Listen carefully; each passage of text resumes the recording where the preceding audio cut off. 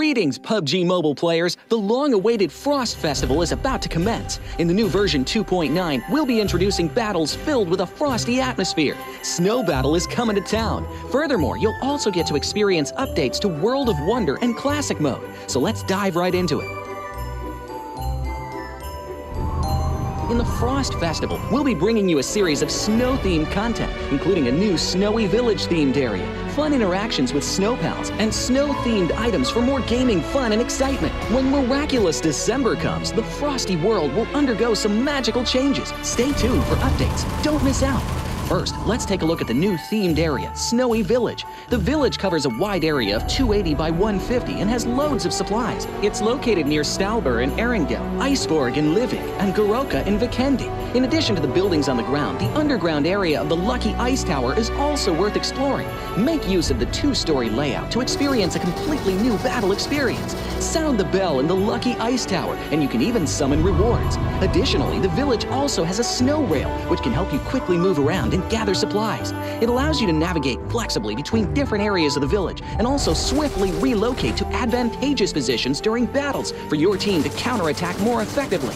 Of course, you should always remain vigilant to avoid becoming the target of an ambush. What's more, the village also features a special two-seat vehicle, the Reindeer. It's also a great choice for transportation as it allows you to swiftly move all over the map. For intense battles, we've also prepared festive and practical battle equipment for you, the Snowball Blaster and Snowboard. The Snowball Blaster can be used in many ways and has loads of functionality. When you aim it at the ground or a building, it can create a snow pile cover for you. When used on enemies, you can temporarily transform them into lively snow pals to restrict their movement. When facing bodies of water, you can use the Snowball Blaster to freeze the surface so that you can walk on it. It's definitely a practical yet entertaining weapon. After transforming into a lively snow pal, you will be unable to use firearms to do battle. You'll only be able to rely on basic actions such as walking, running, jumping, and swimming to evade enemy pursuit. It takes some time before you can revert to your human form. Let's build a snowman together. The snowboard will also bring you a whole new experience. Apart from helping you glide and move on various surfaces, it can also be used with the Snowball Blaster. Explore the many possibilities and use these two items to have all kinds of fun. We've also designed various interactive mechanics, such as searching for snow toddlers, lucky ice, and the snow blast zone. When you encounter a lucky snowman on the map, don't be in a rush to leave. There are 4 lost little snowmen hidden near the lucky snowman. Search for the 4 hidden snow toddlers and bring them back to the large snowman. You'll then receive a token of gratitude. There are lots of lucky ice scattered across the map. Shatter the ice to get the supplies inside. Try using a melee weapon to break the ice more easily. Furthermore, you'll find that snow has engulfed some red zones on the map, and the falling snow will bring about many interesting effects. Players within a snow blast zone will be transformed into a lively snow pal if they're hit by the snow. If the snow lands on the ground, a snow pile cover will be created. In this World of Wonder update, we'll be introducing a brand new transformation skill gameplay and a catch me hide and seek gameplay for you to enjoy the transformation skills to the fullest. Of course, you can also use this skill to create more interesting creations. We've also added a Snowy Village map template to celebrate the Frost Festival with creators. Additionally, we've also made some updates and improvements to gameplay devices, game parameter settings, and the editor. For more details, please follow the official PUBG Mobile community. We'll continue introducing the latest WoW content to everyone.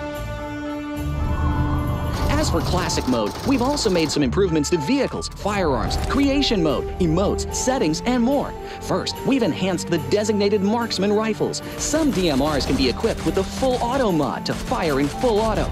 We've also improved the attributes and handling of some vehicles to enhance your driving experience. We've also added a new garage mechanic. From now on, you can choose your dream ride during matches. Meanwhile, we've also added a custom SFX adjustment feature. You can adjust the volume of some sound effects to whatever best suits you. As for creation mode, we'll be introducing some quick view features for watching the victory dance and fireworks displays and the new Frozen Kingdom themed performance in order to provide players with more possibilities for creative content. Furthermore, we've expanded the emote backpack. Now you can equip more emotes before entering the battleground. That's a wrap for the main content in this new version. In addition, new content will be added to the Popularity Battle event, Metro Royale, and Season Rewards. For more details, follow our official PUBG Mobile community. Snow Battle is coming to town. Winner, winner, chicken dinner.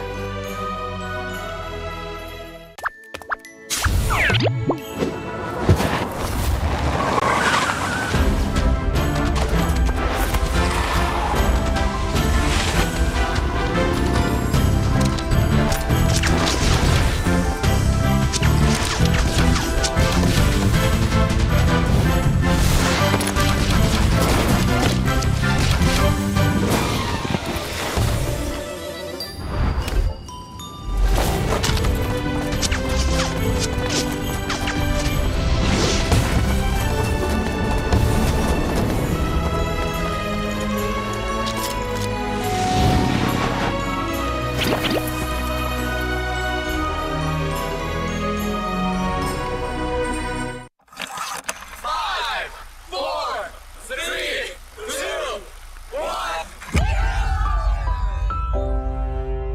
the past 5 years, we have witnessed the birth of countless excellent teams and players in all 5 major regions. They are still remembered by us to this day. At the same time, we also remember our fans who loved us from the very beginning. On the occasion of this 5th anniversary, let's turn back the clock to the starting point of PUBG Mobile esports, the Southeast Asia region, where all the stories began. As the first world-class event, PUBG Mobile Star Challenge gathered professional players from all over the world. With continuous development, the 2019 PUBG Mobile Club Open Global Finals is undoubtedly the most exciting event. 2019 Fall Split Global Finals, ladies and gentlemen, give yourself a round of applause! Among the countless rising stars, one shined particularly bright. Bigatron Red Aliens, a team from Indonesia, Bigatron Red Aliens just got first place in the PMCO Southeast Asia Fall Championship, earning the chance to compete in the PMCO Global Finals in Malaysia. In the subsequent prelim stage, intense competition kicked off immediately. And finally, they advanced to the Grand Finals in 2nd place. BTR demonstrated impeccable strength in the competition. By the end, BTR was leading the lobby by a significant 106 points, bringing the first ever championship title to the SEA region.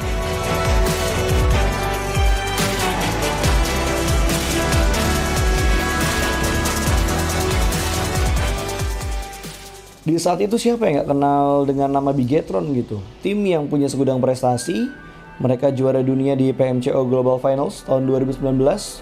Mereka banyak banget melahirkan pemain-pemain berbakat, Zuxi, Luxi, Ryzen, Microboy. Terus habis itu Zuxi Luxi juga saat mereka menjadi juara dunia, mereka berada di masa prime-nya mereka banget. PUBG Mobile Esports always strives to develop and grow year after year. That's why we made sure to continue the support and build the SEA region. In 2020, the improvement of the competitive schedule introduced the World League, which later became the World Invitational. We also launched the PUBG Mobile Pro League, where even more outstanding teams joined the competitive stage. In the 2020 PMWL, BTR once again clinched the championship in the East. This had given Southeast Asia the title of the strongest region in the world. They hoped to continue their legacy at the PUBG Mobile Global Championship, the pinnacle of PUBG Mobile esports. However, BTR was not able to repeat the performance from the previous year. Top 2 teams is going to take those this round. Winner, chicken dinner, Nova XQL. With the rise of Team Nova, countless brilliant moments were had, but this also left many players with regret. After BTR Red Alien won at the Global Championship in Kuala Lumpur, we thought C region was the best. We thought nobody could beat C region except maybe RRQ Athena, maybe Illuminate the Murder, maybe Mega Conqueror, but C region was the best at the time. And we get to the league. We heard of a team called Nova. We thought maybe this team is not that good. On the contrary, they owned all the teams. They were very good. Let's move forward to the year 2021. With continuous efforts, more teams and players joined the Pro League. For example, Xavier, who placed 3rd in the 2020 PMWI East League, also secured 2nd place in the PMGC East League. FaZe Clan also made their debut on the world stage. Có thể nói 2021 là năm thành công nhất của Dingo Xavier trên đấu trường quốc tế, khẳng định vị thế và tên tuổi của Việt Nam vô cùng mạnh mẽ. Còn với FaZe Clan, đây là năm đầu tiên họ đặt chân đến với giải đấu cao cấp nhất của PUBG Mobile, nhưng lại khiến tất cả những đối thủ khác đều phải dè chừng và e ngại. Undoubtedly, the year 2022 has brought the greatest changes to the SEA region. Vampire Esports emerged, dominating 2022 PMWI, winning both the main and after-party tournaments, while also setting records for most chicken dinners, most eliminations, and more.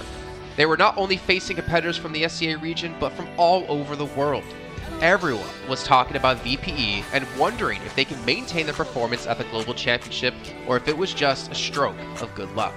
On the last day of the 2022 PMGC Grand Finals, VPE won 3 chicken dinners alone, moving from the bottom of the table to 6th place, achieving the best result for the SEA region.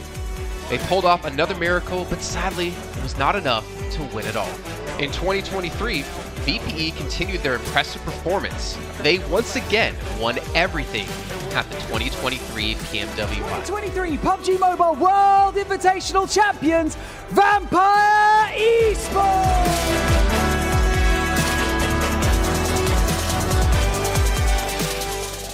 ก็ย้อนกลับไปในปีที่แล้วนะครับเอาจริงก็ผมมองว่าน่าจะโอ้โหไม่มีใครที่จะมองว่าทางฝั่งตัวแวมไพร์จะซักเซสได้ถึงขนาดนั้นนะครับเพราะยุคนั้นเหมือนทุกคนจะโฟกัสไปทางฝั่งตัวอินฟินแล้วก็เฟซแคนที่มีแบบว่าผู้เล่นดังๆนะครับแล้วก็ถ้าจำมันได้เหมือน PMGC ปีล่าสุดมากินไก่แบบเบิ้ลติดๆกันในวันสุดท้ายเหมือนเอาจริงน้องๆก็เคยบอกเลยว่าเฮ้ยเราเครียดกันไปหรือเปล่ามาเป็นตัวเองดีกว่าเล่นแบบปล่อยจอยได้แบบจอยเลยสุดท้าย3 จะติดจบอันดับ 6 ของโลกซะอย่างนั้นนี่นะครับแวมไพร์สปอร์ตเดี๋ยวเชื่อจัด But don't forget, Alter Ego, an Indonesian team, showed a very strong performance by winning the Super League twice.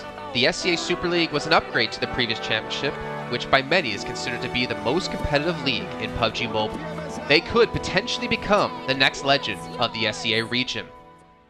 Untuk dibilang legend, gue rasa belum sih untuk Alter Ego. Walaupun mereka sempat ngedapetin back-to-back champion untuk di PMSL 2023, itu menurut gue hanya sekedar untuk ngasih pembuktian gitu bahwa Indonesia tidak kehabisan pemain berbakat. Ya mungkin contohnya Rosemary gitu. Datangnya dia ke Alter Ego tuh bener-bener jadi ujung tombak untuk Alter Ego. Dan gak berhenti di Rosemary. Masih ada Alpha juga yang didatangkan oleh Alter Ego untuk mengisi kekosongan atau kekurangan dari Alter Ego. Dan gue rasa PMGC 2023 ini akan menjadi ajang global championship pertama gitu untuk Rosemary dan juga si Alpha. Jadi wajib banget kita nantikan performnya mereka di PMGC 2023. Dan please di notes pastikan tonton Alter Ego sampai akhir. Of course, there are many more teams we haven't mentioned, but these teams will all take part in the 2023 PUBG Mobile Global Championship. So what do you think? Who will be the ultimate winner in this year's PMGC? Will they be from SEA? Well, there's only one way to find out.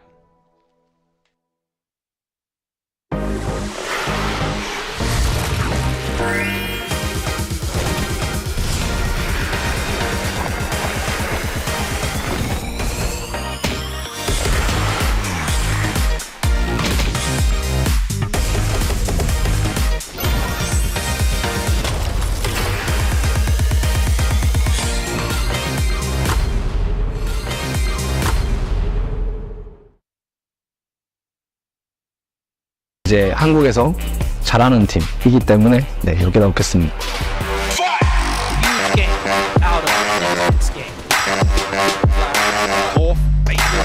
Oh, XZY absolutely on the swivel. It's time for them to shine now. Eric Gale, are you kidding me? I mean, FaZe with a cold. Well, kita orang kat sini ya, so lain lah.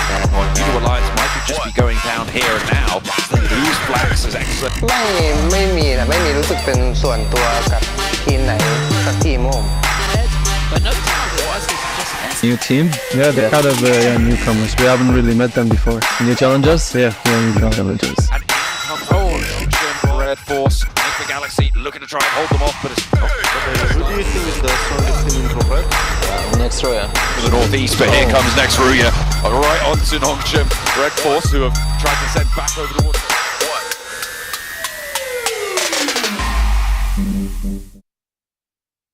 In 2020, while the eyes of most PUBG Mobile viewers were focused on Southeast Asia as well as other regions, there was one region in particular that went under the radar, the 2020 EMEA League. Numerous teams from different regions were fighting for a spot in the 2020 PMGC. Among them, the teams from the EU region were the most dazzling. Kanina Power, which had previously won 3rd place in the 2020 PMWL West League, managed to break through and eventually won 6th place in the 2020 PMGC. Class Dilge Athletics from Turkey also successfully took 8th place. For the entire EU region, this was a great start, and in the future, the EU region would grow into an even stronger region. The EU region seems to have endless potential. They always have a number of astonishingly talented newcomers. In the 2021 PMWI, in addition to the veteran team Kanina Power taking second place, the newly reorganized team in 2021, Next Ria, Xenox in the smokes, the solo by themselves, surprisingly won third place.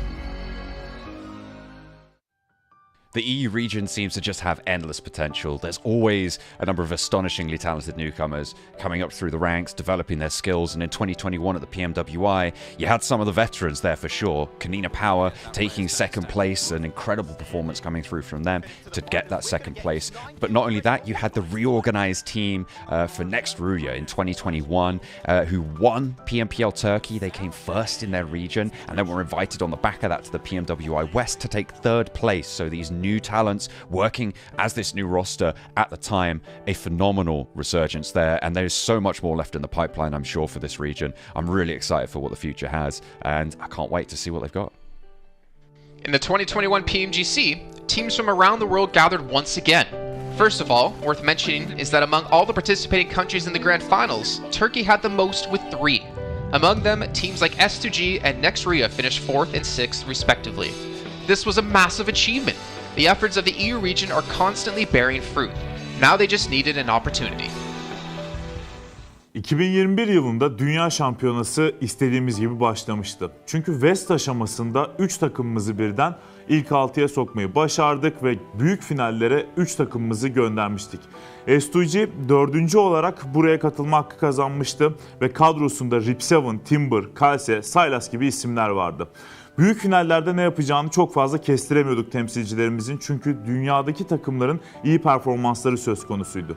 Büyük finallerde temsilcimiz S2G 4. olmayı başardı, Nexuya 6. olmayı başardı. Maalesef Fenerbahçe ilk 8'in dışarısında kalmıştı.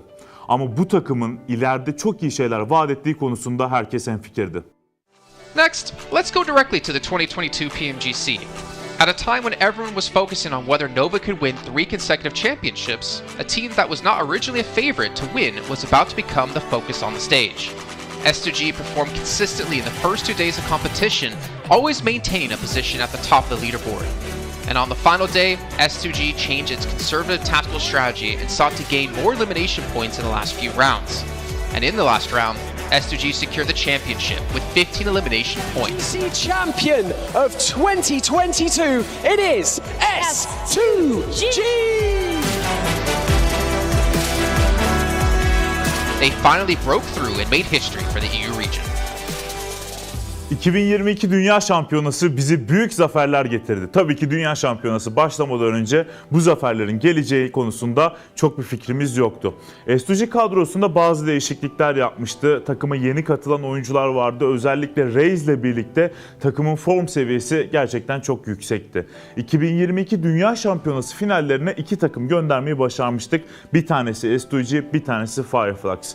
Maalesef 2 takımımızın kaderleri birazcık farklı oldu. İlk günden itibaren S2G sürekli olarak zirveyi kovalarken Fireflux için işler iyi gitmemişti. 3. gün geldiğinde S2G güzel maçlar geçirdi ve şampiyonluğu Türkiye'ye getirmeyi başardı. Bu Türkiye e-spor tarihindeki en unutulmaz başarıydı.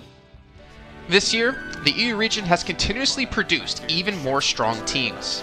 First of all, G Gladiators won first place at the 2023 PUBG Mobile Pro League Spring Regional Championships and third place in the 2023 PMWI.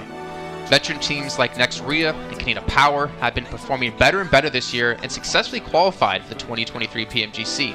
Subsequently, hot recent teams like Mad Bulls, BRA Esports, Major Pride, Melise Esports, Demorte, among others from EU, have also successfully gotten a spot in PMGC. They all look forward to continuing the success of the EU region in 2023. There are many questions surrounding PMGC. Will S2G successfully defend their championship? Will another EU team lift the trophy? Could it even be a team unexpected to win it all? Let's witness it together in Turkey.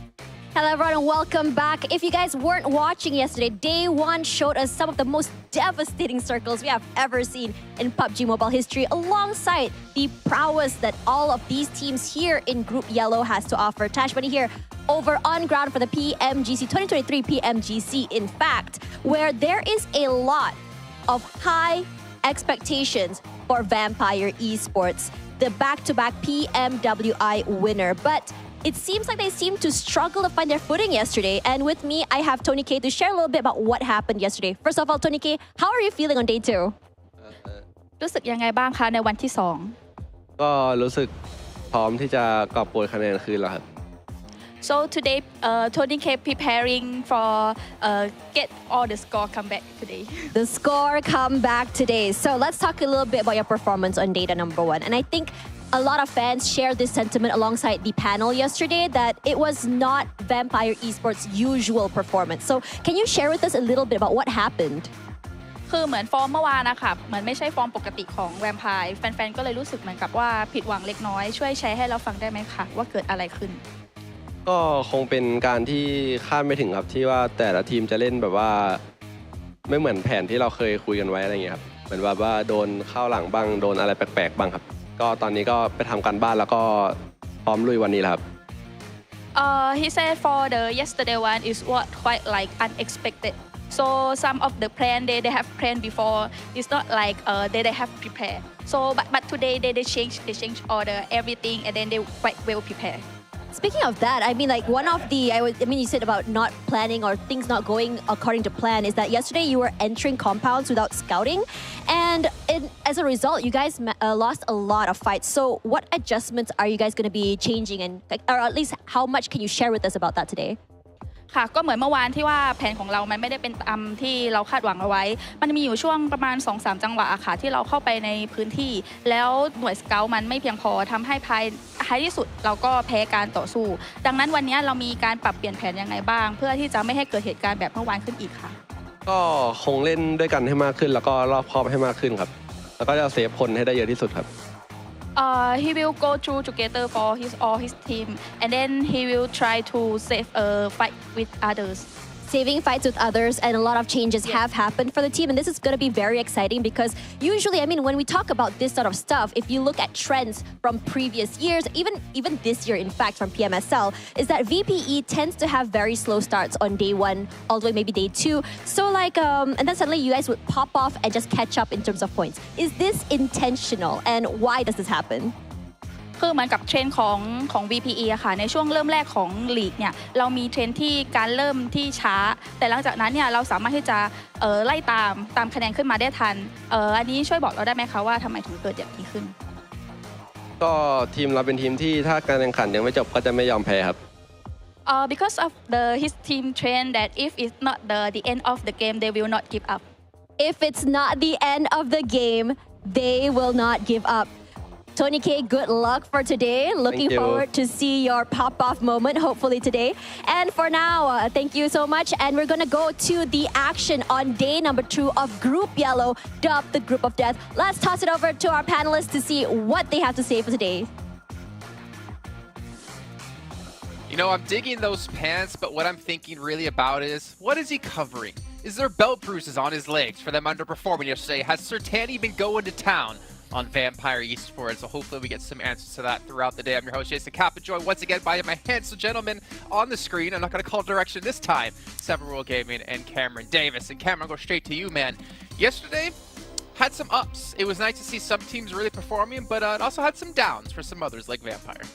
Yeah, but I do want to focus on the teams that performed very, very well. Obviously, BTR started off the day with amazing performances, right? 2 seconds and a first in a row. Sure, they slowed down a little bit on Miramar, but then that's also when we saw a couple of teams really sort of get themselves into the mix. And I know a lot of attention by us on the panel yesterday was onto BF and MP, especially with Major Pride's 2 4th places in a row on Miramar yesterday. And so those are some teams that I'm looking at to try and continue to push and really challenge BTR a little bit, because there is a bit of a gap there at the top, which we'll see when we do take a glance at the overall leaderboard. Yeah.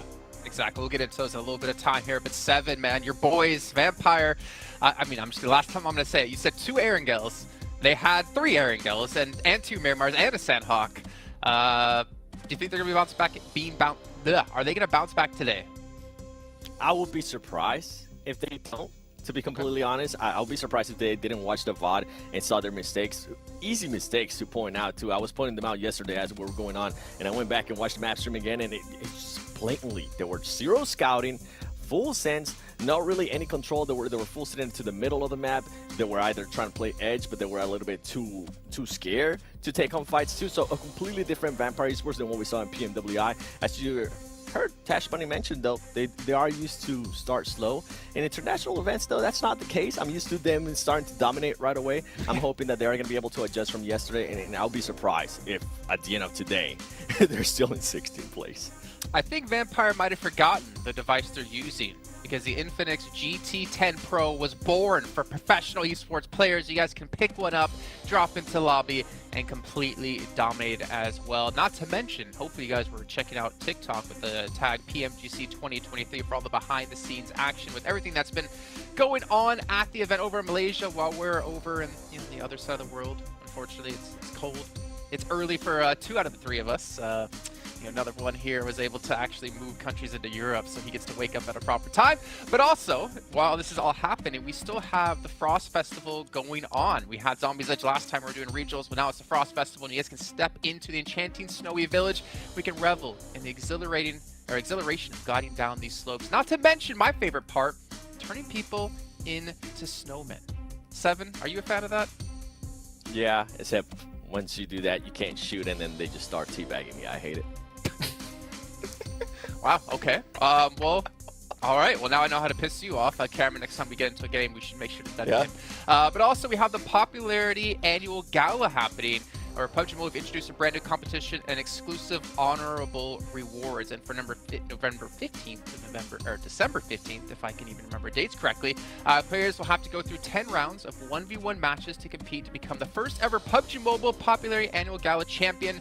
Of course, for outstanding players, get some exclusive rewards. You can showcase how good of a player you are. I would be happy just to win one of those 1v1s, and let's be honest, it ain't happening. And on top of that, before we can dive into all this, I gotta remind you guys about the Pagani collaboration going on in PUBG Mobile. You can rev your engine with the iconic Pagani, Imola, and Zonda R models, so make sure you guys pick that up. I heard Zute's significant other had some good luck, some bad luck, but luck nonetheless. And even if you fail a draw, you still get a reward. So make sure you guys are trying to open up as many of those as possible, participate in this one. All right, it's time to get into what's happened yesterday as we have that out of the way. Yeah, Bigatron for me, as we were talking about before, the biggest standout, but not to mention teams like Muerte, man. Like a team who I was surprised to hear they won PMPL Europe. I was surprised to kind of see them qualify for PMGC.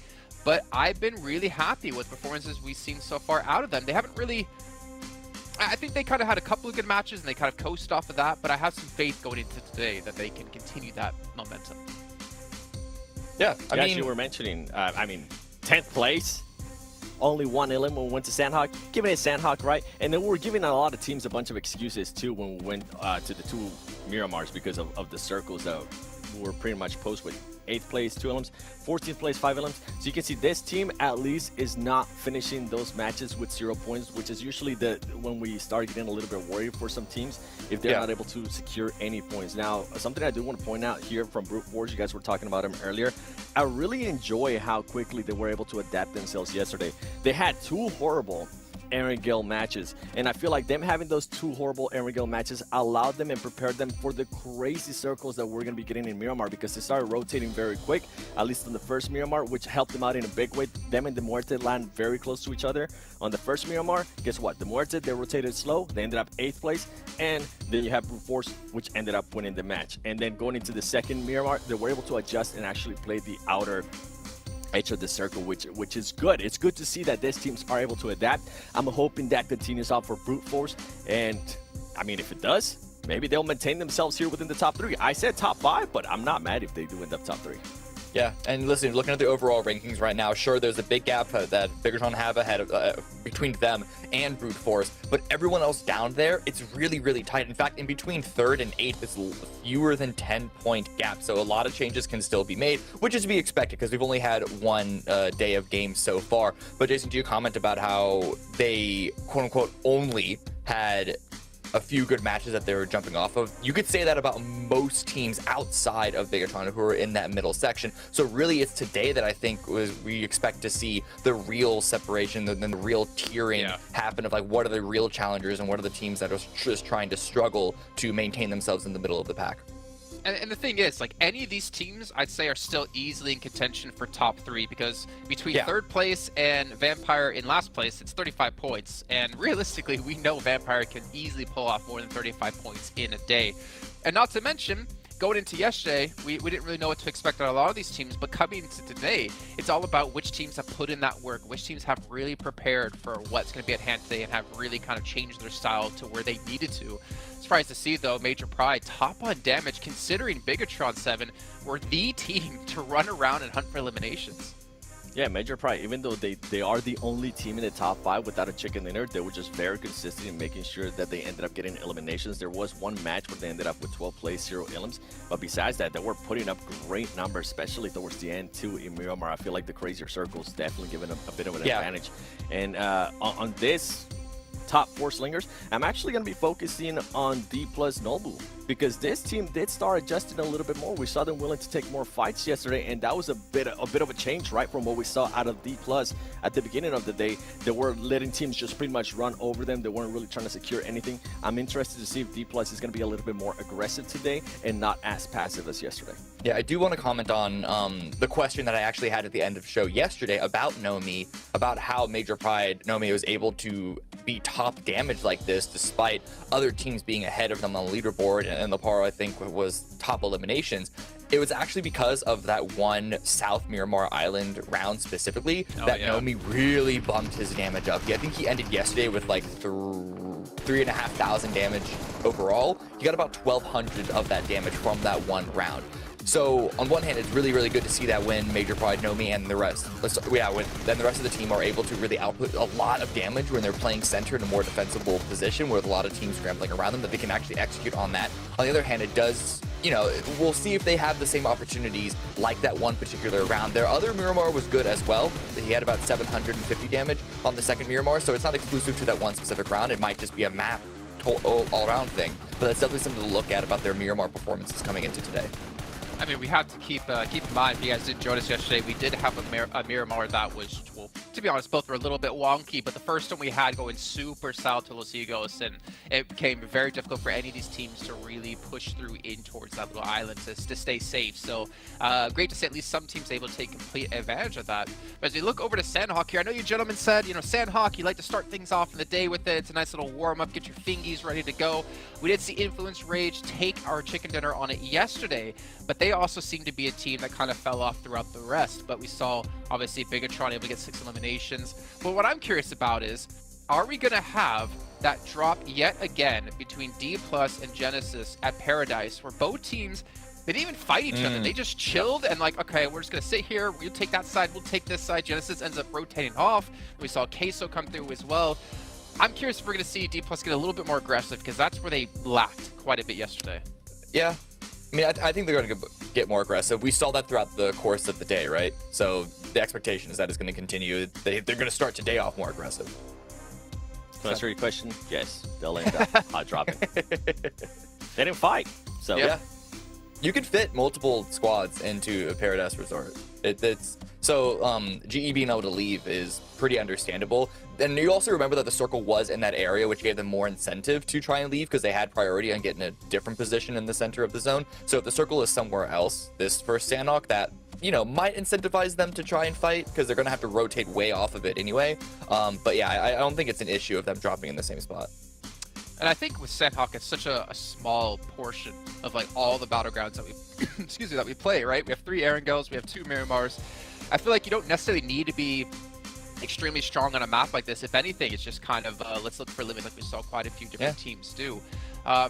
But I'm trying to look towards some other teams here that were maybe a little bit of a surprise, maybe a little bit of a letdown. I mean, we can hit on DRS as well in particular.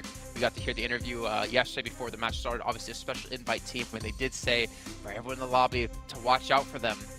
Though the results didn't really prove to go that way. But I think for a team like them, the pressure they have out of almost, I would say almost every team in this group, I think they have the most. The only representative from Nepal, they have consecutively done extremely well at PMGCs, but this is not the DRS that we're used to here. Special invite too, not qualifying the way the other teams were able to qualify. Their performances, especially recently, have been absolutely awful, and they're currently continuing to do that. Something that I did enjoy watching out of them yesterday is a player called Delta. He was able to clutch up a lot of their fights. Multiple times, which was quite impressive to me because the team overall, I mean, we're talking about it, right? The performances weren't there. The one thing that they do have going in their favor, though, is that we're starting to put up elims there towards the end, that we're able to at least win some fights, and that's what I'm hoping in for today. We'd start seeing a little bit more of Delta. He becomes more of a main character for that team, and maybe everybody starts rallying behind them because this team, yeah, it is DRS, right? They do have that presence, but if for some reason they don't end up reacting today, they still maintain out of the top 5, they end up in the 11th to 16th place, I feel like it's going to start getting to them, the pressure and just everybody having them on a microscope. Why did you even get invited here if you were going to be performing like this? I mean, that's a fair question to ask, Cameron. It's a little mean, but it's completely fair in my books. Like, you have to prove you're deserving of that special invite. And even for me, I was super critical about G Gladiators back in EU Regionals, that they looked horrible. And the question in my head was, did they know they were already qualified or were getting invited to PMGC? Well, you know what? That's a question that doesn't need to be answered right now. The question for me is, who's going to perform here in this first match today on Sandhawk? I'm going to send it on over to our commentators to kick off the day with John Allen and Zute. Of course, another day dawns here in Group Yellow. A real fast opening from Bigatron. Can they keep up the pace? Can Vampire step up to the plate as well? Because right now, they haven't been seen, and maybe it's their time to shine today. Yeah, Vampire, they got to shine extremely bright, maybe step out onto the sun and really get that shine on. So, I mean, that's how far down they are. And Bigatron Red Aliens, I don't think they're, or Red Villains, sorry, I don't think they're stopping anytime soon. Yesterday, we saw like the last 2 matches, Miramar, they didn't get too many points, but those Miramar circles were just disastrous for so many teams. I think coming back today is a little bit of a reset. And BTR going to pick up right where they kind of started off yesterday.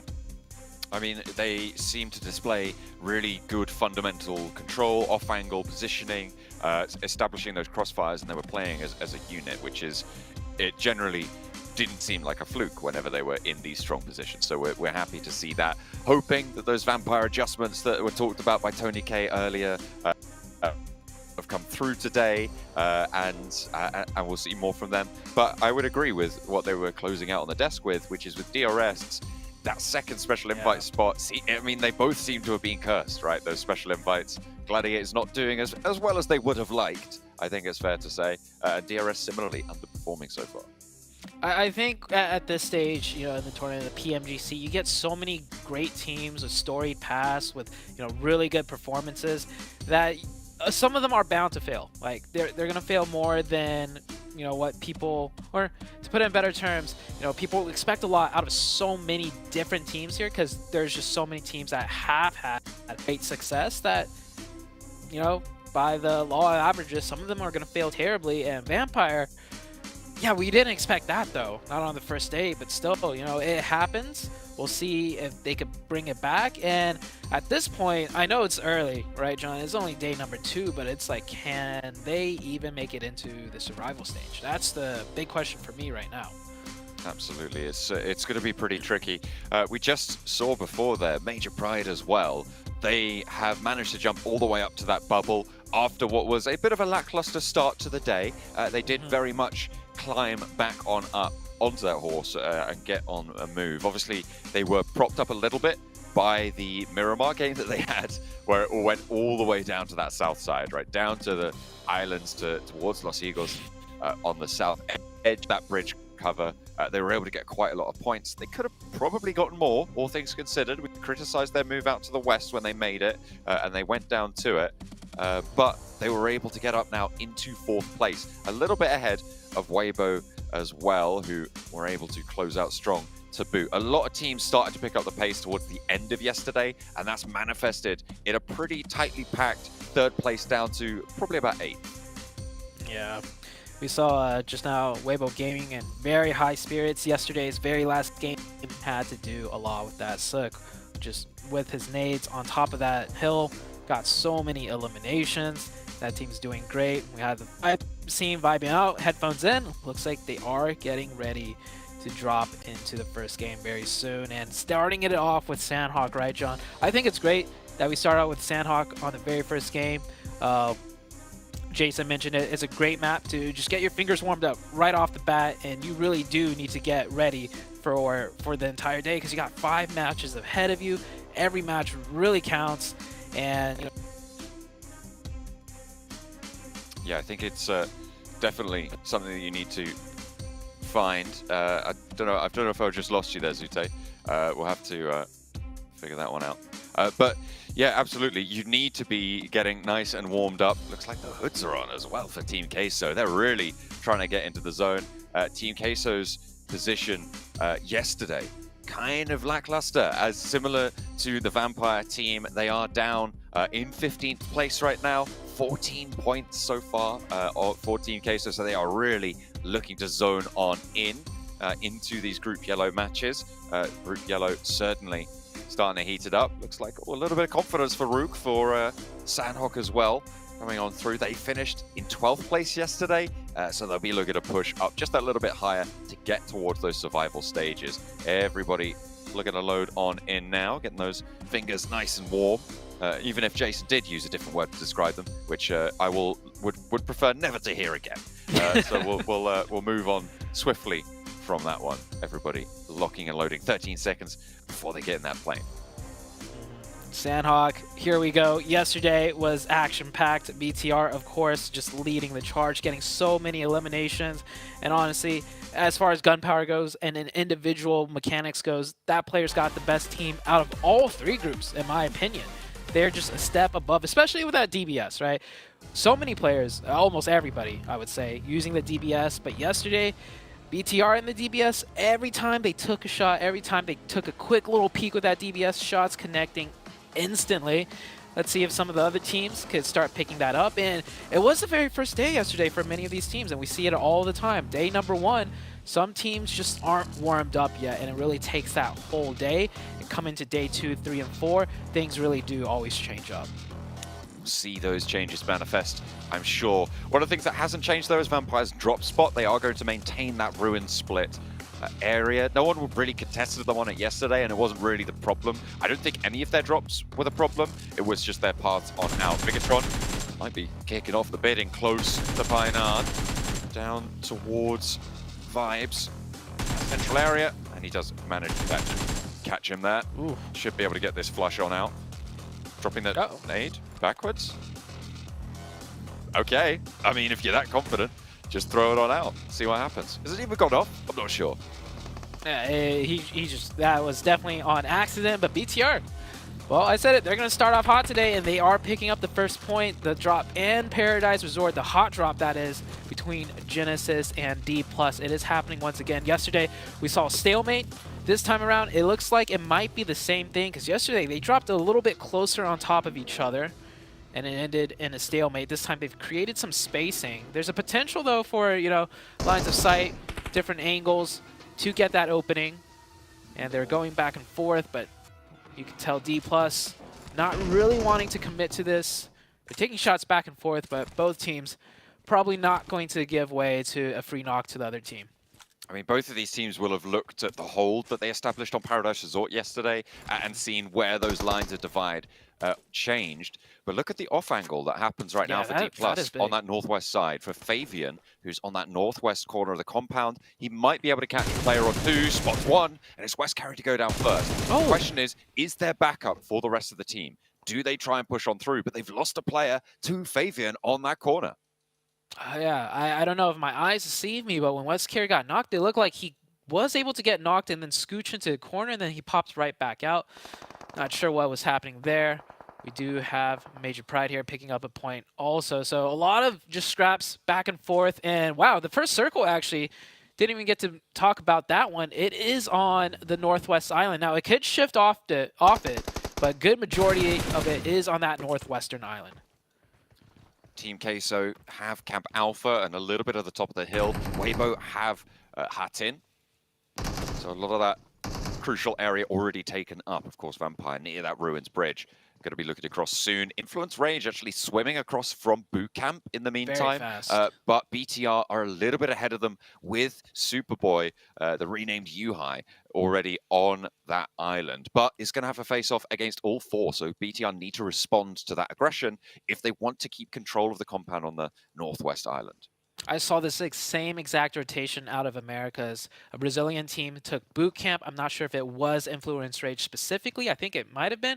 And every time the circle pops up, they rotate so quickly, and they catch that player off that plays split. You know, the team that drops south of Boot Camp with that 1-1-1 split, it's a strong split, controls a lot of territory. But, yeah, you can't stay split for long, not in a circle like this, not with Influence Rage charging in. The fight right now in Paradise still continues.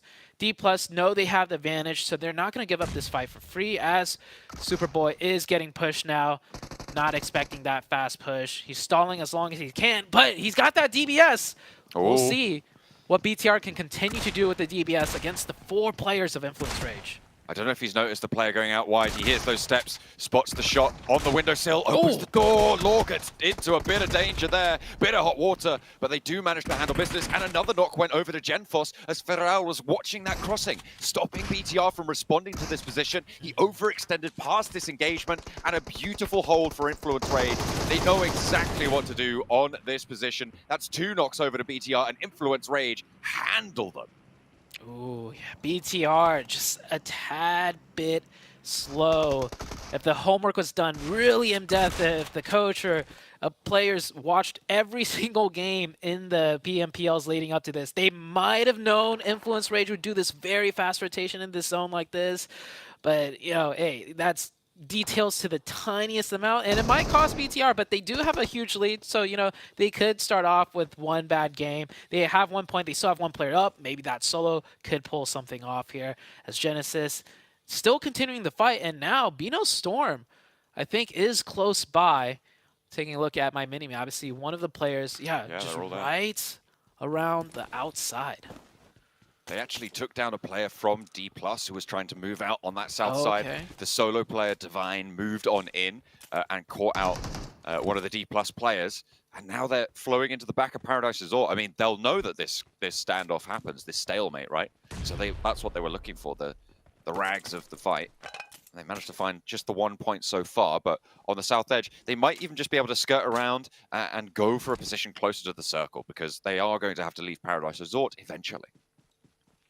Yeah, the stalemates in Paradise Resort, just too costly. That is why Sandhawk of all maps, if you start a fight, you do have to finish it quickly. And I think it was D+ that kind of dropped that ball. In a 4v3 situation at this level, you have to know how to play aggressive and close it out. And at worst, just lose 1 player. I know Sandhawk is tricky, especially in Paradise Resort, but you have the numbers advantage. And at this caliber, you should be able to execute that pretty cleanly, or else this happens, right? You get third party, you take too long. Bino Storm now picking up a 2nd player off of D+, and Bino Storm are, you know, getting the loot too, as Paradise Resort does have a lot of loot.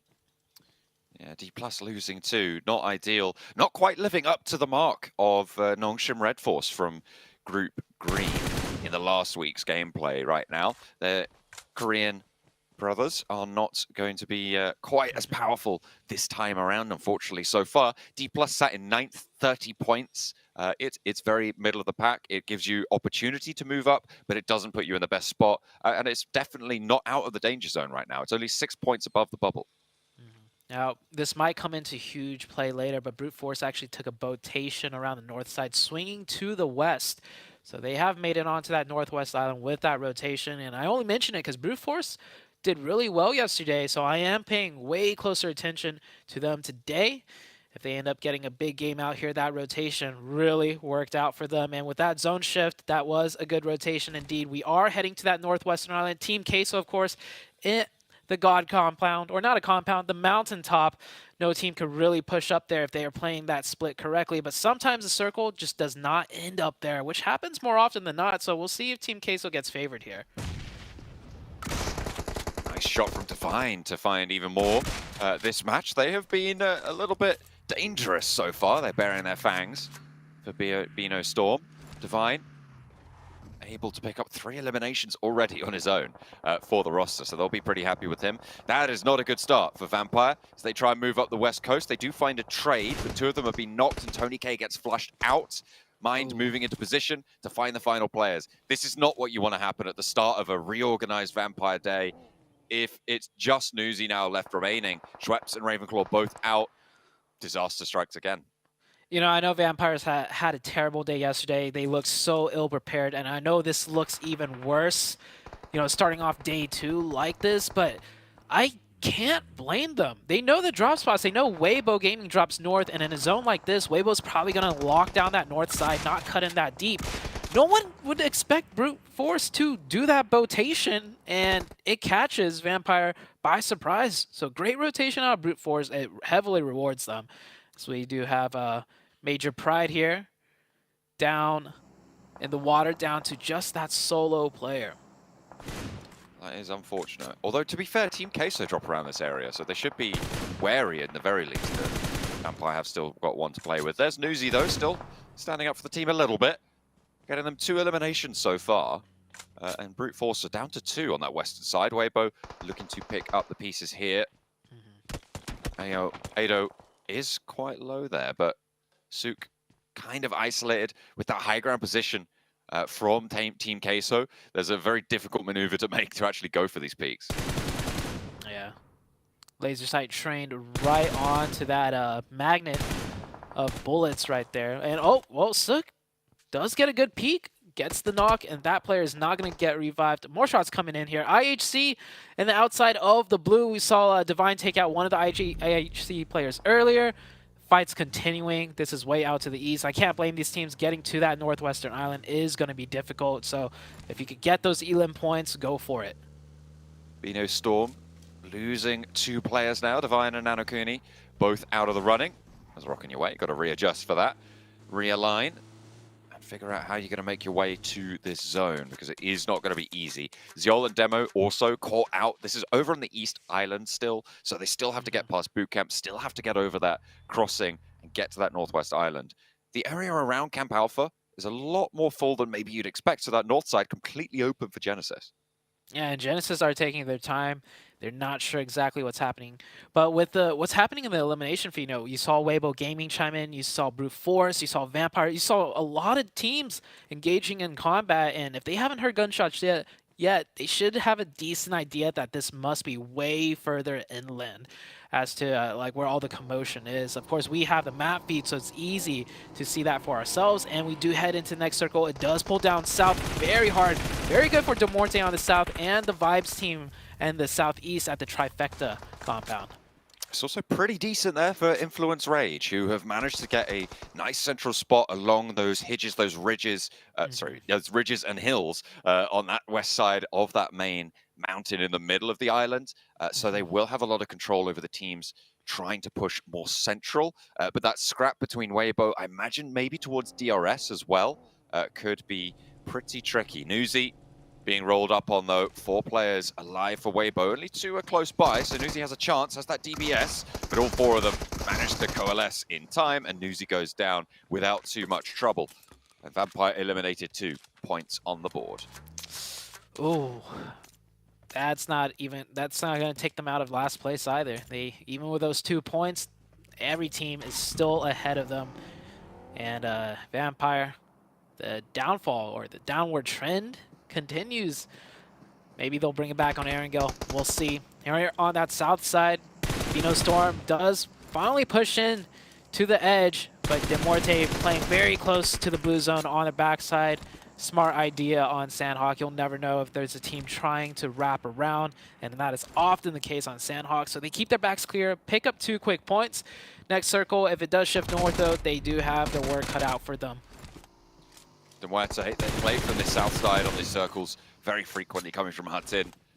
so they'll know how to navigate these bridge engagements. Corker trying to open up towards Sem9. Sem9 lost a player earlier, I believe. They are only on 3 with that 1 knock as well, so if they can get that res, they'll be a little bit more powerful, but a lovely nade over the top from Corker brings it just down to depth for Sem9. The rest of Demuerte establishing control over on the east side of this bridge. They'll look to cross afterwards with DRS in the way, but Sem9 should be going down here. Corker pushing forwards. They have managed to get that res on through, and they find the crossing. Deb looks for the flush as well, but he's count down. Milky Way emerges from the blue zone. Spotted though by Kenny, who did get res there, and not going to be able to be up in time for Furia to be handled. But there's a shot across the way, and they do lose Corker. Oh, that's Vibes from way down the roadside. Hearing all the gunfire, gets a nice sightline, gets a knock too, not just the thirst.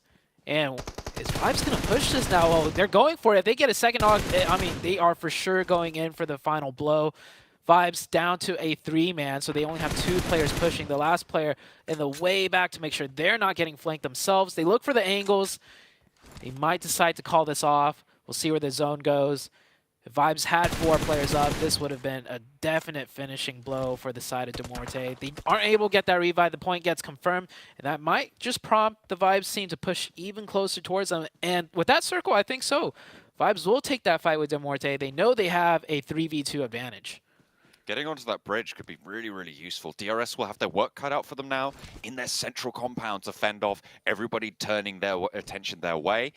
So it will be not the easiest thing to hold, although they do have that inside position. They do have that cover advantage, of course. So they won't be able to as effectively guard out that bridge to the south. But they will stop a lot of players moving to that bridge mouth, giving that crossing opportunity a little bit further on. Demuerte trying to get a little bit of a lead on the swim, it seems, as they throw their vehicle into the water. Take every little advantage you can, even if it's just a little bit of a boost from the car into the water.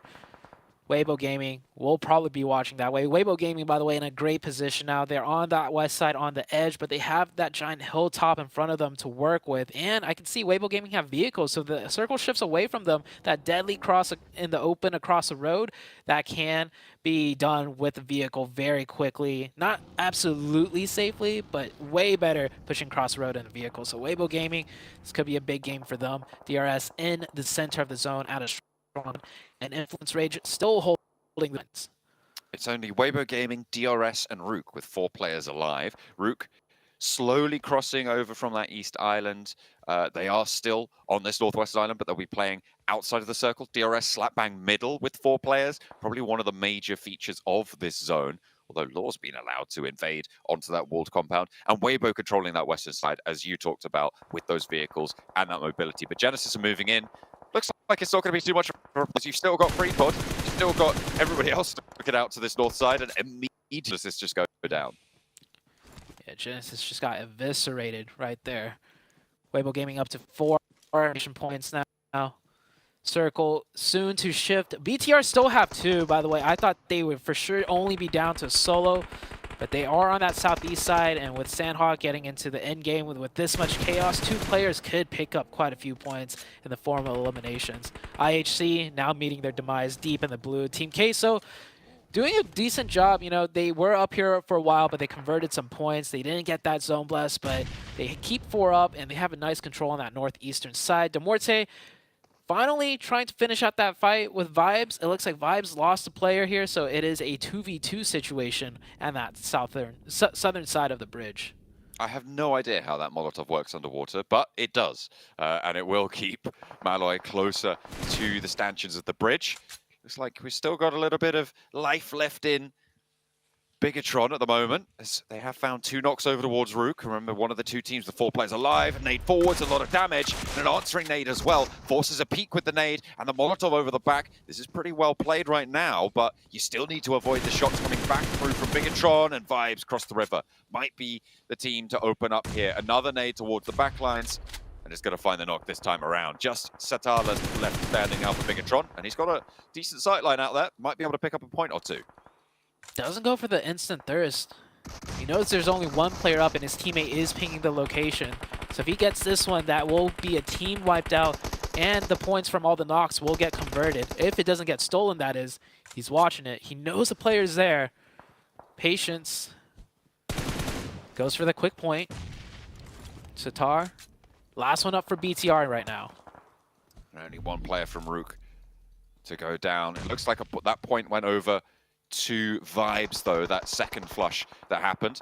Finally, Prepod goes down, and that's Brute Force out. Team Queso, this is a Northwest Island finish. As the team that drops here, they should be racking up points, right? They should be getting value for matches like this. And they have already managed to get 6 eliminations, as you highlighted there. Will be seeing if they can move further in, because Influence Rage, their position got taken down by that. But with Law a little bit further ahead towards that DRS compound, they are still in it for now. But Weibo Gaming take a shot out their way towards Arturas. Oh, and a confirmation. That was a very long distance knock. I thought for sure it would just be a knock, but a confirmation. I think that Team Queso player that got knocked probably maybe tried pushing down the hill because they don't have the zone up there. So forced to run into open sightlines. No more safety on top of that high ground. BTR running in. Sitar, the last player, dodging and weaving. Oh, he's not going to make that cross. Yeah, he does get taken down. Vibes and Dormorte on the south side just calling a truce, it seems, as neither of them really trying to bother each other at this point. That's like an impromptu 4-man squad, and with that zone, well, I mean, I think they're both happy with it. Yeah, you just want to blast this one out, right? Weibo, at the moment, though, I think they have got the best position for this one. For sure. With that duo position on the south side, they just regroup there after the blue zone start to push their northern point. They've got safe rotational paths around the back of that compound if they want them. It's looking pretty good right now for the Chinese team. Oh. Long range shots coming out here for Gap. That 6x closing the gap onto Team Queso, getting that knock. Won't be able to get the confirmation, but puts a lot of pressure. Doesn't give Queso as much time as they would like to prep to make it in to that zone. But honestly, with a zone like this, I don't think Queso's making it in regardless. From that northeast side, will be pretty tricky to navigate for Team Queso, but they're still going. Default goes down. That was the last player from Rook, and 3 players still active. Big Milo, though, spotted by DRS, who've been holding the center of this compound for quite a while. And they will look to try and hold them out fully. Indeed, they do. And it is Team Queso to fall. 7 eliminations, and they will have that central compound that was theirs for so long, but a lot safer now on that eastern side. Clearing out Law as well. That's going to be a little bit more mobility. But Vibes and Demuerte both finding angles to stay alive on the south. Yanti with a really nice burst fire right there. And oh, DRS with another one, getting a knock. I don't think they're going to be able to close that gap, though. That is a huge open ground to cover. Plus, you have the teams with, you know, an S at the bottom, or at the end, at the bottom of that zone, because that is 2 different teams. They are just acting like a 4-man squad right now. Surely, Vibes and Demuerte are going to clash here and take each other out. But with that knock, DRS is covering a lot of ground. Just off of one knock, the player has managed to run across into the open. I don't know how, but he made a lot of ground, and he's on the ridgeline side to nade and suppress the entirety of Weibo Gaming. DRS have moved up with another duo as well, so they're now all playing around this hill. The south side of it a lot more treacherous as the move in comes first from Vibes. Demuerte will likely be soon to follow, or at least attempt to. Killer suppressed by the nades around the edge. We saw what Soup could do with a nade in yesterday's end of Miramar. Killer goes down first. That's a spray coming on through. Gap is able to land that nade finally. Weibo controlling the low ground here. They're really much more worried about that than Rules and Delta up on high. Ming is there on that ridgeline to try and control it, but they're losing players pretty fast. Yeah, DRS just a little bit a step behind. They needed the players to get closer to the top before they can answer back with nades, so they do trade it 1 for 1. Oh, Ming from distance gets the confirmation. So DRS will be down to 3. Weibo Gaming getting the reset, and on that south side, looks like Vibes did win out the fight between them and Dormorte. A solo out of Vibes is all that's left. He could play spoiler. He could look for that 2nd place finish if DRS and Weibo Gaming engage here, and the fight is about to break. DRS cresting very close up to the hill. I mean, with a decent set of nade knocks, it could go their way. I mean, there is a chance, right, for Doc, but as much as a slim possibility as it is, I think Ming is on the hunt right now. Over the top they go, and Delta quick on the trigger. Seven was highlighting his clutch potential for this roster. Looks like he won't let it go down just here. Won't even fall to that nade either. So able to stay alive. Sook is now down, and that gives them a little bit more mobility as two of those players now out of action as this res is enacted. Delta pushing forward through the smoke. He wants the fight. There's Ming on the off angle as well, but can't quite land the DPS this time around. There is a trade coming through in the meantime, however, as Gianti has to step up. The last player for DRS is in, and there's only one player for them to go. And it's a 1 versus 1 versus 1. Doc now has a real chance going into this fight as DRS only have the one player alive. So do Weibo. And he's crawling forwards. He's creeping on in. Can he find the shot? They just are spotted over the top. Surely. Step up and get Chianti. DRS are out. He gets the spray. He gets the shot. Oh! And he's on the swivel. Now has to handle Sook with the DPS. He's moving forwards and it's Doc with a 1 versus 1, but can't quite stand up in time. And Sook closes it down. Wow. Nail biter at the very end. Doc decides to spoil DRS's day. Did not go left, went right instead. What a game. A three-way battle at the very end. I think all three teams happy with the amount of points they got. I think DRS picked up a lot of eliminations. We saw vibes on the south side. Yeah, I think all three teams towards the end picked up massive amounts of elim points, but Weibo Gaming is the one that will get the chicken. You can see what it means to them. That's 2 wins in a row. Sure, it's separated by a day's rest, but still 2 chicken dinners nonetheless. Brilliant stuff coming through from Sook to be able to close it down. It did get a little bit hairy. Some decent shots coming through from DRS, and I feel like if Doc had actually got that spray, which by all rights he should have done, on a stationary Gianti immediately, he could have had his attention turned out towards Sook a lot faster, and I think that might have been a little bit more of a balanced 1 versus 1. So maybe a little bit of nerves getting to Doc towards the end there for the Vibes roster. I think so. It looked like the aim down sight whipped a little prematurely to the left. He might have thought, like, surely, you know, just this one quick burst and I'm done. I'm looking for the last player, but it threw him off his game plan potentially and went prone immediately afterwards. Weibo Gaming, I would say, getting a little bit of a lucky break there, because Doc could have easily swung to the left side and it would be Weibo Gaming going out in third.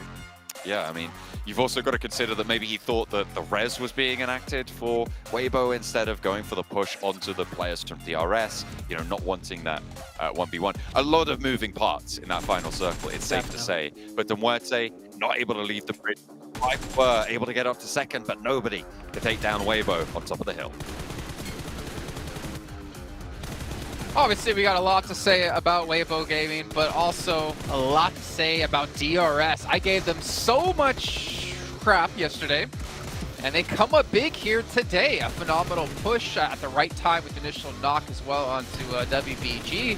Just unfortunate that obviously Doc went towards them instead of the other way around. But gentlemen, Seven and Cameron, Seven in particular, you were very happy to see the way DRS ended up pushing that.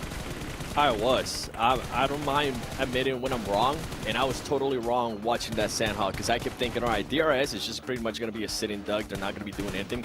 Boy, did they prove me wrong. First of all, I need to point out, Rules, his scouting was exceptional. Not only being able to cross that bridge, being able to push his team towards the West Island and making sure that everything was clear for them to be able to find that position. And then at the end, whenever they actually got a knock, he was the first one making the push towards Weibo and making sure they had a chance to even have an engagement, to even have a chance at winning there towards the end. So overall, DRS, a big surprise. I'm hoping this kind of continues on as we go through the day. Obviously, Sandhawk is sometimes a bit of a mulligan for some of the teams that they are able to do a little bit crazier things, but overall, DRS, very impressed with how they played this Sandhawk.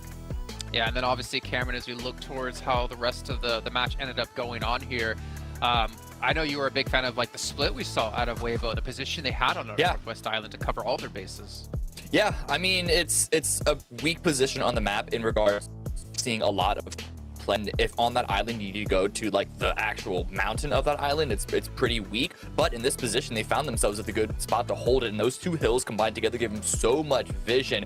And that is assuming the teams that were all coming in from the east weren't torn down by DRS before it got to them, which gave them a very healthy position, not just in terms of physical body health, but also all their utility, which is one of the big advantages they had at the very end against DRS and for Miracle Vibes. Well, speaking of ups and downs slightly here, we got to talk about Vampire a bit yet again. Yep. I mean, Seven, they pushed into that northwest side, or the Northwest Island towards the southwest side, and then they made a rotation into Brute Force without a scout again. Yeah, and I usually don't like disagreeing with the casters, but they were talking about that they were kind of giving a break there, Vampire, because of where they know where people usually land. No, you got to start scouting. That would have been prevented if the team actually. Something to point out too with Vampire Esports is we do have a sub for the team, so we are starting to see some changes for the team. I don't know if it's the panic button that they're trying to do or what it is, but they did end up subbing out Stone, and Newsy, the player that we've been wanting to see since PMWI, has finally made it in, and a couple limbs there for his team. So maybe it's a bit of an awakening call here, but they need to start scouting. They can't just be depending on that firepower that they have, on the fragging power that they have, because right now it's not working. Yeah, not working indeed. But we can see Bigatron here. They got a struggle in the very beginning, being caught out. We did see the drop yet again towards Paradise between D+ and Genesis. This time, a little bit of action going, or a little bit of action happening as they took one out apiece. But Bino Storm was the team to really overpower everyone at Paradise. Yeah, I was really excited to see that. I mean, unfortunate that they ran into D+, because I thought the D+ looked like they were building some momentum from yesterday, but also in the beginning of that fight. But Bino Storm was a team that I believe I commented on very briefly at the end of the show yesterday about how I also saw them kind of getting themselves into it. They were getting warm. They were trying to get a little more active. I'm appreciating the approach that I was seeing from them in the later rounds. And they started this match off very, very strong, going for fights. Very easy pickoffs that didn't give them a lot of risk themselves. The problem is they made that shift towards the south side, and we had Dormarte holding that southern bridge into the northwest island. The fact that the phase 3 shift continued to favor that angle actually was really bad for Bino Storm, because it meant that the team holding that south edge would continue to hold that exact same south edge, and you saw them get torn apart in the blue. So I think another shift, perhaps going on towards the island, further towards center earlier on, we could see Bino Storm's run last a little bit longer. Yeah, well, at least we're seeing some signs of life in the team. I'm very happy to see it. Obviously, Divine, I think he had like 3 eliminations pretty quickly off the match here. Before we can break down some more from the last match, obviously get things ready to go for our first airing of the day, we got to remind you that PUBG Mobile has been nominated as the best game here at the Game Awards. Make sure you guys check this out and go vote for us to be the #1. And of course, voting is going to end on December 7th, so make sure you get those in. Take a screenshot of it, send it to Seven, and he will actually get you a brand new Infinix GT10 Pro, and he'll send it on your way. Stop it. I'm already getting way too many messages. One of these days, Seven, you know, three years and counting, you said you'd follow me back on Instagram. Still has yet to happen. Maybe when you get taller. So never gonna happen. So never. By the way, hold on. Let's actually talk about the Muerte a little bit more, because I did enjoy the hold that they were doing, but their timing was so off when they decided to actually put on to Sam 9 that I kind of wanted to point out for the team, if for some reason they do end up watching this. Their timing was so off because Milky Way had the angle, the off angle, and he decided not to shoot. That caused one of his teammates to get knocked. He got flushed. Bad timing there for the team. Bad timing indeed, but it's good timing for us because we're about to head into our second match of the day. John Allen and Zute, take us into Erangel with your fingies. I will give you none of my fingies. They are staying firmly up my sleeveys for the time being. They are going to stay here and you're not getting them. You can't have them. They are mine. We are going to be getting into the first of a triple billing of Erangel, of course, in the middle of the day. It's a massive set of maps that we see across all of these groups. It's a really good place to see how teams are developing over the course of this tournament. So we're going to be looking for changes today. That's not the only thing developing. I think we're just making up words today too. I caught you earlier saying Hidges is a mix of hills and ridges. I actually kind of like that. I kind of like that. Efficiency, that's what it's all about. It is. And Hidges is a strong position to have because you get the best of both worlds. So we'll see how these teams go into the second map. But that first game, a little bit surprising for me in the sense of BTR, right? I thought they were going to just continue it going in strong, but Influence Rage really just blindsided them and stopped, the momentum short. I would like to add, though, they got cut down to 2 players very early. They still made it pretty decently far into the late game, and we're still, picking up the elimination points. So BTR, didn't have a strong start to the day, but with what they managed to do, I'd say that was still a strong performance. Absolutely. They have had the gap closed onto them a little bit. They got 4 points in that last match from those eliminations, but still with a 12-point lead over Weibo, who were able to rack up quite the count on that last match. The 20-point match that they were able to find puts them up in and amongst that second place position. A hard south plane path here though, so we could see some vehicle scraps coming on through around those vehicle drops, so we'll be keeping an eye out for that. Vampire, they drop over towards Primorsk and they are going to stay late on this plane. Can they have a better time of it than last time around? Because they got caught out by brute force, arguably in a position where they may not have known there would be players, but in my mind, I feel like Team Queso drop around that area. You know, the Weibo's on the north side. There's definitely going to be conflict on that northwest island. And just losing players like that, it needs a little bit more adjustment. Hang on a minute, okay, are they all going on the west coast? Or is that a Vampire hot drop for everybody? I think Rook is splitting off a little bit to northwest, probably going for vehicles. And yeah, you're right. Seven also mentioned it. You know, I was giving them kind of a pass, but Seven said, you know, you should just scout. And with the fact that there could be players, you know, ideally, you know, Team Queso does shift up to the mountainside because they have priority, which is what they did, but you never know, so you should always send that scout, and that disaster could have been avoided if you just do your due diligence. And I think that's one thing Vampire's just completely lacking. Not really, you know, following the correct steps, the basics pretty much, which is why we see them at that 13th place spot right now. This isn't a hot drop, but it is a nice 1v1. DBS versus Grenade. Demo already has the grenade primed, and throwing it through the window does take a lot of damage. Dino has the energy drink, no bandages. Will boost up a little bit of HP there. And the question is, IHC actually getting caught in another split fight. Wait, was that IHC we saw earlier fighting the other team, and now this is a different team? This is a 2 versus 3 technically, although it's in the building, it's a 2 versus 2. IHC currently have a 2v2 going on and a 1v1, which means that there is no backup moving to that 1v1 for IHC, remember? So there could potentially be backup moving on through in that other side of the 1v1. So we'll have to see if that comes back to bite them. I think that's close to a Major Pride player, and I think Effect for Major Pride is moving in to help that 1v1 if they aren't just going to get out of there. Yeah, Effect is getting there, but I think it looks like the other player not on camera right now did get in the vehicle, so he's disengaging. So Demo from IHC and the 1v1 we saw in the beginning is fine. He is clear to loot, but this is the focus right now, the 2v3. One of the players of Rook with a pistol, by the way, so not able to really have any strong weaponry coming into this one. We can almost say it's a 2.5 players, but finds a shotgun. That's good. Shotguns might not be the DBS, but we've seen players adapt to the shotgun meta. They are able to use any shotgun with lethal force. Vampire have been looting this whole time. As soon as this fight pops off, there is potential for them to hear that, for them to get involved in this scrap as well. So maybe a chance for Vampire to show us something in this match. A strafe spray with the Vector at that close range. This weapon is brutal. Godless able to get the flush as well, which leaves Punisher down and out. So 3 players active. Seol is there. They'll stop any of these Rook players from moving out the back as well, who's going to make it harder nonetheless. Default across the hills. He's been running around outside for a while. Might want to get involved. The players of Rook tagged down a lot right now.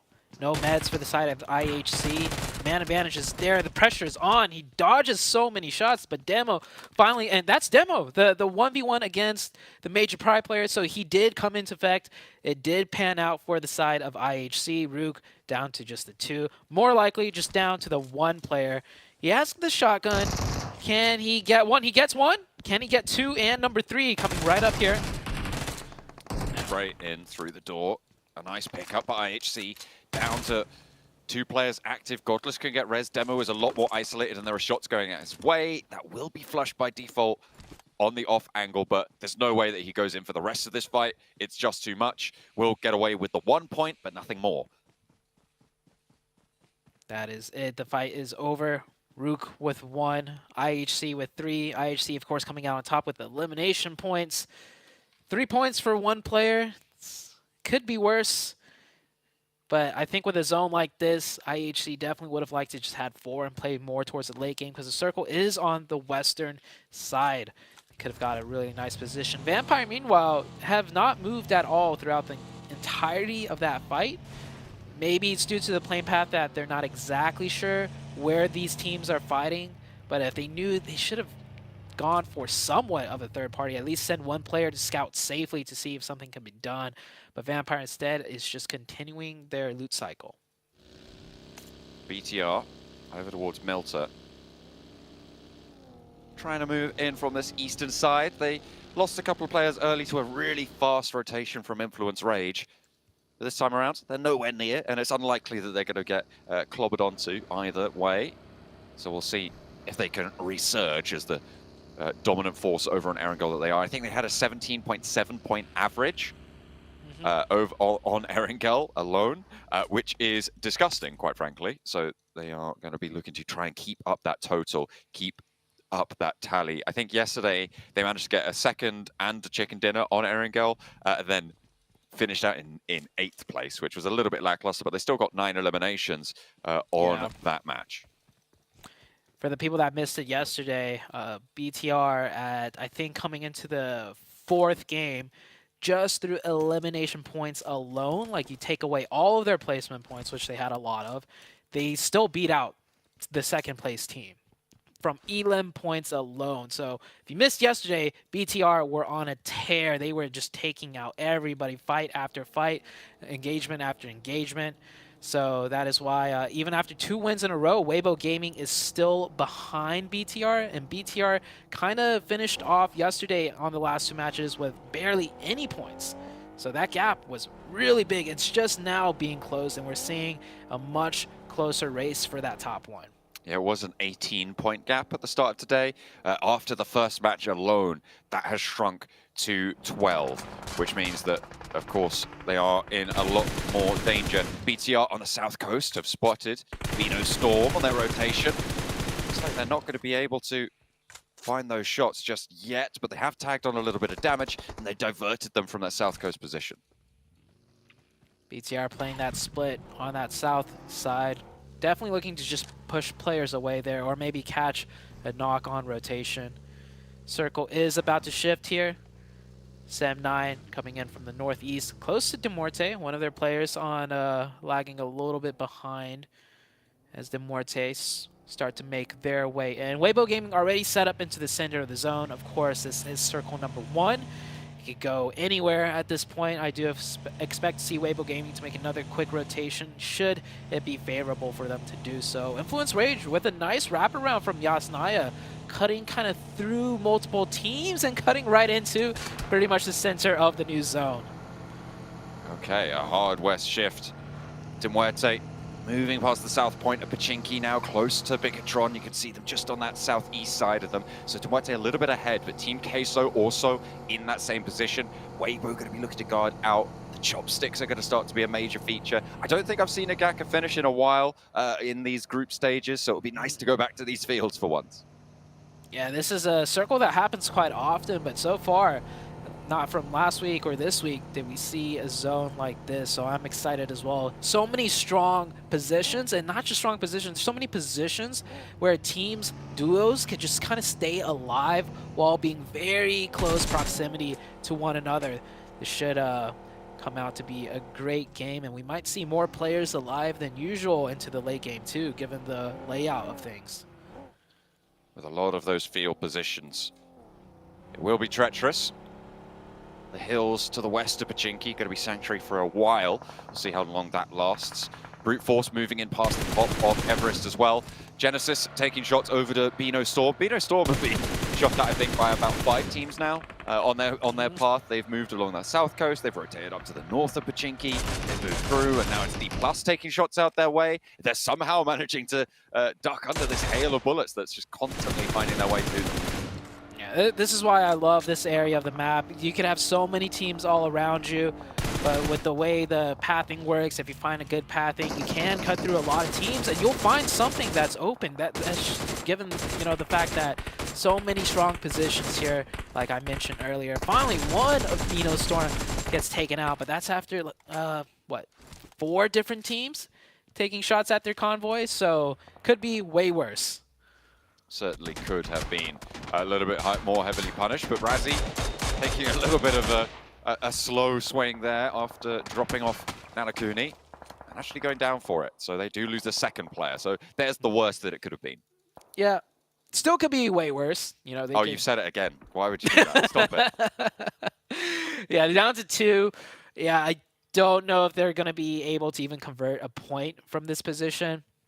They have sightlines to a lot of teams, so all the teams are in, you know, various forms of cover, ridges, hills, hedges, compounds.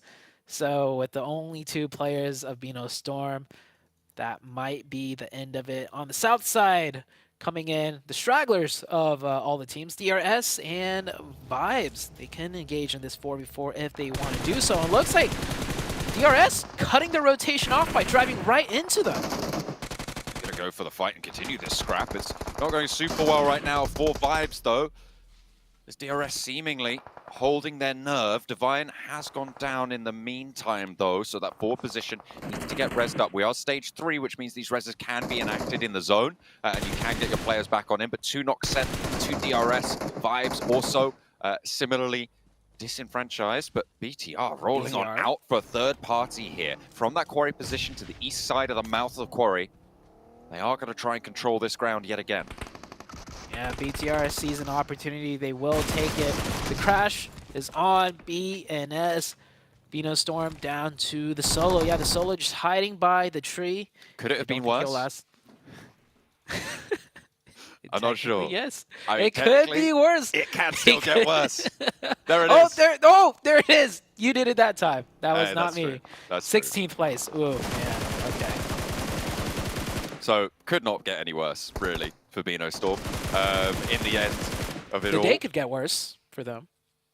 That was just me. Okay. That was just me. Why would you do that, man? Like, we've done them so horribly so far, and you had to just pull out. Oh yeah, but what about the rest of the matches? Goodness me. You're a cruel curse of the caster variety on this one. It looks like Vibes are not getting the better end of this fight. So DRS not losing a single player. Am I seeing that correctly? Yeah, they keep all 4 up. It looked really scrappy. It looked dangerous, especially with BTR coming in to maybe third party. But DRS cutting that rotation off from Vibes, getting the better of that scrap, and coming out on top with all of their players up. Somehow, they managed to make it work. 4 players, and they are out of there. Low HP bars a little bit, but nothing a couple of bandages and energy drinks can't handle. They'll be on their merry way up to the east side, close to Sem9 now, who are behind D+ in turn. D+ have got all 4 of their players alive, but they're playing on a bit of a split close to Team K. So Rook going down. That was over towards the north side, close to Brute Force. On the east side, DRS still having to make their rotation in, and almost every corner of the circle has a team set up in it. So DRS, if they continue to wrap, they'll find something open in the north side. But the zone has, the zone's still closing, and it looks like they might want to go for this southeastern position. I would like to see them to keep wrapping, because, I mean, on the mini-map, and with the way the circle shifted going north, that does put more teams on the south coming in. So if they just keep wrapping, they'll find something, and that is what they're going to do. DRS with a good rotation. Can they see it all the way through, though? Beano Storm tried earlier, but they met their demise, and they'll come in at the safety on the very edge as we head into the next circle shift. Stage about to close still. Keeping the edge of Gatka in, and it goes over to the fields. Demuerte's positioned on the west side of these fields in the hills. Might just be very, very valuable for the next phase. It'll be difficult to make their way out after that, but we'll see if they can maintain that control, or if they're going to look to reposition. Maybe take control of the areas just at the bottom of that hill, at the base of that ridgeline. The crash is good. 4 players do breach in, and once again, this is the second or third time I've seen D+ do a split, and they are not readjusting fast enough to when the circle shifts. Yesterday, they had a strong position, the 2-2. They didn't group up, and it looks like it might cost them once again. But a third party from DRS looking to take the spoils of the war. They get stopped short real quick by the DBS. It's a scrap. Tam is down, though, in the meantime, and DRS have lost 2 players in the fray. Everybody's starting to burn here as Molotovs light up pretty much every single corner of this compound. Kenny getting tagged away as well. Look at the red bars crawling around on the floor. Sem9 just on the 1 player. Gyanti on the inside with Mikiao cooking the nade. Could be under danger, but he repositions on the inside. Now gets out for this res. D+, they've managed to find a little bit of a respite here. The reposition actually starting to maybe be thought about, actually going to be turned back. I think they have given up on that. Fabian too low to commit for this res. DRS get everybody back onto their feet again, and now they're going to look to move forwards to get rid of the remnants of Sem9. Oh, a self-molly right there by Killer. That is not good, but DRS can get that reset back up to 4 again because Sem9 only has 2. DRS definitely playing way better today. Yesterday, they did not have a good go at it, but today, great game on Sandhawk. And this one, definitely doing decent with 4 elimination points. They could get ruined, though. D+ deciding to go aggressive now with their 3 players. No vehicles, though. Looks like they got to run over in the open. Decides better of it, starts running back. That smoke line. They committed a lot of resources to this and decided to, you know what? Let's not. I think a lot of that resource was actually to get Fabian back up. Remember, he was crawling from this compound, and I think he got all the way back over. So I think a lot of those smokes were for the res, which I think is a lot more worth. You are correct. And they were trying to figure that one out. Genfos just went down to the blue zone, got knocked out there. I think it might have been Vampire taking shots out down south because BTR did knock Tony K on that angle, but Tony K did get res. So BTR down to 3 players, so losing Genfos. Far from ideal. I think it might have been a re-knock onto Genfos, actually. No, it was the full flush. He is gone. Yeah.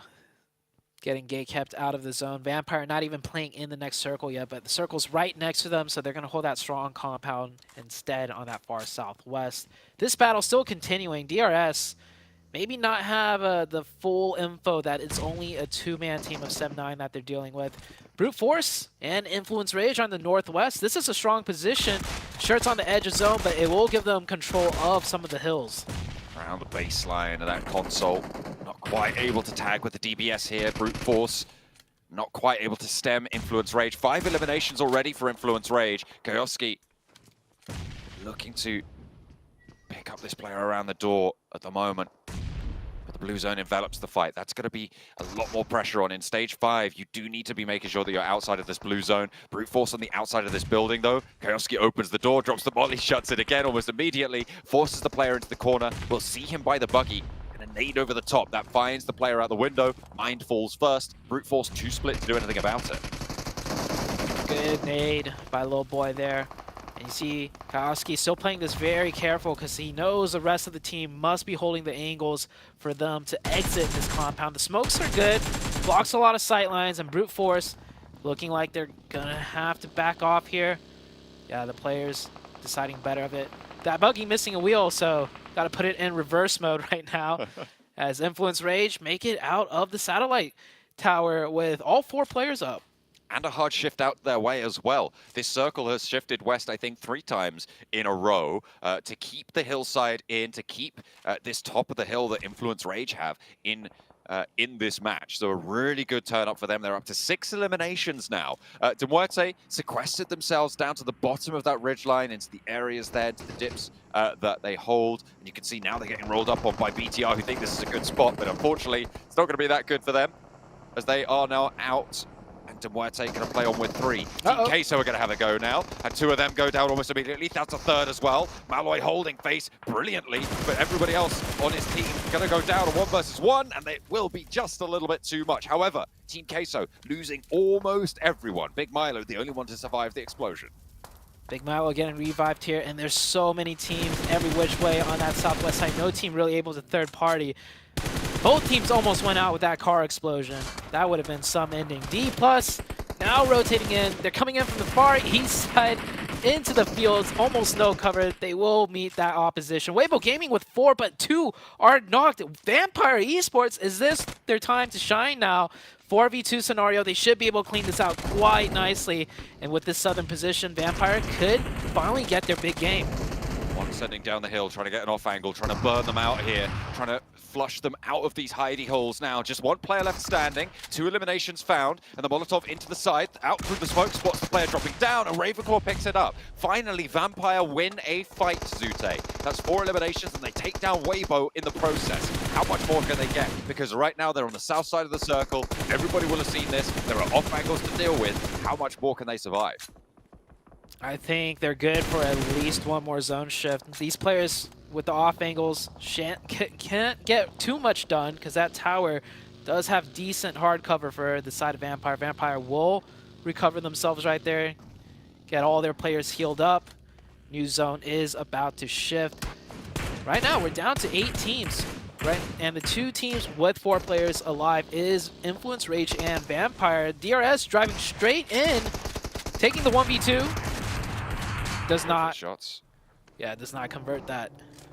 Not quite able to get into this ridgeline. Demuerte went into this position very, very early on. We saw Demuerte go down there. We saw the remaining players of BTR go down there. We saw a lot of Team Queso go down there, and now more players have fallen. There is a lot of utility on that position right now. If you take it down, if you use that as a stepping stone, Vampire could resupply really, really effectively and get so much on board to keep them nice and alive. The nades over the top, and Tony K is starting to open up the bidding. 5 eliminations now flowing into the pockets of Vampire.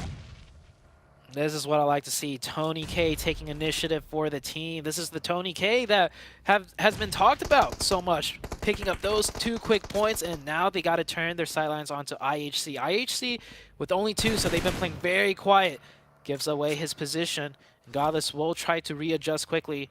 Wants to run away from the nades inevitably coming in here as Vampire make their way ever so closer to their true challenge, which is Influence Rage, who get the circle once again, and they have all 4 players up on that northern side. I'll be interested to see what Major Pride can do here, because there's open ground in front of them. I don't know how many vehicles they have at their disposal, but they have to move. It's going to be really, really hard. Influence Rage, you're right, is their major challenge. With Law playing on that off angle there, it's really difficult to move out in the open against this roster. You're not going to commit to Law's position, so you are just going to have to deal with it. Hope you win that trade, get that pick. That will make your approach easier. But it's only really teams like Major Pride and Vampire who are going to have the resources to be able to even think about doing that.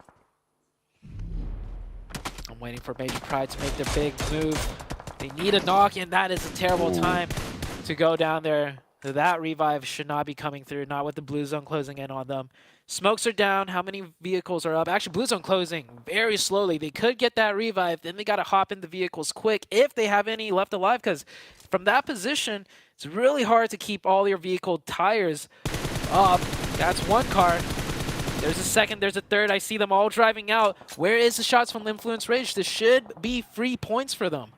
They aren't going to be looking for those shots, seemingly. I mean, Major Pride have managed to get forward, but now the rest of the teams in the center are going to start to open up the cannons. There it is. There's the spray over towards Nomi, who goes down first. Major Pride, I mean, they've lasted a little bit longer than I thought they might have done, but they have managed to get 1 player into position, but that's not going to last very long. 10 eliminations now for Influence Rage, and Vampire up to 9, but I think they've had a knock sent out back their way on the south edge. Just Newsy is there down, but they can get that res. Ravenclaw looking for the heal first. Godless backed off, and Zyol not in the position to go for these nades. Of course, being down already, can't really do anything about it. So Vampire should be able to play on us 4. That 10th elimination added to their tally. 10 and 10. Influence Rage also with 10, I think. About to make that 11 for Vampire. Doesn't get the confirmation there. Does get a lot of damage, and more importantly, he knows exactly where he is. Tony K with the nade. A little bit to the left, but it could finish them. And yeah, Tony K gets it right before Influence Rage could take it. So 10 for Influence Rage, 11 for the side of Vampire. Tony K stepping up huge. The whole team stepping up big in this match. This is a really interesting ridgeline for Influence Rage. They can either move across the top of it or go around the side. The side's a little bit more treacherous. If you allow Vampire to crest that ridge that sits in front of them, they will have those down shots and angles onto you, and they will be covered off from you. So holding that high ground, I think, is more important here for Influence Rage, and they seem to have isolated that. Federal also playing on that off angle. This is a 3-1 split that they've been holding. They've changed which players have been on the 1, but I really like how much control the 3-1 has given them. Yeah, all the players so diverse. They know each position from the previous position. They know how to adjust. It doesn't always have to be a singular player doing the off angles. I think everyone's skilled enough to recognize which positions to move into. Of course, Influence Rage get the zone, and Vampire pushing right past the likes of Brute Force, and this is terrible. They forgot to check, maybe not their corners, but check who they might be driving right past. Brute Force, he's hiding behind the tree, and maybe he realizes, wait a second, let's not do anything here. There's a chance that these two other giant teams might engage and we could get the third party. So Brute Force holding their fire, but Federal finds one. And now Brute Force down to just the solo player who definitely should not make any noise, but it's too late. It's a 4v4 for the end.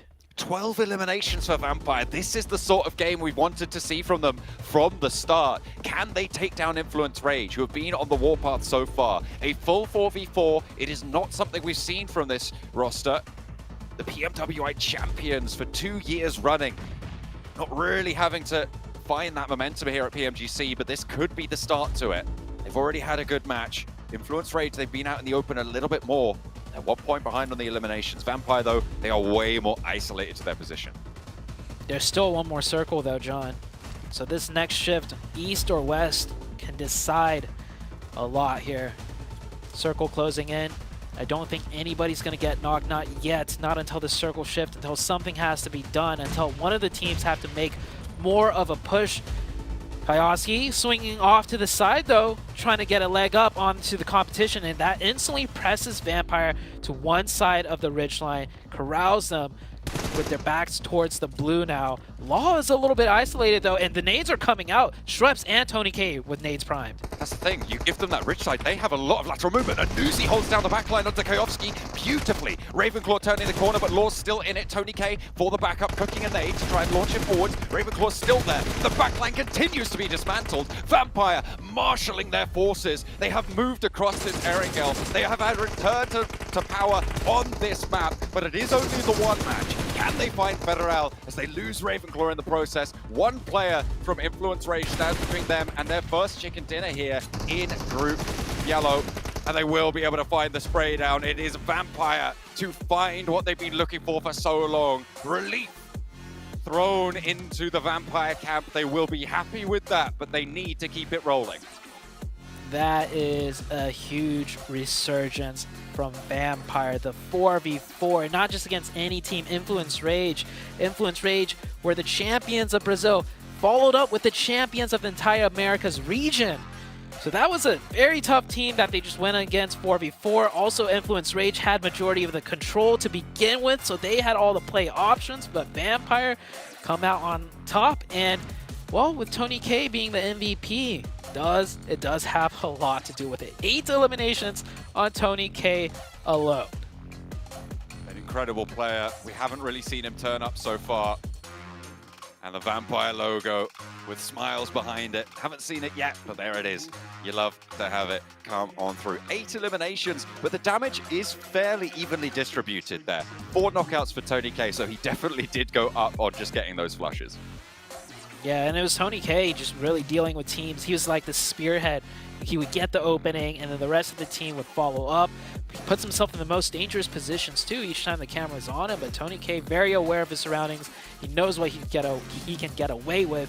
And it's a big win, but Vampire were last place coming into this. They still have a long ways to go. Influence Rage much higher up on the leaderboards with another solid finish. And that is the Influence Rage style. They just get these consistent games back-to-back, and it could be enough to put them in the top 3 at the end of the week. I mean, they got, what was it, 12 eliminations right at the end there, and a 6 points for that second place as well. Influence Rage doing incredibly good stuff. I praised their 3-1 splits, the amount of control they had over the open ground. But they came across Vampire in a newly reformed, reinvigorated strength, and they weren't able to take it down in the end. Nuzi held the backline. Schweppes and Tony K were able to sweep them aside. Vampire find a crucial chicken dinner. I never had a doubt in my boys from Thailand here are able to come up big in the first Erangel of the day. I wasn't like my analyst here, 7. He was counting them out after the first 2 Erangels of day 1. I knew they would bounce back. I knew they would return to true form. 7, what do you got to say for yourself? You know what? I expected this. Just kidding. For them, though, this is the Vampire that we've been hyping up. This is the Vampire that we've been talking about since PMWI. They landed back on Primors. They had the option to land a Mail to Power. They decided to not go do that. They decided to land on Primors. They decided to take it slow as well. And The big difference as well against Weibo, they decided to do a little bit of scouting, and it wasn't just one player, it was actually two players between Tony K and Ravenclaw. They dropped up the car and then they decided to walk around instead to make less noise. It worked out wonders because they ended up surprising Weibo. They ended up taking that position. Yeah. Ultimately, great play by Vampire, and I want to continue to see this, by the way. Tony K with 8 Illims. He's back. He's back. Yeah. Now, this was definitely a good round for them, starting off with that crash, not really crash, but like that strike, that attack onto Weibo, catching them off guard and immediately essentially wiping the entire squad. They had such a big advantage from that position because half of the lobby or half of the game was in that open field. So they had a really good, strong position to then just pick up elimination after elimination after elimination, leapfrogging essentially from the south side into the zone. I'm saying they had an advantage. It was not easy for them to execute to the degree that they did. 16 eliminations, you're never gifted that straight up. So they definitely had to push and push it and push it. But what a great, strong round to really get themselves actually into the mix here. Yeah, we actually have, if you guys didn't notice, we rebranded the entire tournaments now. The PUBG Mobile Global Championship Invitationals 2023 with Vampire. I mean, to be fair, right, we're talking about Vampire not scouting. They could have been wiped out by brute force there, the two remaining players. They could have not had a chance to take home that chicken dinner because they didn't scout out that position before full sending. So a little bit of luck, Influence Rage helping them out a bit as well, clearing those angles for them. But in the end, they close things out and move themselves up to 9th place from 16th. This is what we're talking about before at the start of the day, Cameron. There wasn't that big of a gap between 16th and 3rd. Now the gap is starting to close here for Vampire. And if you have one, maybe two more decent games like that, we could see them top 3. Yes, but the real question is they need to continue to hold on to like the solid average games that we're seeing from teams that are currently on the left side of the leaderboard. You can't expect a 16 elimination win to come around that often. In fact, I wouldn't be surprised even if Vampire continue to perform well, even get themselves into top 3. We don't see another high elimination win like that from them because of how many things need to align in order for that to occur. But they're 39 points right now, 9th place. They are in the mix. There is still a small gap before, I believe, between 8th and 9th, which are tied, to get into 7th place at 50, where the majority of that top pack is sort of close together there. But jumping off of this momentum, it's looking really good. I'm on the hype train. Okay, choo-choo. You're getting on the trade. Influence Rage as well. Got to give a shout to them to have big massive stuff there for this last match. On top of things with Kaiovsky and Law, a little bit of a split with the off angles, catch them off guard, but in the end, they still get themselves a 2nd place finish. And for you guys at home, you can get a 1st place finish by picking up the Infinix GT10 Pro, which was born for professional esports players. You guys can pick one up and potentially do what Vampire just did. Also, you can check out TikTok on your lovely new phone. You can search for the tag PMGC 2023 to find some behind-the-scenes stuff, some potential interviews, some crazy stuff there as well. Make sure you guys are checking that out, and if you ever do post about it, use the hashtag to join us. Also, we have the Frost Festival going on. Like I said before, it was the zombie event, Zombie's Edge last time, and now we have the Frost Festival where you guys can step into enchanting snowy village where you can revel in the exhilaration of gliding down the slopes on a snowboard and potentially turn your enemies into snowmen, which for 7 would be a height increase. Though his head size might get a little bit smaller being turned into a snowman. But you guys can make sure to check that out currently in PUBG Mobile. Don't hate me, 7. Productions tell me to say this, I swear. And also, we do have the Popularity Annual Gala going on as well, where you're going to have 10 1v1 matches, and our top players who perform the best get some exclusive rewards which they can show off as well. So make sure you guys get involved in that as soon as possible. And then last but not least, the new car in the game, the Pagani collaboration, is now live in PUBG Mobile. You can rev up the engine with the iconic Imola and Zonda R models. I know 7, he's going to be picking those up because he likes to have a collection of cars because he can't afford it in real life. But ladies and gentlemen, we're going to have to head to a short little break here. We get things ready to go for our 2nd and our 3rd match overall of Erangel. 2nd match of Erangel, 3rd match of the day. You know what I mean. We'll see you in a bit.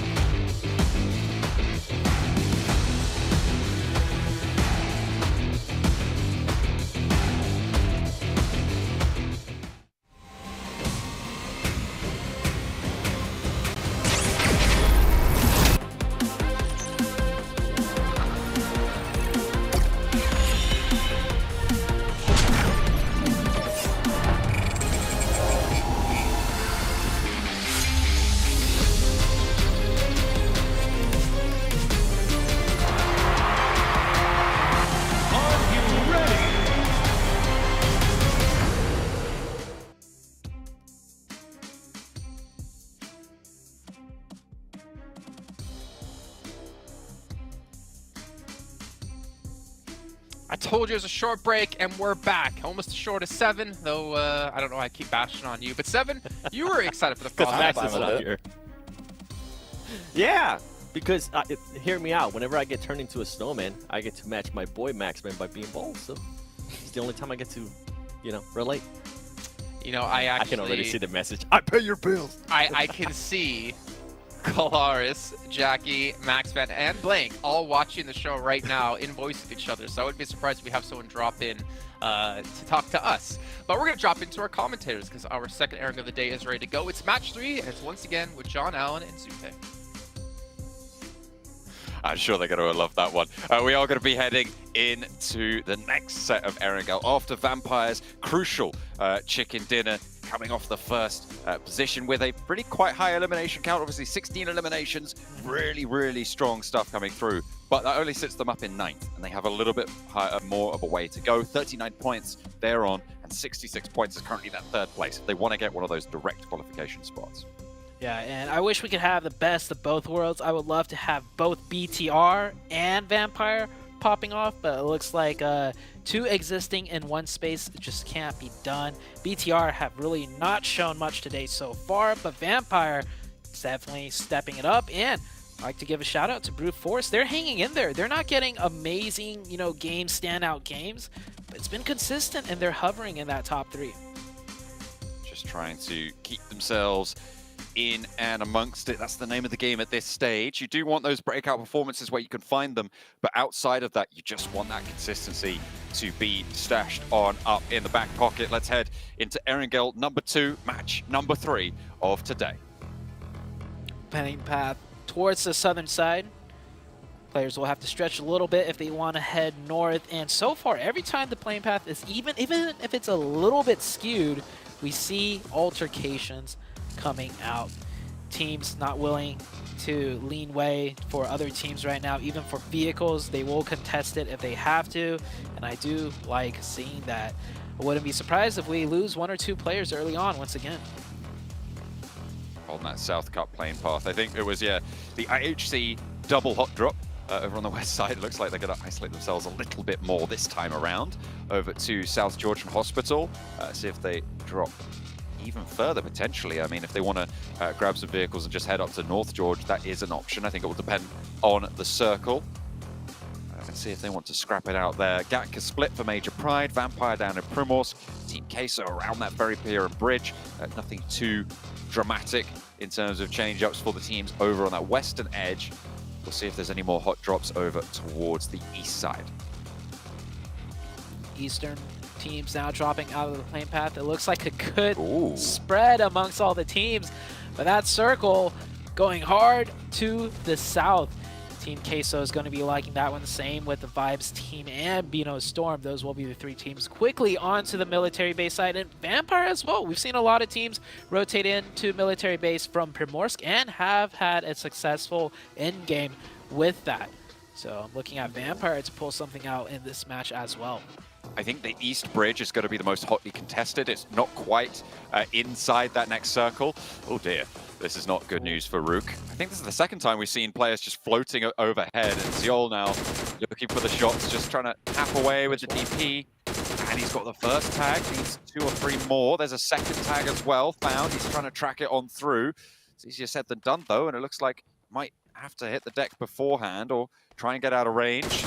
Spots the player over the top of the buildings, and there's cover.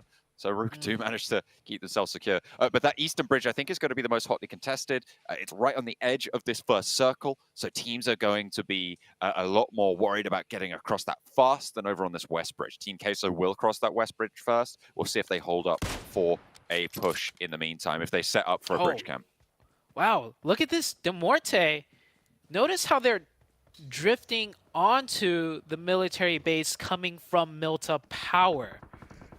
So they jumped out so late on the plane because it was at the end of the plane path that the circle popped up in time for them to decide to float into...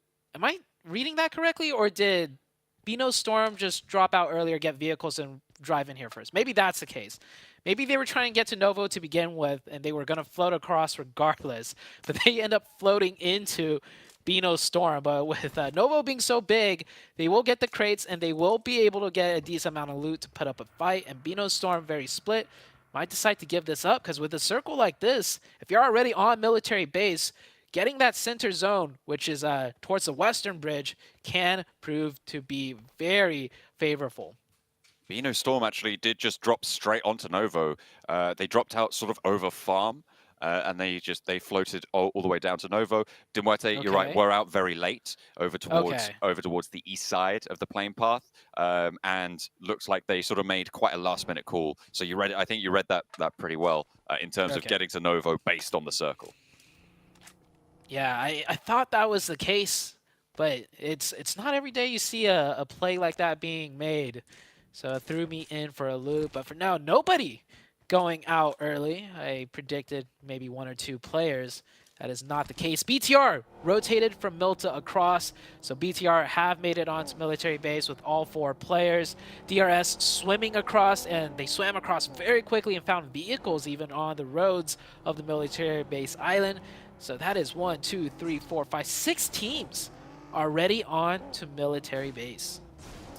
Already making that crossing. I mean, you see these military circles, and it seems to just be the way you need to go, right? You just need to get across as fast as possible. I'm surprised Vampire haven't made that move just yet, but they do have one of the few botations available in their repertoire, in their wheelhouse. So we'll be looking to maybe wrap around to the south side of the island. Okay, so probably going to look to spot that. In the meantime, Dimuerte are still holding on to Novo. The top of the crates will be their playground. And Divine goes down, gets flushed away as well. D+ trying to move in behind Sem9 on this eastern bridge that I said was going to be really quite interesting, but nobody's even stopped to think about holding it out at this point. They are all just getting out of dodge and immediately getting across as far south as they seemingly can. BTR already south side of military, playing neighbors with Team Queso right now.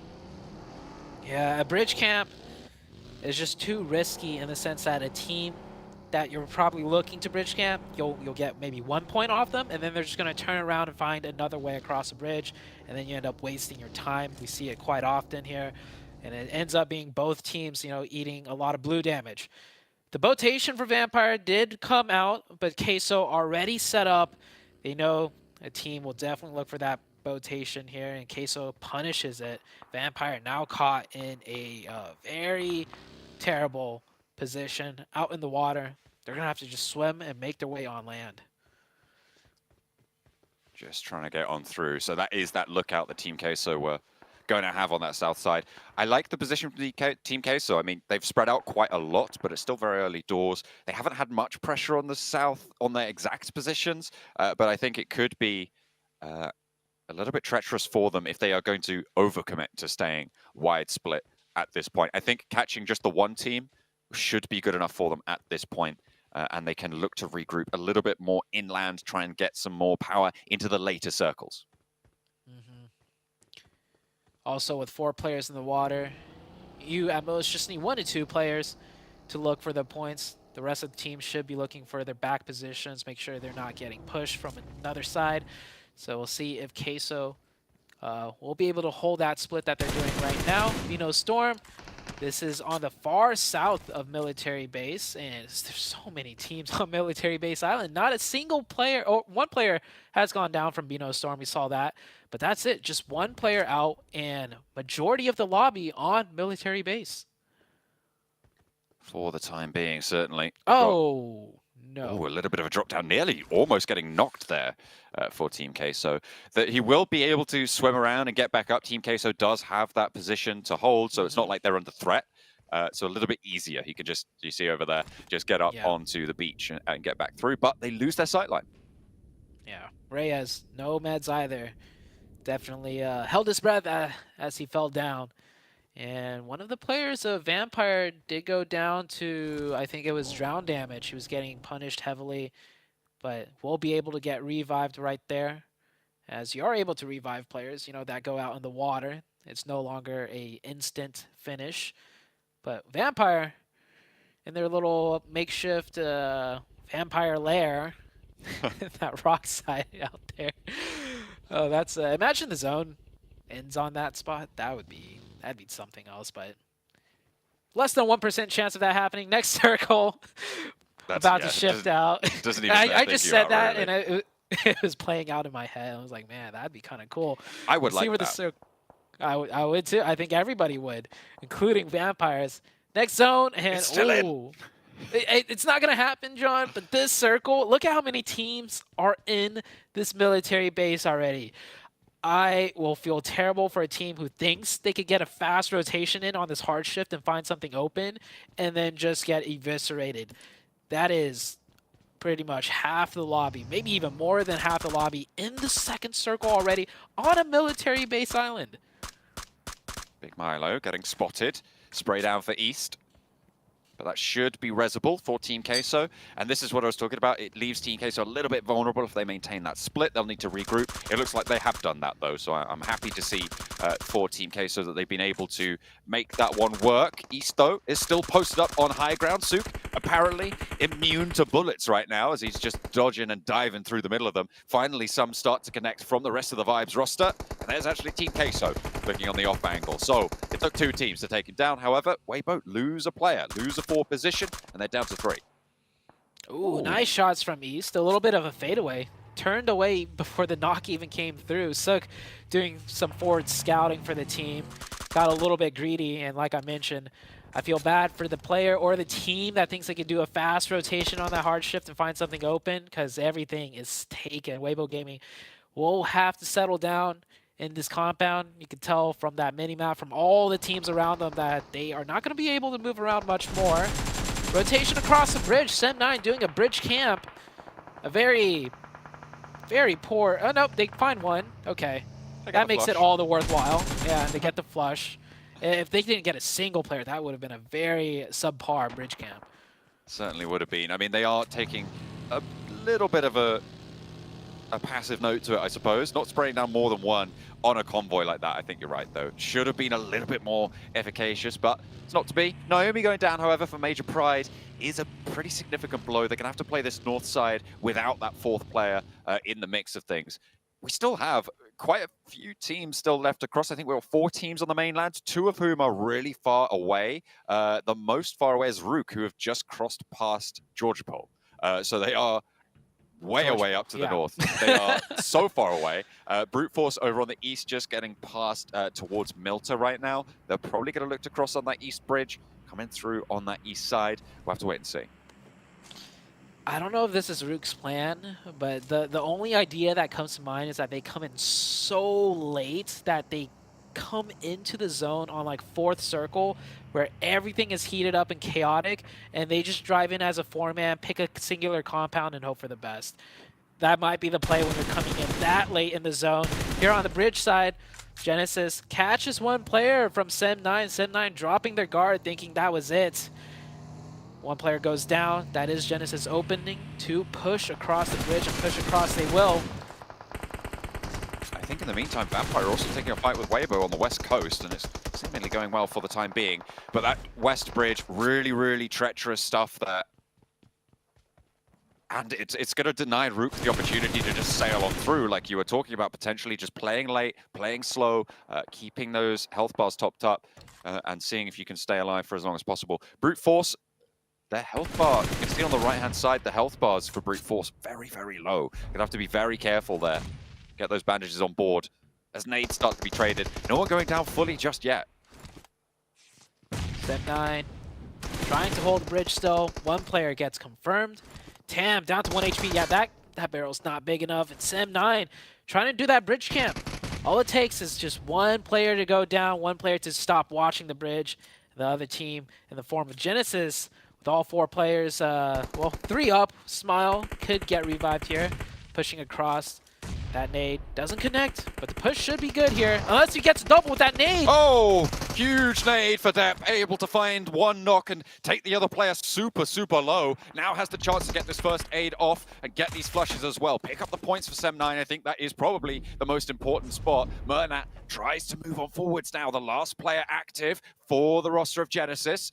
He's moving on in, but he's spotted across the way. SEM9 still have that high ground position, that off angle, and it might come through here, but Mikiel's very, very low. I don't know if he has any meds. Doesn't seem like it. Murnat launching the nade over. That should be spotted. Still has his teammate crawling forwards in the meantime.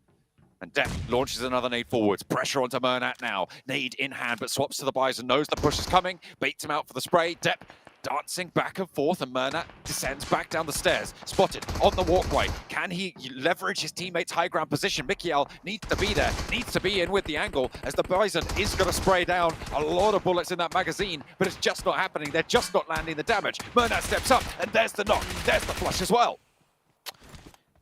Depp trying so hard to play for his teammate.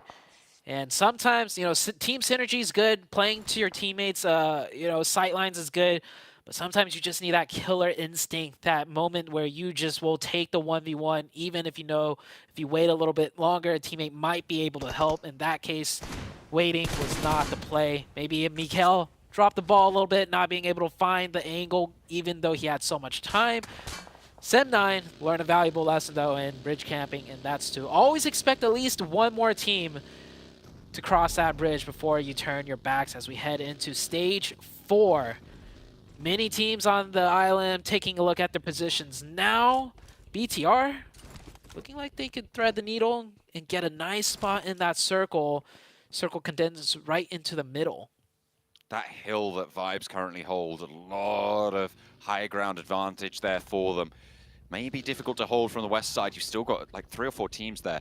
Actually, you still have IHC crossing the bridge now, but Rook are still beyond them. I don't know if they've gone for a flank around to the east bridge or if they are behind IHC on that west bridge, but there is still 2 teams looking across. Yeah, there they are. They've just poked into the top of the mini-map there. And you can see Rook will be behind. IHC looking to push on past. So the bridge camp alleviated. In the meantime, Influence Rage have been spotted. A lot of their players starting to fall. It looks like most of that goes over to Brute Force, Lil Boy on the south side, towards the airstrip, close to DRS, the last player to stand for them. Brute Force coming in so late onto military base from the east side, completely catching Influence Rage by surprise. Influence Rage's setup looked like they just assumed that their backside was clear, but Brute Force at the last second pops out on the blue and takes out 3 of their players, I believe. 3 players of Influence Rage are out. I don't know if all 3 are confirmed to the side of Brute Force. The match will continue with Influence Rage solo out of Lil Boy. IHC, they've made it across, coming into the zone late. Same with Rook. Rook will be able to do so as well. And there is still 47 players alive on stage 4 in a military zone.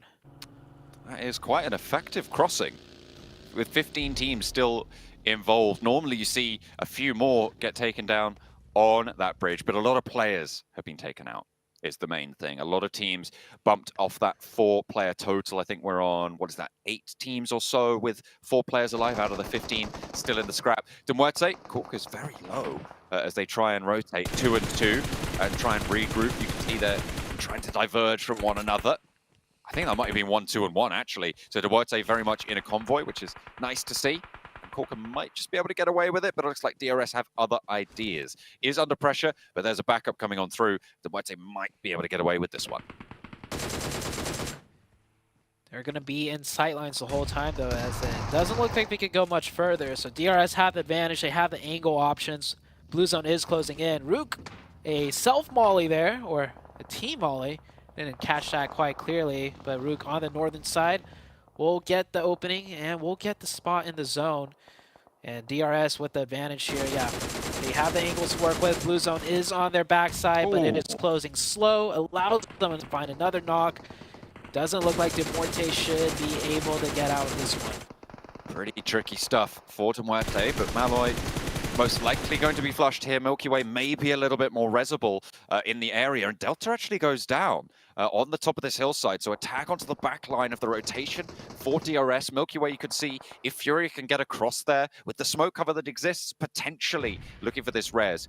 Beano Storm, in the meantime, want to try and third party. I'm also keeping my eye on the west side of this circle right now, because Vibes have the hilltop, but Vampire are right behind them on that western edge. Playing 2 and 2 right now, not really having the impetus to push, but I'm sure the next circle might change that.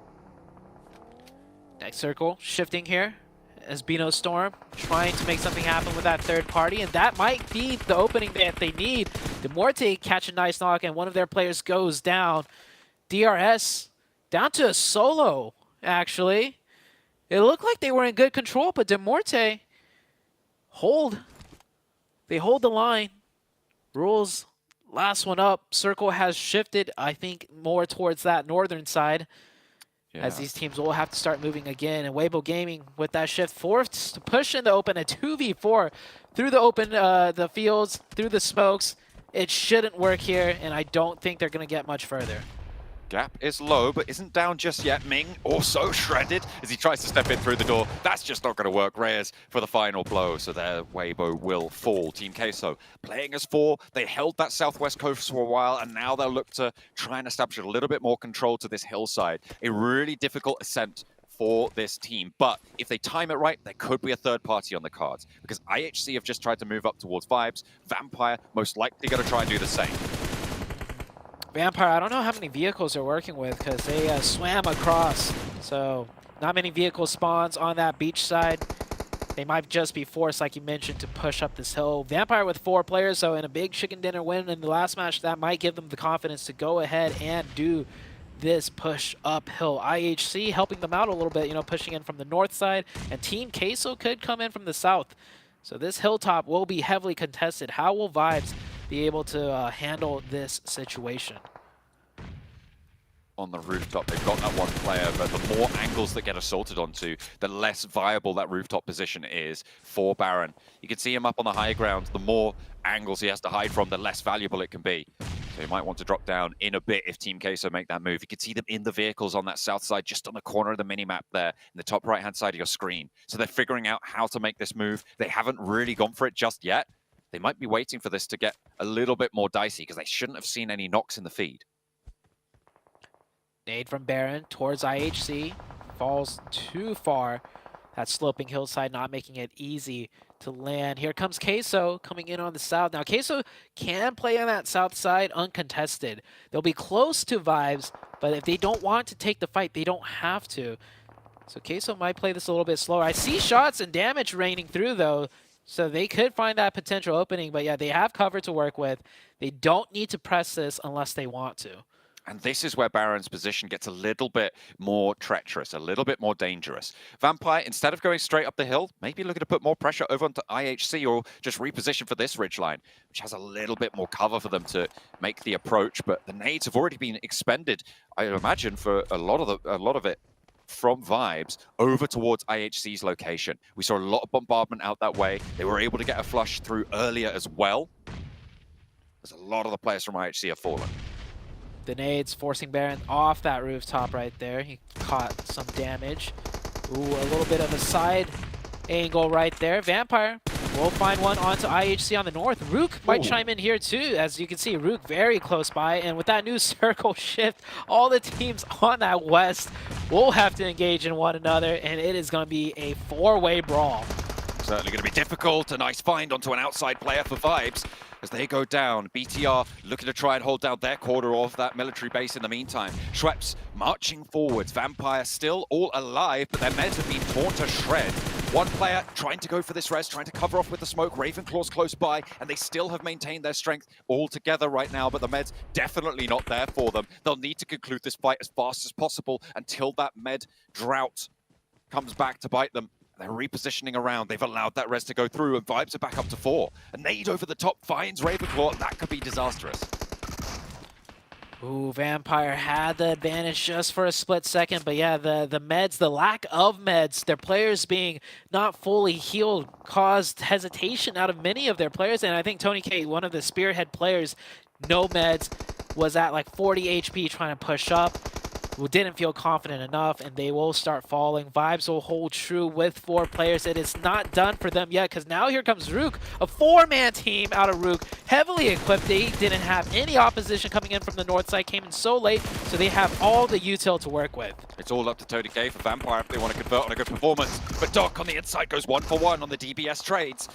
Now Eugene for Rook on the outside, default as well, right up to the wall. A lot of the Rook players have fallen, and it's Apex to stand strong on his side of the building. 4 Vibes, Eugene super low, and he will fall down as well. Apex mashes them against that wall, and it is everybody falling in the face of the hold for Vibes, but Vampire still have Tony K. What can he do? Because he's not got a lot left in the tank here. No util, nothing but bullets, and a dream for Vampire. He gets a knock. Still 2 more to go. It was a tough task. It wasn't going to happen. Good pre-fires, though. If the player wasn't committing to the revive, those were timed nicely. Vampire not able to continue on their hot streak, or not even streak, just their hot game from the previous match. It was close, though. If they managed to close that out, they have that hilltop position. They'd be up so many elims, but they fall short at the very end. Vibes with 7 elims, 3 players up, and like I said earlier, Queso didn't have to get involved unless they wanted to. Now Queso, or 4 players up. Same with D+.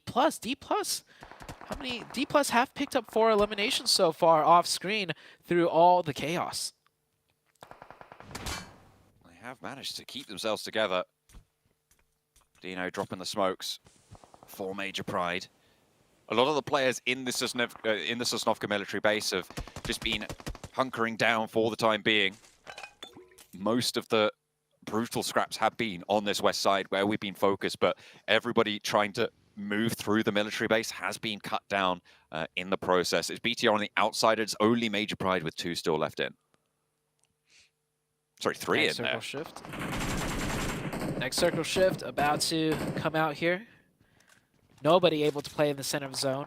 Barren wasteland, some trees, some rocks. Those crates might come in huge for cover. And BTR and Major Pride get that circle. Team Queso's got to make a big play here. They have 4 up, but they don't time it correctly. D+ from the north side could just get a side angle onto them. They need that res first, and they have managed to get it now, but it slowed them down somewhat. Major Pride fully oriented in their new position. D+ starting to move as well. Papi Potro needs to go for some heals.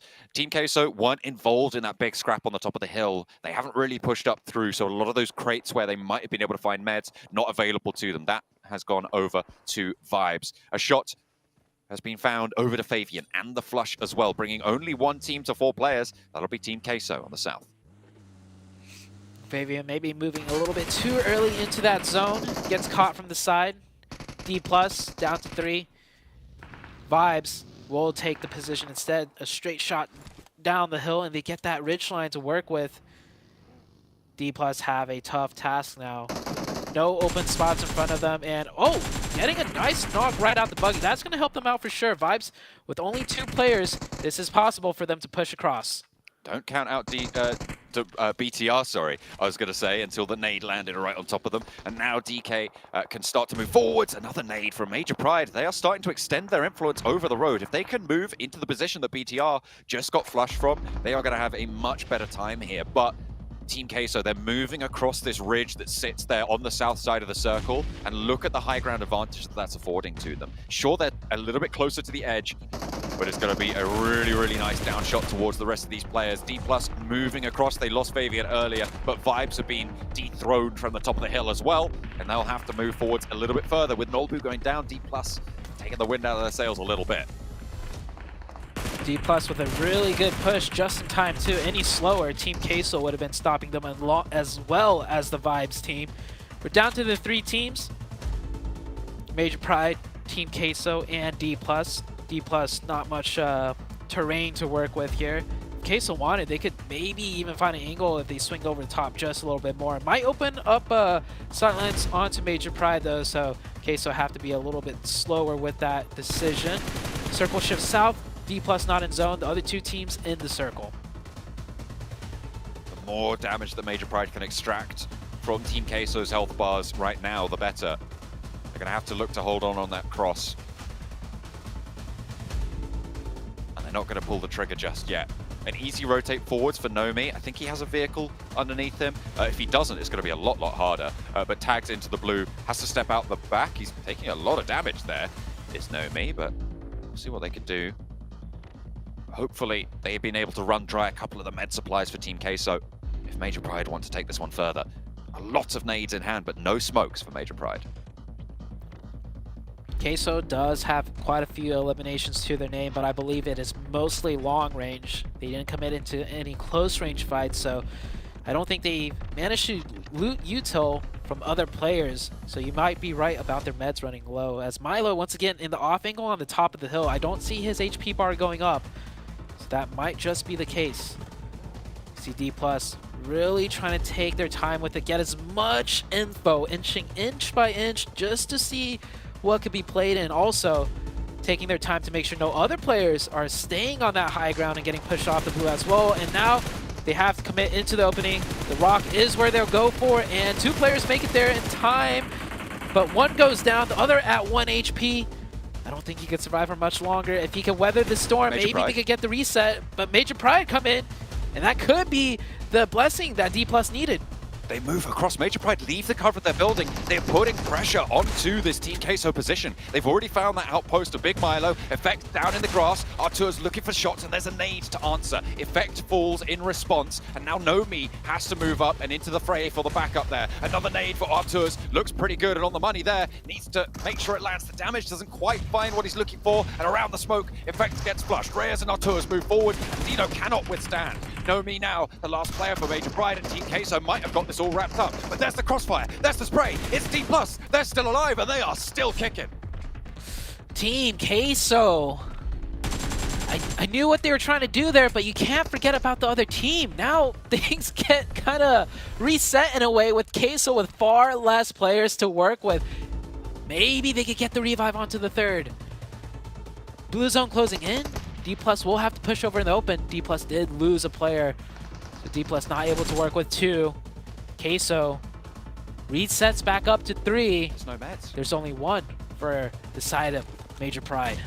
There's no meds on board. Another knock sent back over to Papi Potro, and that is excellent nade usage now. Every single of those 4 nades for Nomi is going to be so valuable. 2 knocks very, very close by, and that is going to be another flush. Osal has a real chance here, a little bit closer to the center. If Nomi can handle business over to Big Milo, then Osal certainly has an opportunity. I think Nomi's a little bit further away from the blue zone, and Osal's going to have to cross the open ground first.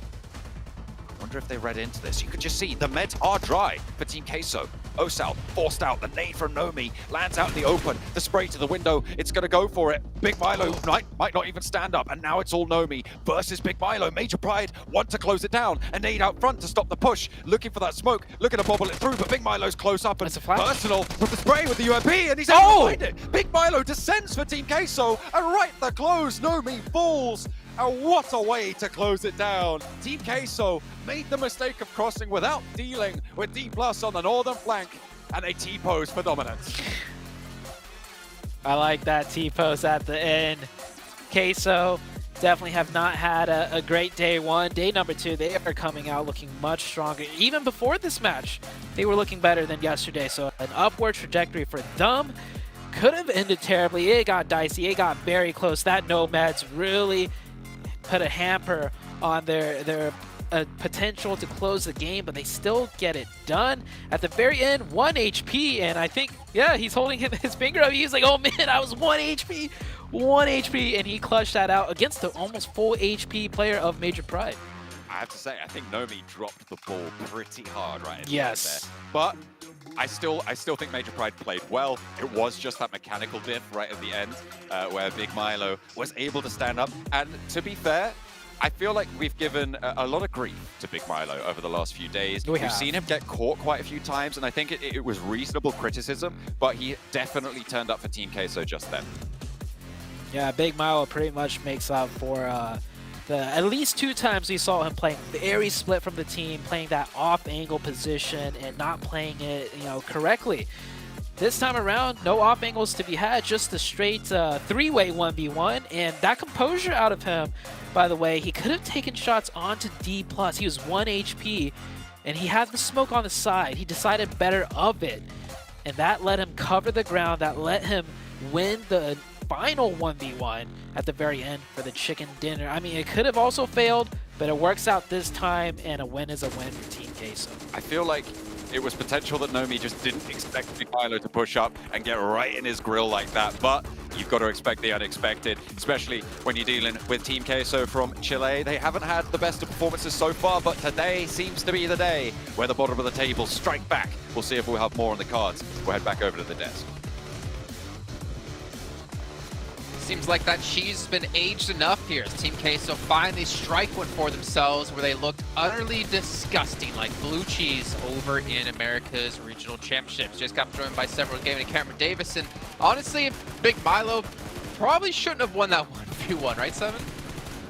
Yeah, he shouldn't have, but he got lucky. You know why? Because the other player didn't have a DPS. If he would have had a DPS, it would have been a completely different story. He also helped out that he missed a bunch of shots too. For Team Queso, though, a big surprise. I didn't even think that we're going to be getting close. I think that we're going to end up being in the third place. Good to see out of them. And something that the casters were mentioning, and I'm glad we're going to mention it now, is that Team Queso has had a much better start for day 2. Not just this match, obviously, with the chicken dinner, but the first match, 6th place, 7 Ilims. Second match, 7th place, 4 Ilims. So a good performance out of Team Queso. And Cameron, if we think back to like earlier in that match, they were gatekeeping out Vampire Esports on the west-hand side of military, and I believe it was Reyes almost knocked himself by falling off the cliff. Like that could have went a completely different direction for them if he got knocked, or you know, Vampire potentially could have caught him and gotten the advantage themselves.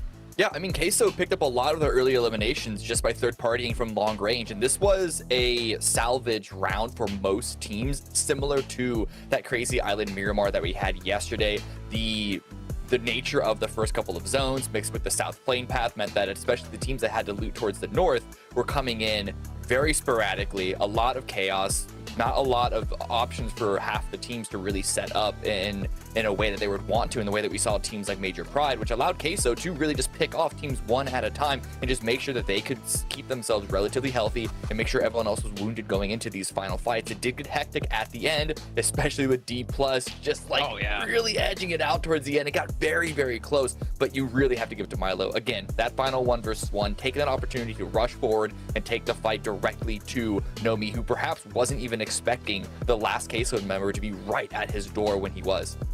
Well, look at this, Queso up to 8th place. I'm not gonna lie, coming to this event, coming to this group in particular, I did not expect Queso to be this high up in the rankings, with just performances we've seen recently out of them, but a big step up and a big climb for them so far today. But Major Pride as well, able to get themselves up to 4th place here at 7, and obviously with the way Major Pride have been playing, they've been very content with sitting inside of a compound and just kind of waiting for a lot of fights to go. You know, real quick, you know what's wild about those rankings is that we've seen a lot of teams at the bottom perform really well. Vampire, DRS, and now Queso. But because it's the top teams haven't really been soaking up that many points. Like we saw yesterday, Vampire are in 11th place. They're 2 points ahead of the bottom 5. DRS are right back into the bottom 5 with 40 points. Like, these climbs for these bottom teams aren't going to be haven't been as dramatic because the middle of the pack has been continuing to just keep, you know, push themselves higher up. Yeah, and for Major Pride, I mean, that was a big save of the day, like, at the halfway point too, because today they haven't had the greatest start too. So good for them to be able to perform well. And you were talking about some of the top teams not being able to perform the way that we saw yesterday. I mean, BTR, that's a big question mark. Yesterday, after 3 matches, they have 55 points. Today, after 3 matches, they've only been able to get 10 points. So a big drop out there for BTR.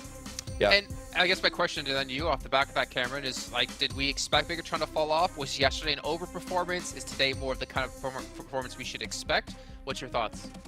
I mean, I didn't expect them to get nearly as many points today as they did yesterday, but this is like a lot bigger of a drop-off than I expected. We theorized that the teams would be more expecting aggressive maneuvers, not just BTR, but also from themselves, that they need to go out and get the points. We've seen that from teams like Mimo Storm, even though they haven't been necessarily the most successful with, but we've seen teams like, okay, you know what, we're in this game, we got to actually go fight for stuff.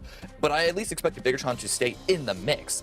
It feels like they're losing players from the very first fight, the very first interaction they have with another team, and it's putting them on the back foot, and they just haven't really been able to salvage too much out of those rounds. We saw this time they had a pair sitting in the center of the zone, and, you know, they got a couple of placement points out of that, but not too much else. Yeah, just kind of coasting off the points they built up day 1. I mean, at least that's the luxury they have, right? Is they're able to do that, but obviously it takes away from them being able to maintain a top 3 position. But one last team I did want to mention really quick, 7, for Miracle Vibes, man. They held off Vampire, then they held off Farouk, and then they held off Tony K last second as he almost turned things back in his own favor. This team has been putting on some pretty damn good performances, thinking back to, what was it, the last Iron Go we had, where they were able to third-party that fight. But it is time. We had to start too with Sandhawk. 6 eliminations to start of the day. Yeah, I'm sorry I threw it to you, but we don't have time. We're heading to our final airing of the day. It's going to be match 4. John Allen and Zute, take it away. Hey, I'd have much rather listen to what 7 had to say than listen to us drone on about these matches. But we are going to be heading into it nonetheless, so you're stuck with us for the final Erangel match of today. It should be fairly interesting. That military zone finish, I mean, it's always good to see military zones. I enjoy seeing how teams adapt to the chaos because it is always the most chaotic way to finish an area. Yeah, and I'm surprised so many teams, especially with the very first military circle that this group has yet to play in, that so many of them made it across all safely. We only saw one player go down, and that was a casualty onto the military base itself. I expected more of like multiple teams going out, getting bridge camped, crossing late, but it was a nice balance.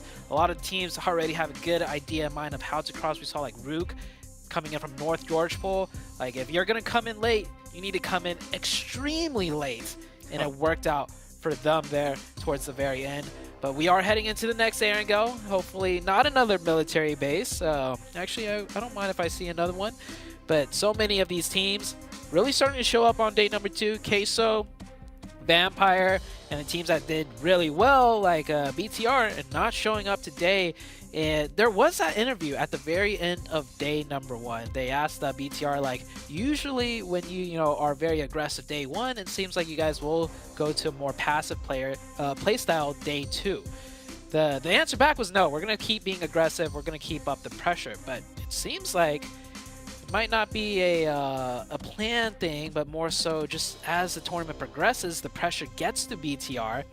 Now that they're in first, or they were, I think they're still in first place maybe. They are, yeah. They had a really good day 1, and then they feel the pressure of needing to maybe maintain that and not mess up and start making mistakes, and that causes them to play a little bit worse. We've seen that happen to a lot of teams.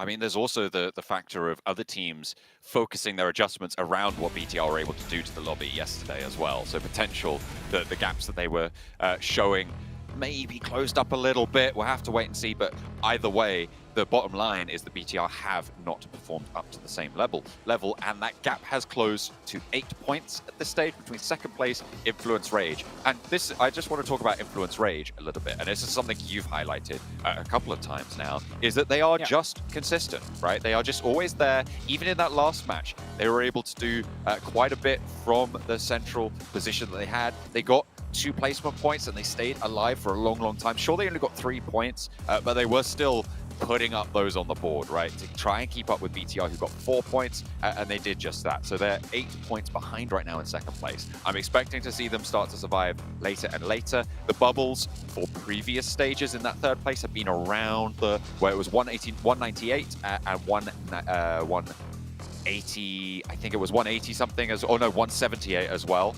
on the second group. So you're looking to get around that 185 mark. So still a long way to go for all of these teams. So consistency is key. Consistency definitely will be key. One thing you mentioned was that gap closing, right, with BTR now just 8 points separated from second place. That to me is not even the important thing. It's the fact that so many other teams are closing the gap as well, because most likely it's the second place team that will pass you up, like, numbers wise, statistically.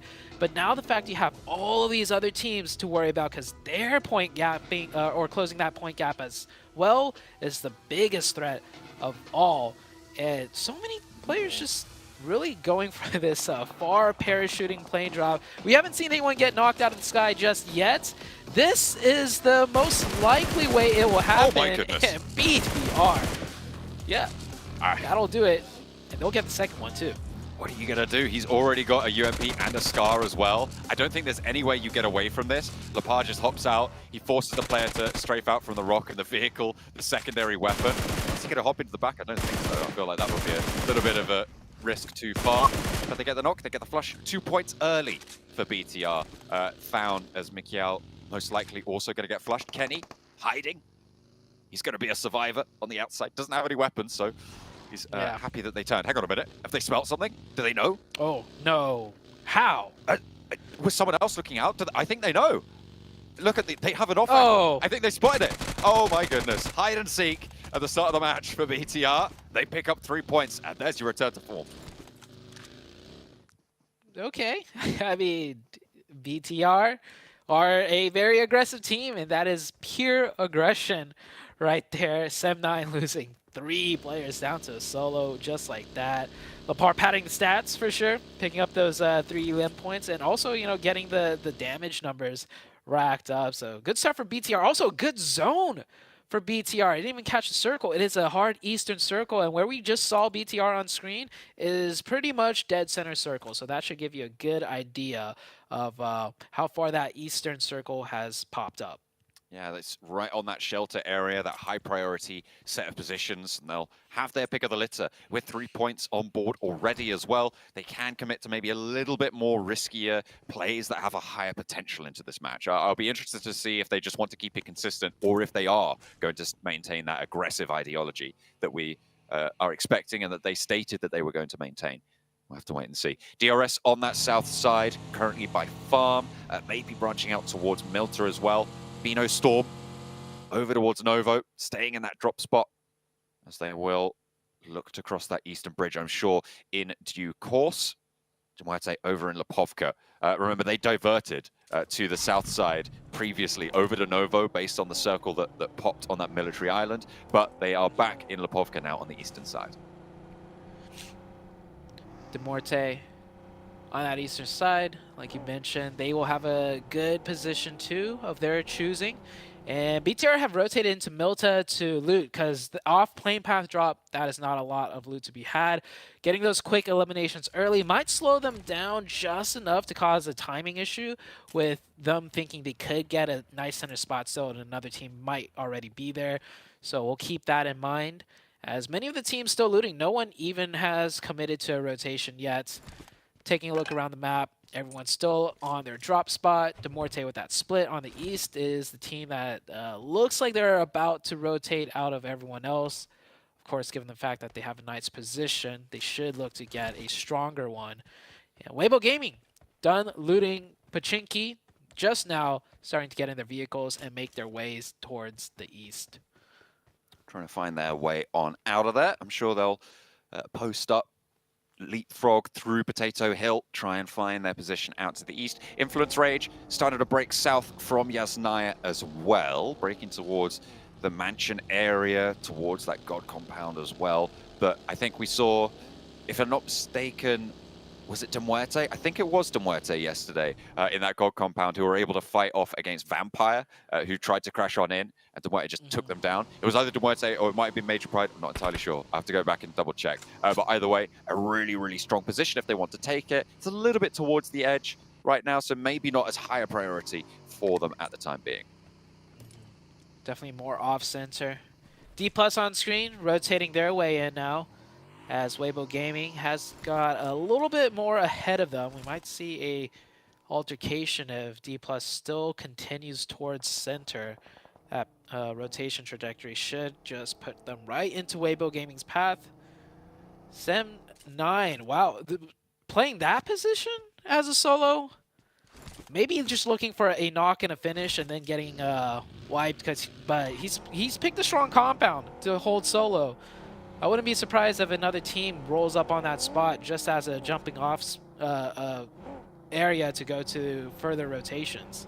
To be fair, at the moment, with Influence Rage already far south, Genesis might look to go to this position, but they've already got a position in circle, so maybe not right now. It's only really Brute Force that I'm looking at could potentially go on into this position, but if they go over to the east side of Yasnaya, it's more likely that they're going to run down the coastline and into Dmuerte and Influence Rage as well.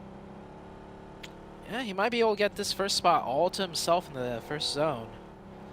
It's a risky pick though, as Genesis, yep, stretching out a little bit, wanting to get more center. And the issue with this spot is that if the circle shifts, even if it's a little bit north, that position all of a sudden becomes a key power position.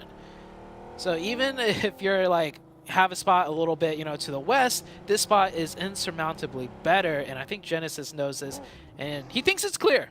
He thinks no one's here, and he's telling his team, yeah, this compound's free if we do want to take it next zone. So Depp will have to look for that quick knock and point conversion.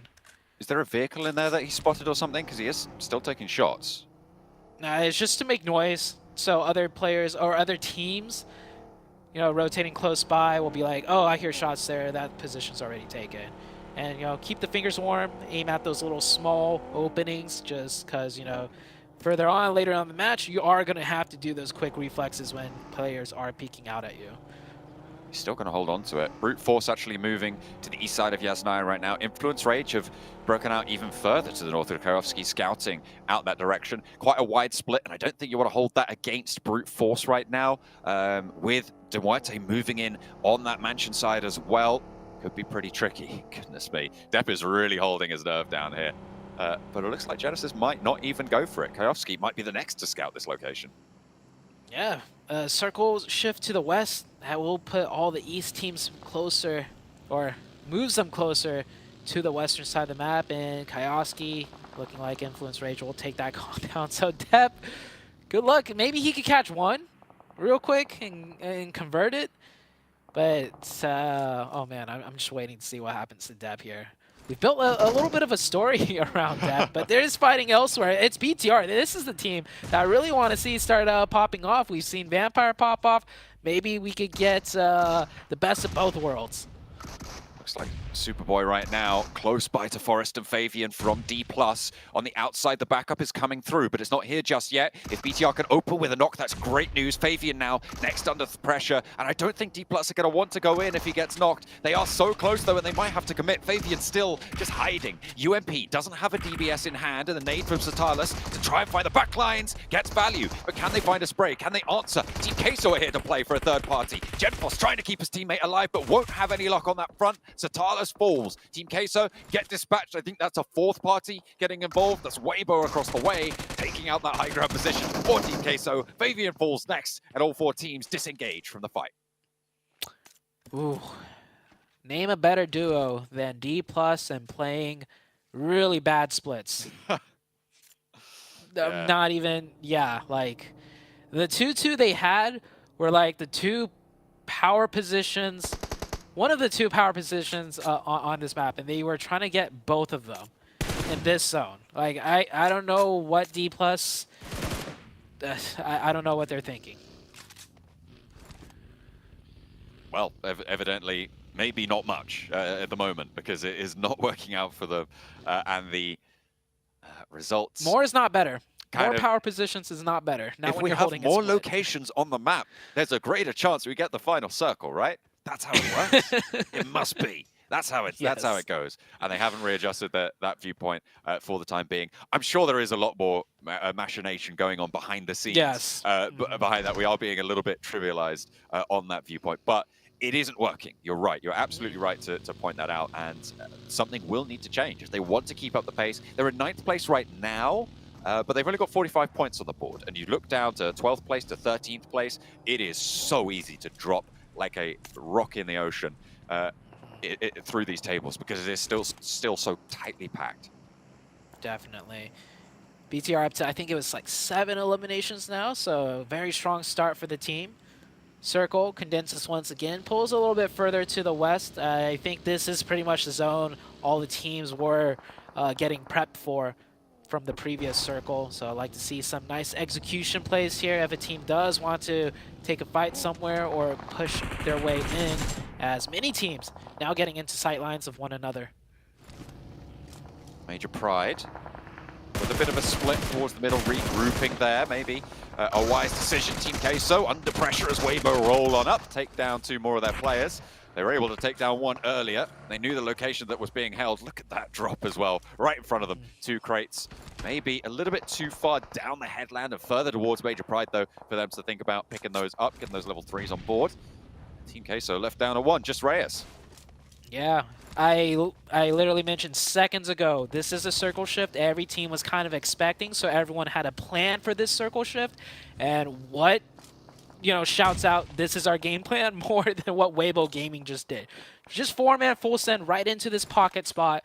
It looks like it's like wide open, no cover, but the elevation does give it a lot of advantages. And just like that, the zone pops up. It doesn't matter how many people are there.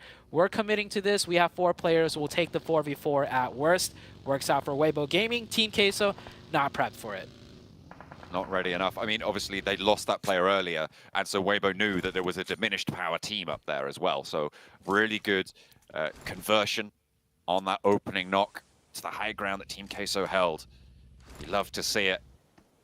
Major Pride a little bit further to the compound towards that roadside and should be fairly healthy to hold onto that, at least for the time being. Muerte scouting out with Milky Way towards Vampire is pretty risky. Vampire currently still all 4 of their players alive on the southwest side near Potato Hill. Circle about to shift once again already. We didn't see too many casualties on that shift. But then again, this was a circle everyone was kind of expecting, so players either already had the position in mind or just edging in. Everyone pretty much in the zone besides Rook on the north side and DRS on the northeast. But they should be able to just scooch into the very edge. And we didn't get to see it, but yeah, Depp from Sem9 is out. And 0 points, so didn't get able to convert anything. Rook pushing in here, decides to get more territory, and wow, a nice knock out of Rook. The opening's there, the trade is right back with that nade. 2v3 situation here as the fourth player really far away, and that's not good. Rook now just down to the 1 player in the compound. Rami trying to hold face now against the rest of them. Has got the DBS, but it won't matter. The pump action, seemingly superior in that engagement. Mind able to handle business. They should be able to get these reses. There was a nice clip on the heel, but hang on a minute, what's this? There's other teams descending. It's DRS, it's Genesis. Both of whom looking to try and third-party this engagement, but Genesis stay closer to the outside, and they have cut off supply lines here for Rook, for DRS. Everything's starting to go awry for them, and Genesis seem to be up top on this one. The off angle for Smile is looking pretty solid. Will have to move for the next zone, but look at the surrounds that they have as Rook are eliminated. Now it's Brute Force on the inside, looking to try and pick up the pieces. They might be able to stay up as 4, and I think DRS turned away. What a reset for Brute. That third party at the nick of time. Vibes on the south side, taking a fight with Beano Storm. Beano Storm loses 1 player early on, and Vibes with that new circle shift. Looks like they're just restructuring here. They know this is a fight that they might have to take later on, and well, they'll keep a good numbers advantage with that shift there. So they'll take the fight later when necessary. Instead, I think what they're mainly looking to do is watch for any teams potentially wrapping on their backside before pressing this further issue. Vibes trying to sweep past Beano Storm, but they've already been pressured out towards that position. On the south side of things, Major Pride lining up a couple of shots, and Weibo now trying to challenge Genesis on the roll-up, but it's going well so far. They're opening up for West Carry, getting that flush. Another player falls as well, and Weibo staying alive, nice and healthy as well. Soup not even going down there. Will just be able to throw those meds on board. They took out Team Queso, they were able to resupply, but in come to Major Pride. Now with a chance to take up this hillside, take up this front. Teams at the back, Influence Rage, might be able to move into a position of third-party Major Pride's assault here, but for the time being, they are going to survive. A nade over onto Sook opens up the sidelines, corrals Weibo into a position, and Ming is down as well. This is a great start, and it's only 2 players here for Major Pride. Yeah, Major Pride with a really good timing, but they need to decide to press in further with their advantage because the players pushing are in open sightlines. And yeah, with the third nade knock, it should be done. It should be the go-ahead. They send the third player up for the push. Weibo Gaming. This pocket is great if they can't get assaulted by nades, but they will. Major Pride doing a nice execution play right there. They'll circle right back just in time to hold out the team on the edge. Maybe having a chance over towards Influence Rage. Vampire also striking from the southwest side. They've been on Potato Hill for a while now. They're on a relatively decent split there, 2 and 2 at the moment. West and east side of Potato Hill, taking shots down towards Beano Storm, and making Vibes' lives a little bit easier as well by taking out a player that was contesting them, that was holding them into this ditch that they sit in currently. Just the 2 for Beano Storm, and I don't think he meant to do that. He shot a bullet, gave away his position. Maybe it's the nerves, maybe a little bit a slip of the finger, but Vibes will zero in on that location even more now. Divine, 1 HP, nade coming in. Ooh. Falls a little short, doesn't matter though. Yep, Divine, I don't think he meant to shoot. That is unfortunate, but sometimes it happens. Razzie now, last player for Beano Storm on the south side. Over on the north, Killer remaining for DRS, IHC, swirling around that location. I think they know he's there. So he has got the auto shotty on the inside, maybe good for 1, but not even that will be dispatched and DRS fall. IHC playing as 4, but they're going to have to move south as the circle shifts. This could be another big game for Vampire or BTR. Vampire with 4. They get a nice spot in the zone 2. Need to worry about the side of Vibes on the south, but BTR have been getting that Circle Blast on that east side, so picking a great location for them. Influence Rage should be looking to assault that compound, though. I don't see another place for Influence Rage to go, especially with 4 players. They have the power to take over a key position. They'll be looking to try and mount up fairly soon. BTR on the east side trying to hold out with 3. Might be tricky. De Muerte moving forward, slowed down a little bit. They're right on the edge now. A mount up for Influence Rage. They're going straight up central here. Oh, okay. Maybe going underneath Major Pride, close to Reyes, who's still alive for Team Queso over in the buildings. I think he's moved away from that now to try and just stay alive. But a lot of teams on this northwestern edge. You've got IHC now crashing into the back of De Muerte, trying to get through with that flush, with that knock. And they are going to continue their pressure. Another sent over to Milky Way down the hill. That's on the off angle. Far less likely to get rezzed here. A nade being cooked by Alex. A Molotov as well sent into that rock. Going long towards the tree. And there's a re-knock there. The burn is good. Alex steps into the fire though. Right up into the rock. I'm not too sure about that one. But he will fall down. Godless as well is eliminated on the sidelines as the damage comes through. Major Pride looking to third party. The reposition out towards that north side to look for the angles to slow down both of these engagements. And Corker is crunched. And Major Pride have been playing so well, picking their third-party timings, really understanding the lay of the land, picking their fights very nicely. It looks like they're all in the open with no cover, but they know just how the battlefield dynamics work. Third-partying everyone, not getting third-party themselves, picking up elims left and right. Now able to hold out a majority of the IHC team. IHC still have to press further, and it looks like Major Pride have set their sights on to IHC.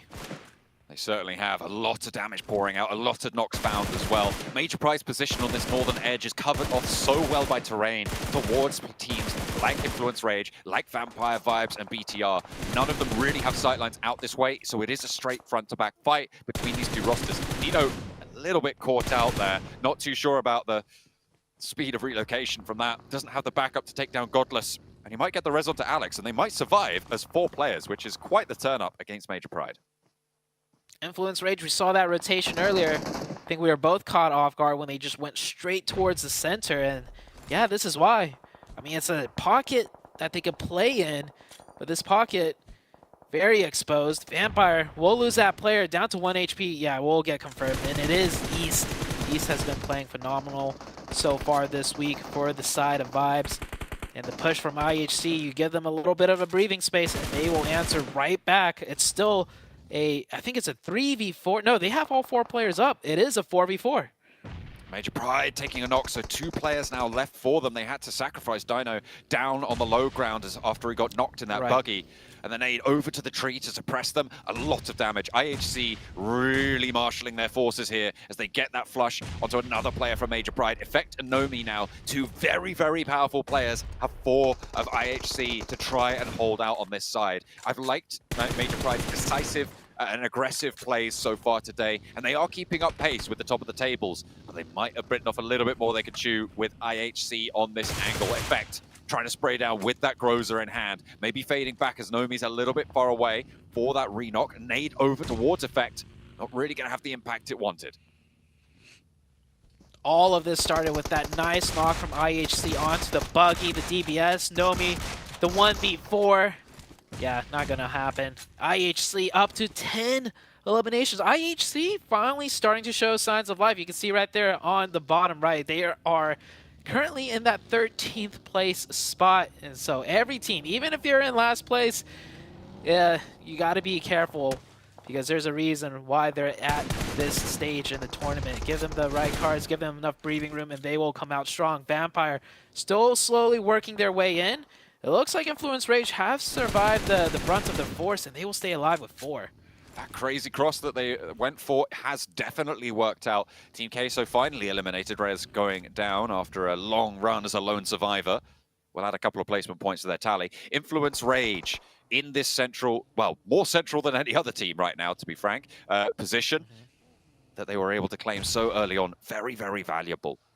This is the consistency that we've talked about. They're able to get these decent spots. Even if they don't win here, they should get a lot of points added to their tally and extend their lead over brute force. In the meantime, though, Bigatron, 8 eliminations on the cards as Vampire are getting shredded. They try and make their way forwards. It's not going to work out. But Bigatron, 8 eliminations. 3 of those were early into the game. Sure, hang on a minute. I'll take that back. Vampire, they were getting shredded, but they've just taken down a couple of players or 2 over towards that central area. Influence Rage are 2 players strong now after that crash. Make that just 1, because another player just got knocked. It is all down to Federal to stay alive. And I guess this is their style, right?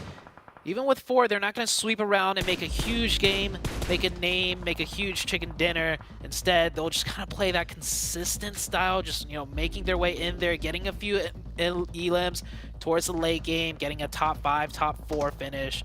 And, well, it worked for them in Brazil, it worked for them in Americas. I don't know about PMGC because it is a different stage. You kind of have to do something to set yourself apart, but we'll see by the end of the week as battle rages on. A lot of scrap fights, long range, no real damage being done just yet.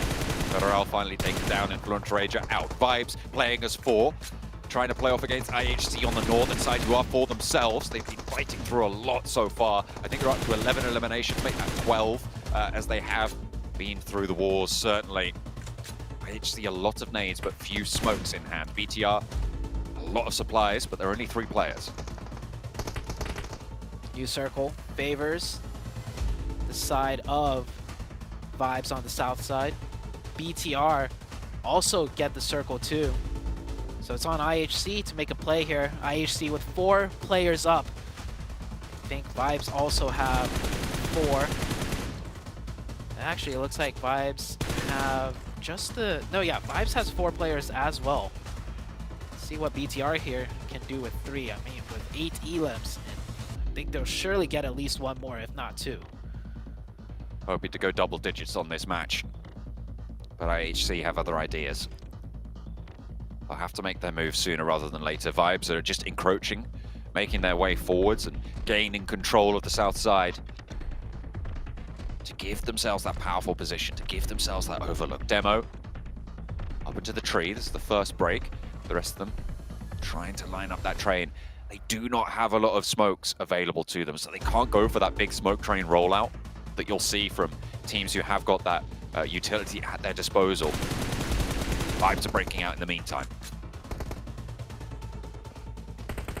IHC has almost made their way fully into the circle. And if there's no knocks yet, they might be okay. Sightlines are definitely there for all these teams to take shots at each other. Just have to peek around the corners of the trees, the smokes, the rocks. Damage can be done. But with so much distance covering, you know, all of these teams, even with 1 knock, I don't think anyone's going to make a full committal push. Not until maybe going into circle number 8. IHC still slowly creeping forwards. BTR looking to scout out as well, getting a little bit more information. IHC haven't taken a knock yet, but I feel like it's just got to be a matter of time, right? With the amount of bullets sent out their way. We'll have to wait and see. BTR, though, right on the edge. Gonna have to look to move, and as soon as they crest, IHC do have the shots. Demo, though, finally has been spotted. That is Doc to be able to get that first knock. BTR starting to shimmy their way in. Look at Lapar, he's managed to get forwards, but he's taken a lot of damage. Godless is the next to go down for IHC in the meantime, and he steps up. Ziol on the off angle hasn't been dealt with just yet, but I think they know that he's there. Apex will have that sideline over the ridge. IHC getting cut down. Yeah, the circle continuing to punish them. Next zone just shifts once again a little bit away from the spot that they worked so hard to crawl into, and losing 2 players too. But I mean, with 12 eliminations, can't have everything. Ziol needs to move into the zone now, but maybe with this circle, BTR can start fighting Vibes a little more, as they do get that knock. BTR with a big knock, and IHC will confirm that. So now, Vibes with only 3, this could be a win for BTR. Potentially from that eastern side playing as 3. Alex has been re-knocked there. Unfortunate, but Ziol now left as a lone player. East is seen though, and he will go for the shots, will go for the spray, and Unfortunately, Apex is there, but there's two players now up the top of the hill for Vibes, and BTR have the numbers advantage. Genfos, the chance over to Apex, but is denied the sight line again. The dip back on in, and they play around the ridgeline. They are more central. They do not have to push. Can they close out this match and return to their former glory? We've waited a little bit, but BTR, they've been disappointing so far today. This is a little bit of a change, a turnaround for them. Influence Rage were out a little bit early, although they did manage to get up to 4th place still. This should be BTR's. They have the angle advantage, the positional advantage. Circle is going to push Vibes out first. But we saw this situation on day 1 with them against, I think it was Major Pride. They had all of the sightlines locked in on them. It was a 4v4. It should have been an easy win for BTR, but they dropped it. So it could happen again here. I think it might be Demuerte. It was one of the two. You're right. Yeah, one of the two. It was a really good final stand for them. I think it was Genfos as the last player alive, getting 2 out of the 3, but wasn't quite able to get there. But with this sort of a position, I mean, it's even more powerful than the one they had before against this specific setup for Vibes. Genfos just continues to hold this ridge line. They've learned their lesson. Baron crawling across, but what can you do? There are still nades on both sides though, so potential for a little argy-bargy over the ridge. 5 smokes on Baron. I'm surprised he's not using it, and yeah, that is why. Now it's a 3v1. Surely BTR will close this one out. Apex last up. Might even look to deny the points. He's got that nade. He's going to need to lob 2 nades in a row with perfect impact, but BTR is going to do it instead. Oh, falls a little far. Apex tosses one out. That might have given away his position. Gets some nice damage. 3 more nades. The shot should connect soon. He spotted one, and finally they managed to turn their attention out to Apex. BTR close it down. The start of today hasn't been the greatest for them, but that point buffer has kept them afloat. And with this chicken dinner, it was a pretty high elimination count as well. I think they were up to 12, maybe something around that. They have put another massive leap ahead of the rest of this lobby. A great start. They'll be over that 100-point barrier as well. And this is good to see. So they haven't just fully dropped off. They are still here to play. Yeah, Bigatron is back here, coming into day number 2. I believe that is the MVP, getting a nice shot, and that is Lepar. And like I said, you know, when you start off the match with 3 free elims and you pad that damage number, it's gonna help you, especially if you got the chicken dinner, so he will be that MVP. And it looks like we can get the best of both worlds. Vampire showing up today, and BTR as well. Absolutely. 4 eliminations for Genfos. In the meantime, Satalis went down before, which is why his numbers look to be so 0-based right now. And the rest of the 3 were able to leverage that eastern side. So really decent showing from them, playing on that eastern compound, forcing everyone to stay in those hills on the west. Yeah, great execution out of BTR too. And I can't help but to think, though, this could have been Influence Rage's win. I thought Influence Rage would be the team to fight BTR, you know, given the circle we saw in that situation, and Influence Rage could have taken the win. But still, a 4v3 assault onto BTR of all teams. Influence Rage could have easily lost that just as well. So Influence Rage continue to be a little bit consistent, but it is BTR, you know, with that huge win. And things are starting to heat up even more now with BTR coming into the fray, Vampire Esports coming into the fray, and then quite a few other notable teams getting some chicken dinners. I never had a doubt that Bigatron would be able to step up today when everyone else, all the haters out there. No, I'm just kidding. I'm just trying to talk about what I was doing with Vampire earlier today. It's Bigatron, man. We literally just questioned, in particular Cameron Davis, talking about how we need to see more. They completely fell off from yesterday. I think they had 10 points on the day going into this match. And Cameron, they do step back up here. They do still show they are a team to mess with. For the record, this was a group effort. We all brought the question up. We all identified that they weren't getting that many points for the first couple of rounds. You two were the ones that did the math. I don't know why you're trying to put this on me, but yes, Bigatron do come right back out on top. The beginning of this was that early game hot drop where they just caught all of those parachuting players off from the very beginning, which does elevate their elimination numbers just a little bit, the damage numbers as well for Lepar specifically. But that I like the idea that they played a really aggressive early game. They caught a couple of other players as well, even past that initial drop situation, but then slowed it down because in the mid game, in the late game, they were actually on the low ground. They didn't have as much priority over trying to take control of the zone, and so they played more to what the resources that they had in order to close this thing out with the 12 eliminations overall. So really good pacing over the course of what they had in front of them this entire match. 7, I don't understand, man. Every player I see, like, it's like they're, my hand. They're all holding their hands with their fingers up. Gilles coming in from IHC, another team that we literally, how we're like watching this game and talking about like towards the bottom of the leaderboard, we all kind of talked about how IHC is a team that we are quite surprised they're doing so poorly, but for them to step up in this match in particular is a fantastic showing. They were 16th place, now they're up to 11th, and that's how, you know, one decent game can really change the tides for you here, 7. Yeah, and then for them is, can they actually continue on this momentum? Remember, this team definitely has the experience. What was it? PMGC 2022 Grand Finals, they ended up in 5th place.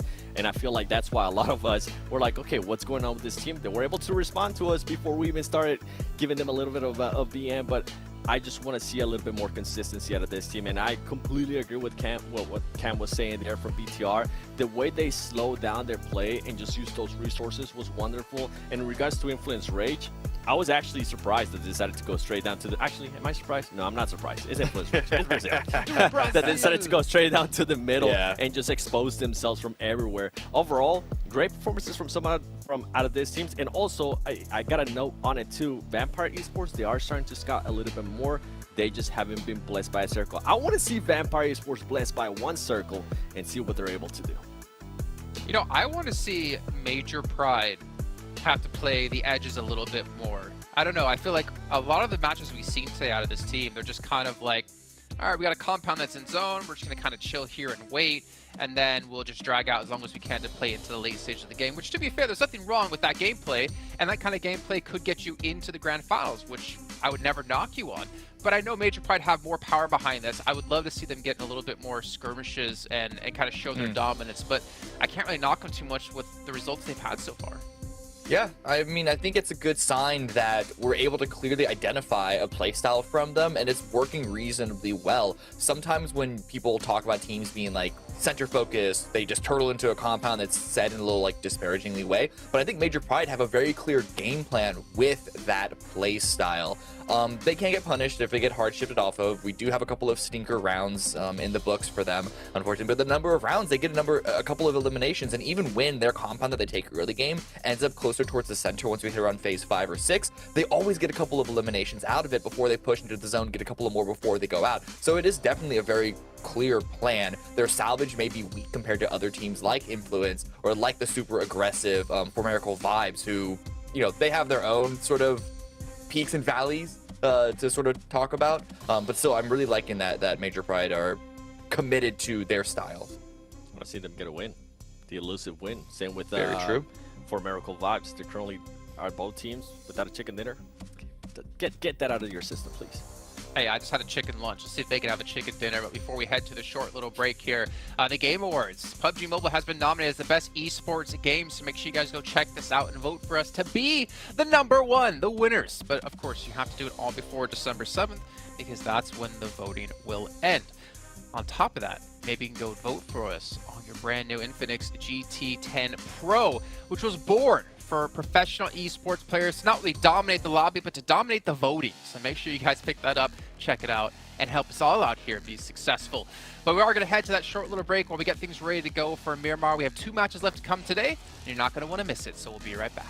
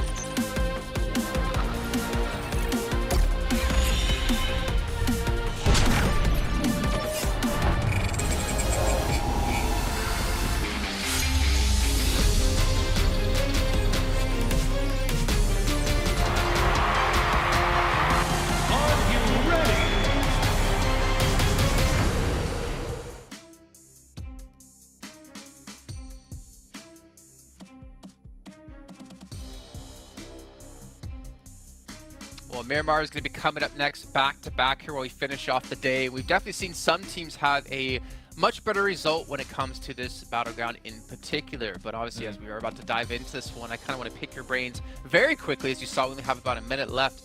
Which teams you think are going to excel in our last 2 matches of the day, or maybe teams that you hope to see excel? Seven, who do you got? I want to see Vampire Esports, honestly. I'm still riding that train. I want to see them continue to do well. They do bad in 2 matches. I'm calling it. They're out. They do well in 1 match, and you're like, I'm back in, boys.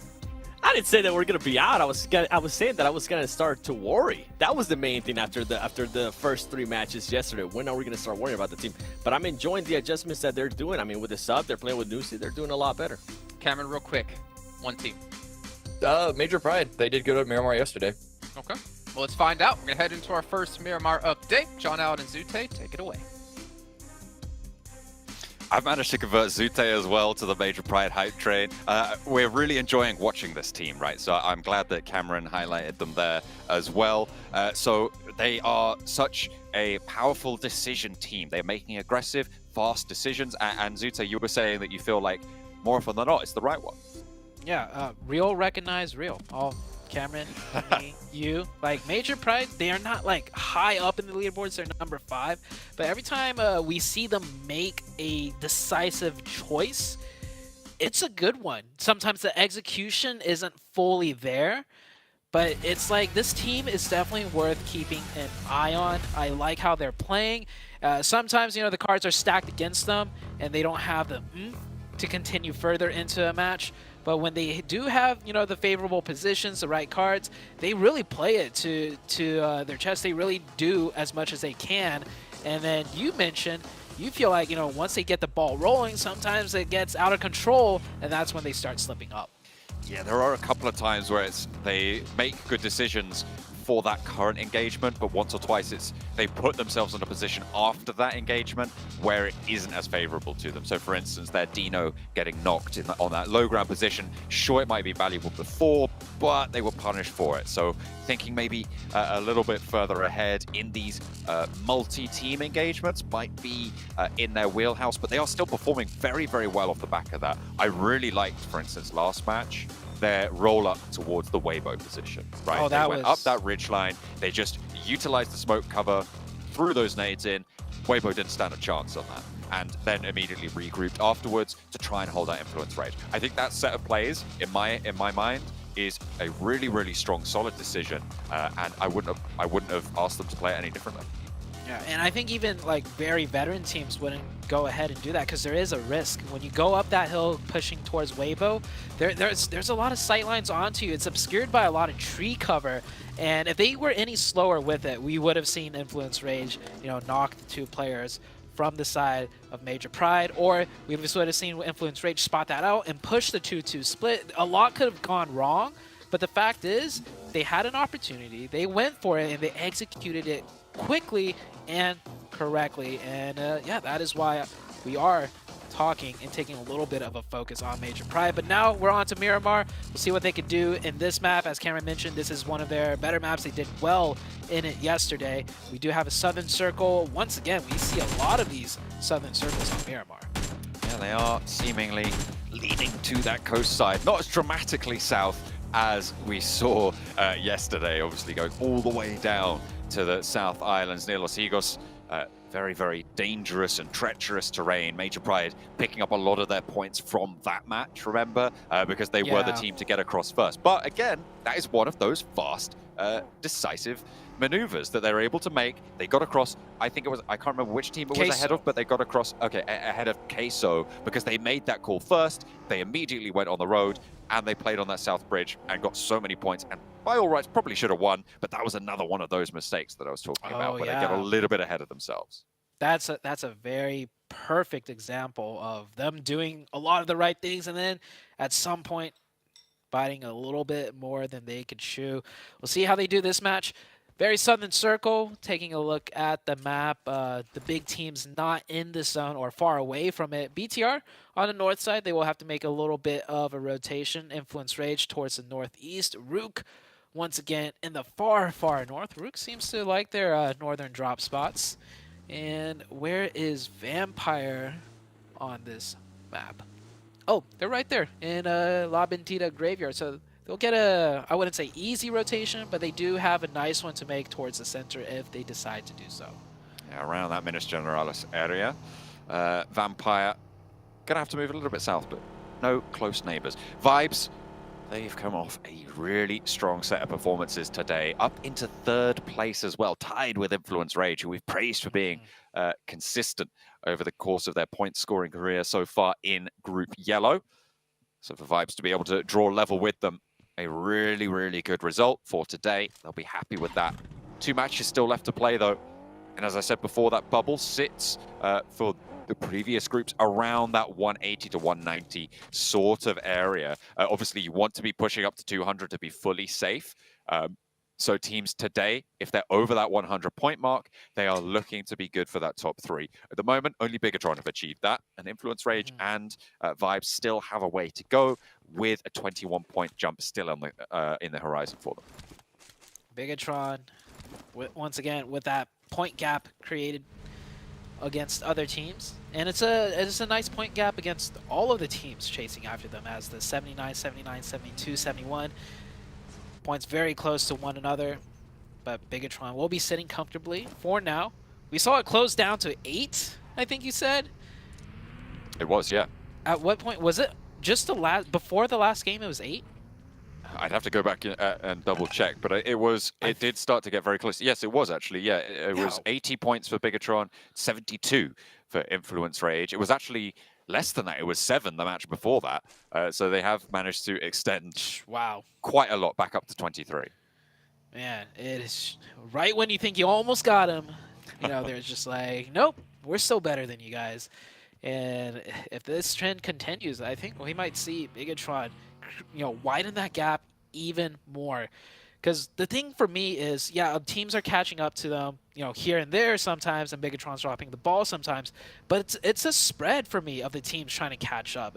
Influence Rage, 4 Miracle Vibes, you have Brute Force, you have Major Pride. Weibo Gaming even started off today with a huge chicken dinner. But if you spread the points between all of those teams here and there, and then Bigatron just being consistently a little bit better, that point gap's just going to keep increasing.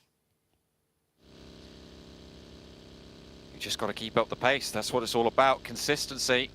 Influence Ray is trying to channel that, get a little bit higher up on those tables. DRS moving from that north side now, past San Martin, which holds Genesis right now, going past Picardo. Teams moving to the west side of Los Leones. You've got Beano Storm currently, the only team in Los Leones really. Weibo on that west edge on a nice 2-2 split. Vampire making their way down from that Minas Generalis drop. They will be just on the northern side of Los Leones now, looking for their slice of the pie to move forwards with. Teams starting to condense here. Weibo Gaming in that center position. Vampire getting very close, so yeah, an easy rotation for them. They will make their headway very close to the center, if not center. Weibo Gaming will be standing in their way. BTR also getting very close to that central position. BTR, though, will have that church to work with just east of Chumacera, that church with the high ground that overlooks much of the terrain. Circle should be shifting soon, and wow, nice shot for Alex. IHC, really good at shooting players out of vehicles, it seems. That last match, a pivotal moment when they overtook Major Pride. It started with a player being shot out of a vehicle. But that last match, the vehicle wasn't fully moving yet. This time around, it is. They can still hit it. That's bumpy terrain out there on Miramar as well. So to be able to track that, really good stuff from Alex on IHC. To be able to find that knock and alleviate some pressure on the southwest side of the circle. It's a fairly central position as well, which is going to open up a lot more opportunity for IHC to move through that ground in the circles to come. We're waiting for that stage 2 circle, which is obviously a very dramatic circle shrink on Miramar. A very, very big removal of terrain. We'll see if it's a hard shift. Of course, it could go down to that South Island again. Who knows? But we'll have to wait and see. Can you imagine? Could you imagine if it happened again? If it happens again, how would teams even adjust to that? Would more teams decide to swim, or just I don't even know. I think it's a very different circle. We're not going to see it, so we probably won't talk about it too much because we're going over to Los Leones soon. Yeah, I mean, this one is almost as difficult, right? You get a lot more options to entry into the zone versus Los Higos, but it's still going to be extremely difficult to navigate once you're inside Los Leones, and that's if it ends in there. The circle could pull away. Like, imagine a hard shift to the east. You get that mountain dividing everyone that did decide to go into Los Leones, and then the high ground cutting everyone off. It could get very tricky. I mean, no matter where the circle shifts at this point, I think it's going to be a difficult game for many of the teams to navigate. A real difficult set of crashes now. Teams need to keep their wits about them. The buildings, the crates, the containers, the concretes, everything will be bristling with barrels soon enough. The bullets will fly if you give them the opportunity. Northwest side, Weibo, they were set outside of Los Leones for quite a while on a 2-2 split. They now obviously regrouped into the west end. Influence, Rage have made their way in on the north side, as have DRS, maintaining that high ground instead of going into the settlement fully. A cache of vehicles around the side will be their stockpile. They'll be able to have a little bit of maneuverability. BTR similarly trying to swing on into that west end that Weibo got in a little bit earlier. Yeah, many teams centraled up. The west side's going to get very compact if we don't see more of the western teams loop around, but I don't think there's room to loop around much more. And for good reason, because we still have 63 players alive. No wonder the map looks so compact with barely any space. You see teams neck and neck right next to each other here. How many teams have committed into Los Leones? I'm counting maybe 5, maybe 6 even. A lot of commitment at this stage. Could all be for naught though. We still have a bit of terrain outside of Los Leones where it definitely could finish, but would need a couple of hard shifts. Vibes a little bit late to the Los Leones party, so they'll be languishing on the outskirts for the time being. Trying to take that high ground, find some picks, find some openings, scout out which buildings are available. In an urban environment, that is the most important thing. If you know that a building is free, it's a lot more likely that you can get there, even with teams around you, than if you spot an open location on an open set of terrain. So making sure you have as much information on the buildings on your side of the settlement is really, really important. Nice headshot out of Lionel there. Put some damage in. And that helmet going to be a little bit worse for wear. But he'll continue the rotation and make it out alive. Circle now finally about to shift. This is the big one we want to see. And I like what BTR did here. Earlier we saw BTR further into the zone, actually. They were around one of the warehouses, but they filled back out to get more control to make sure no teams backfill them. So now with this circle shift, it also favors them. Vampire find themselves in the dead center of the new circle. They are right on that correct side of Los Leones now. But that high ground position that DRS has also a lot of value to be found there. If they can hold off Genesis and Rook further over to La Bendita. Rook have been playing slow into these circles today. They've been staying out in the blue, trying to play that edge style. Trying to keep themselves nice and tucked away, but they'll have a fight on their hands soon. The Genesis in the vicinity. Alleyways being populated by vehicles now as Sem9 try and make their way through Los Leones again. Major Pride sat right next to them. Oh, almost catches that player. If he went for the gunshots earlier, he might have even gotten the knock. Demorte, oh man, wrapping in from the south, and nice knock by Miracle, or yeah, Vibes. Getting a 1 for 2. Casualties on 2 different teams. Converts the 1 point. IHC taking a lot of damage. Demo can get revived here as he is saved. Zio going for that revive. Demorte losing that 1 player on rotation. None of these teams on the south that we just saw fighting are in the new circle either. They're all going to have to shift up north and towards Weibo's position as well. The losing players for a crash could be disastrous. The back of the buggy, certainly not safe, but diversion. Good driving skills there coming through from Milky Way to be able to keep this back passenger alive. Influence Rage not so lucky in the time being because Rook have careened themselves straight on through that DRS hold. They're not playing edge anymore, but Punisher will go down. The buggy explosion will take him out of it as well. Lil Boy with some vengeance in the blood will be able to find what he was looking for and take a 1-for-1 trade on the aggression. Influence Rage Definitely didn't want to lose that player. Trading a 1-for-1. Not good. The player just... Oh. Oh, that was the passenger. Oh, that's so unlucky. Imagine you're the passenger. Your driver flips the car. You're both stuck in it, and you get shot out. And the driver's just still chilling. They will get the revive, though. The reset is there. Still not in the zone. They'll have to continue on. As the Vibes team have been playing pretty well today. We'll see what more they can make of it. IHC had a pretty big game just now. Earlier on Erangel. This time being the opposition of Brute Force. Major Pride holding down a central area of Los Leones fairly effectively, taking shots out multiple different directions. IHC across this ridgeline for Brute Force. They're looking for that res. Looks like they might be able to find it, but there's a light cut from Xiol, who's opened the cannons, but not going to get that flush just yet. Finally gets that point on board to their tally, but can they get away from this one? Because there is still more damage pouring through. A lot of bullets sent back his way. I think there's an off angle from BTR. You can see he's turned his attention out there. Brute Force down to 3. Circle shifts east back into Los Leones onto the high ground of DRS. So DRS have a big opportunity here. Same with Genesis as they get that favorable shift.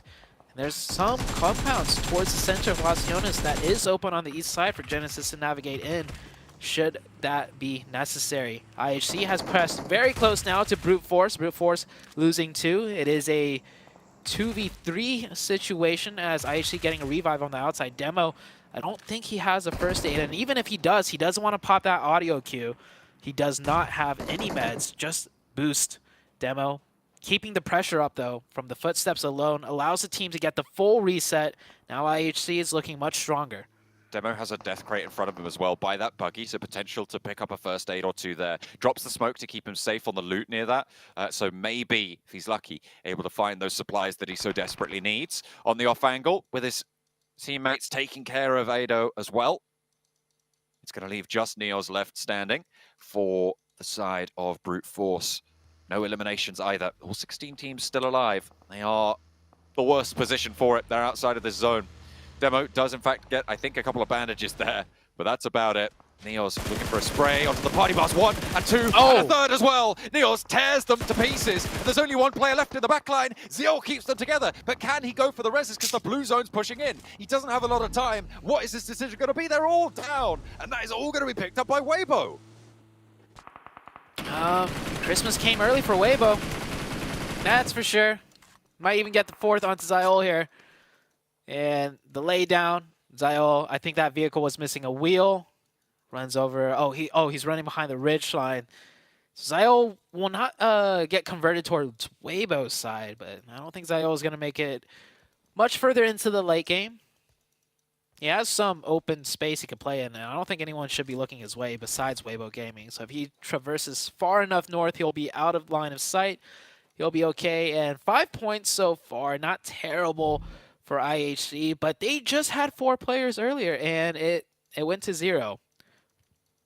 That is very... Or not 0, it went to 1. Now it's about to go to 0. It's very unfortunate for Xiol to try and move through. I feel like in these urban finishes, solos have a little bit more longevity, but in general, the position that he's in with Weibo knowing exactly where he is, it's just so unlikely, right? And the road up that he's going to have to go through is guarded by Vampire on that position with a duo out the back. It's Tony K and Ravenclaw on that western side to hold out in the 2-2 split that Vampire currently have established.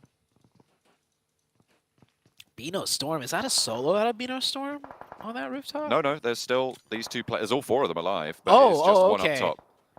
Oh, that camera shot earlier had me tricked. I just saw 4 players of D+ and 1 Beano Storm on top of their building.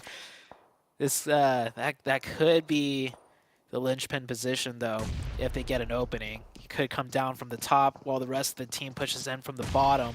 You see Beano Storm realizing more than likely they'll have to make a move at some point, seeing if they can get any openings now rather than later with the nades. New circle pops up. They're sitting comfortably. Many of the teams are, as BTR just controlling the outskirts with a firm split. They're not going to be rewarded for it, though, as the circle doesn't go their way. Ooh, the push comes through, and at the moment, D+ look at a hold very, very strong. They've lost Osal and Fabian's gone down, but they have taken 3 players with them.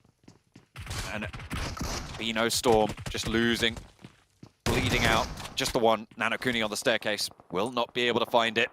Does not descend in time. Does not play that off angle. Fabian will get res. They lose Osal, but they claim a really solid spot in Los Leones. The Vampire 2-2 split, though, on the west, still very, very powerful. DRS trying to make their way in as they descend from the high ground, and everybody's going to have to start to lose players, to expend their players in order to get into the central locations if you haven't already made it there. Yeah, they make it in safely with 3. Nades might come through, though. A lot of players close around them. They're safe for now. And positional-wise, pretty center, so they could get another nice circle. But anymore, they'll just have to keep their fingers crossed. Down to 13 teams, 45 players remaining. This is a complete urban finish. BTR with 4 players yet have had to make a move as they're just on the edges of the zone. Demorte catches 1, and they might not even be able to get that revive because that area should be a nade magnet. No nades on Korka, however. Maybe his teammates have some that they could chunk over. Yep, nades coming in. That should be a confirmation. Looking for another one as well. Rules picking very, very low. That next nade will be it. Korka get the final tag with the M4 as well for that first point for Demuerte on the match. They lost Malo earlier, but they're in a position inside these buildings. At this stage, it's so tough to call a winning position. With these urban finishes, it could really go either way. Major Pride, sure, they have this massive high ground, but if you get knocked there, it's so hard to go for the reses. The 2 up, 2 down position that Major Pride currently have should be fairly powerful, though. Will stop players moving in comfortably on that underneath, and they'll have a lot of control over the high ground. The difficulty will come when they have to move. And I don't think anybody right now would be able to make a call, probably even above 50% certainty as to who's going to win this one. BTR on the outside, though, probably have the toughest time. All eyes on BTR on the next circle shift. And Major Pride, you mentioned they're in a great spot, but that high ground's a little bit deceiving. I've played in those positions before. You have a lot of sight lines, but when players are running towards your location, as your recoil is going up and they're running below you, it's hard to, land the shots as accurately as you want. And the biggest thing is your head is peeking up, and that's all the other players are aiming for. And it's almost like the other player's more favorable on that low ground pushing into you. So we'll see if Major Pride can adjust for that if the situation comes. Next circle, shifting out here. To the center, to the south, to the east. Where's it going to go? It centers right up. And BTR might have a little bit of a hill on that north to play with, but not enough that I think they will commit and group up as 4 and drive in and take one of the compounds now.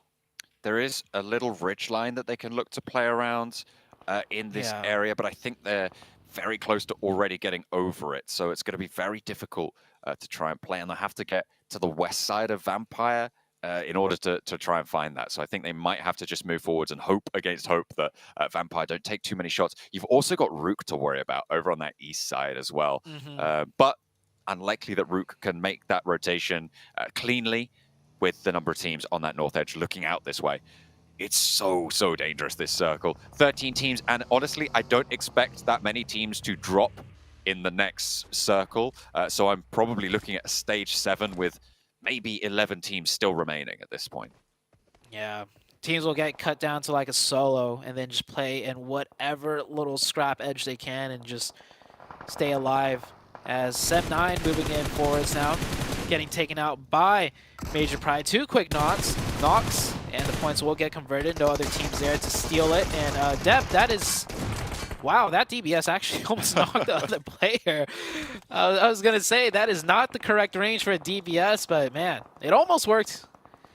Not close. Not quite enough, though. Until it really didn't. And then he went down. Tam tried to make his way through. The last player alive for Sem9. Trying to skirt around. They had a solo survivor in the last match as well. Try and see what they can do. BTR, hang on a minute. They're making a move over on the west side.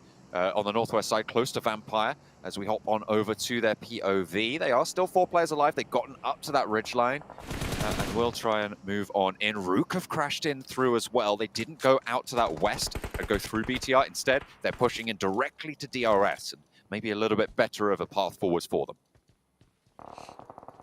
Major Pride now going back up to the top after dealing with the majority of Sem9.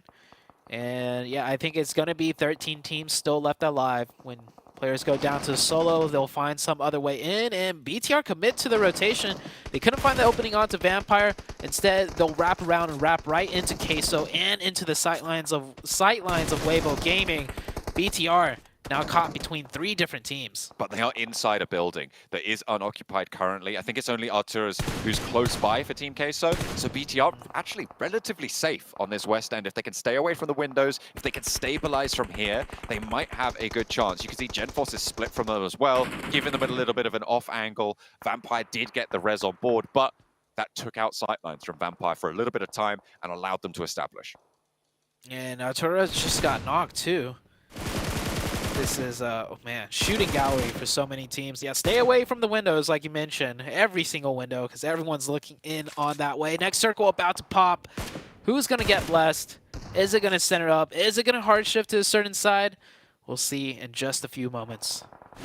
Vampire were able to land a knock over towards BTR as well. They'll have to take some time and get that res. This is the high ground difficulty that you were talking about, right? They're low up there, and look at the angles that are currently being held by Vibes. On the outside, they're going to have to run down that bare, open scaffolding stairs as well. I don't know how likely it is that they can get there. I think the only way to get down there without taking damage is with a vehicle, but you have to have had a vehicle up there in the first place, which is basically impossible. For how long it's going to take to run down those stairs, you're better off jumping off, getting knocked, and your teammate reviving you. Like, that might quite literally be more efficient. But Weibo Gaming now having to make their rotation convoy in 4 vehicles. They get across the road, they make it into some cover. They got to spread out for the nades, though, as they are distancing themselves a little bit, going for a heavy aggressive push to get as much control as possible before the team can respond. And they're good for now. And I think they have secured the position. It's just Big Milo. There's the knock-on to effect on the high ground from Major Pride in the meantime, so they'll have to figure that out. Big Milo still trying to hold on to the pieces for Team Queso. No eliminations found this match, and Weibo still staying all alive. Effect actually tries to jump off there, but does go down, I think, fully to full damage. I don't know if they got the res before that they went for that. We'll have to wait and see. But still, Big Milo holding on this right side. You've got Influence Rage with Sightline out toward this area as well to try and slow down this push coming through from Weibo. A vault up from Smile. Looking for Doc on the backlines. There's a player close by as well. A nade well cooked could be the end of him. Or wipe the smile off his face. Doesn't quite get the knock that they were looking for. They can't quite find it. This time around, they'll just back off. East, though, pursuing. I don't know how that spray with the UMP didn't land, but finally gets that knock. The M4 swap onto for the flush. And now turning his attention forwards to Smile again. East spearheading the team right now, getting those 2 eliminations. And this is D+. D+ coming in with 2 players on that eastern side. Is this the same side that we're seeing the fight? It might be. They're all so close next to each other. Smile keeps his smile as he gets that point, but should go down here to Doc. Doc's got that DBS, but D+ very close by too.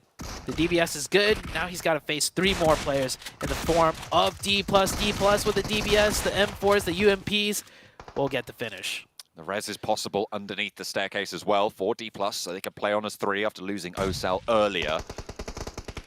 In their scraps they've been through. Major Pride, they lost their players on the higher ground, and this is exactly what we were talking about, right? Did they extract enough value from this match? I mean, they got 5 eliminations so far this game, and they aren't going to be able to get any more with that final nade from Dubuerte sealing the deal.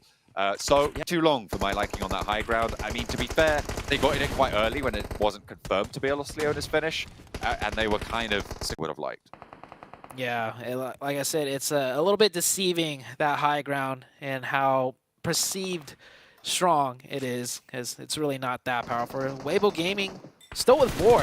Thought they were maybe just down to Sola Suk. You're playing the huge off angle, taking a page out of Big Milo's book maybe. Not playing with the team. I mean, sometimes it could work out really well, and sometimes this could happen where it's just like, why didn't you group up with your team?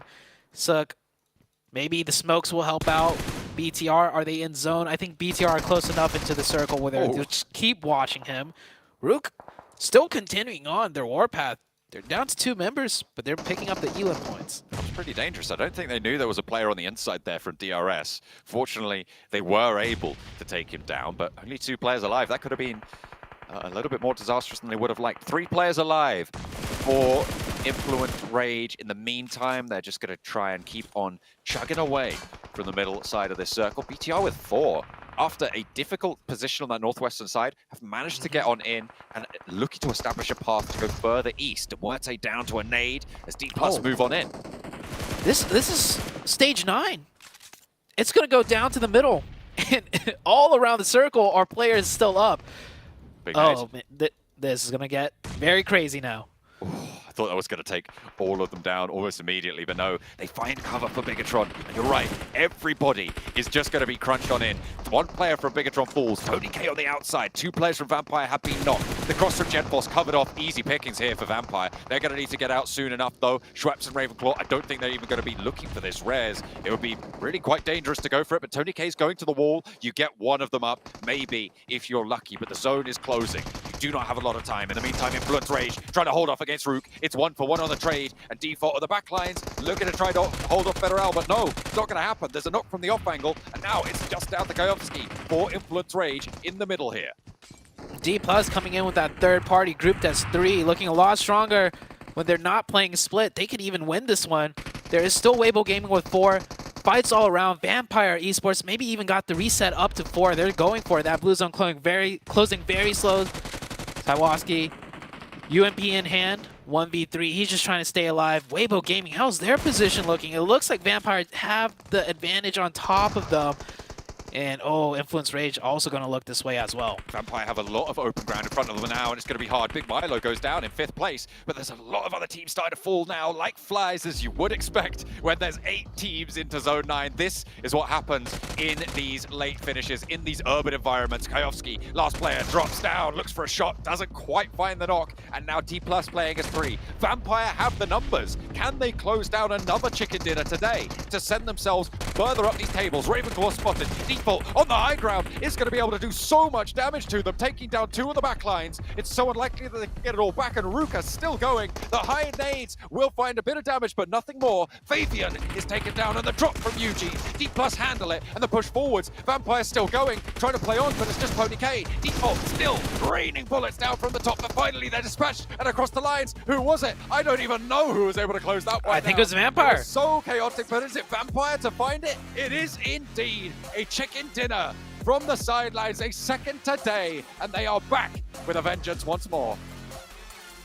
Wow. You know what? I know Vampire looked rough on day number 1, but I knew in my blood this match was the match that they were going to win. I should have even called it, you know, coming into circle number 6, that this was going to be Vampire's win. What a game for Vampire. That was a mix of the circles, definitely, you know, giving them just that slight edge needed. But man, it's not easy, not in that urban environment, even if you get the zone a little bit towards your way. But I don't think it was a coincidence that Tony K getting the MVP twice now when they get the chicken dinner. Tony K putting in a lot of work for this team, and he was the one that made that cross out, went for that reset up to 4.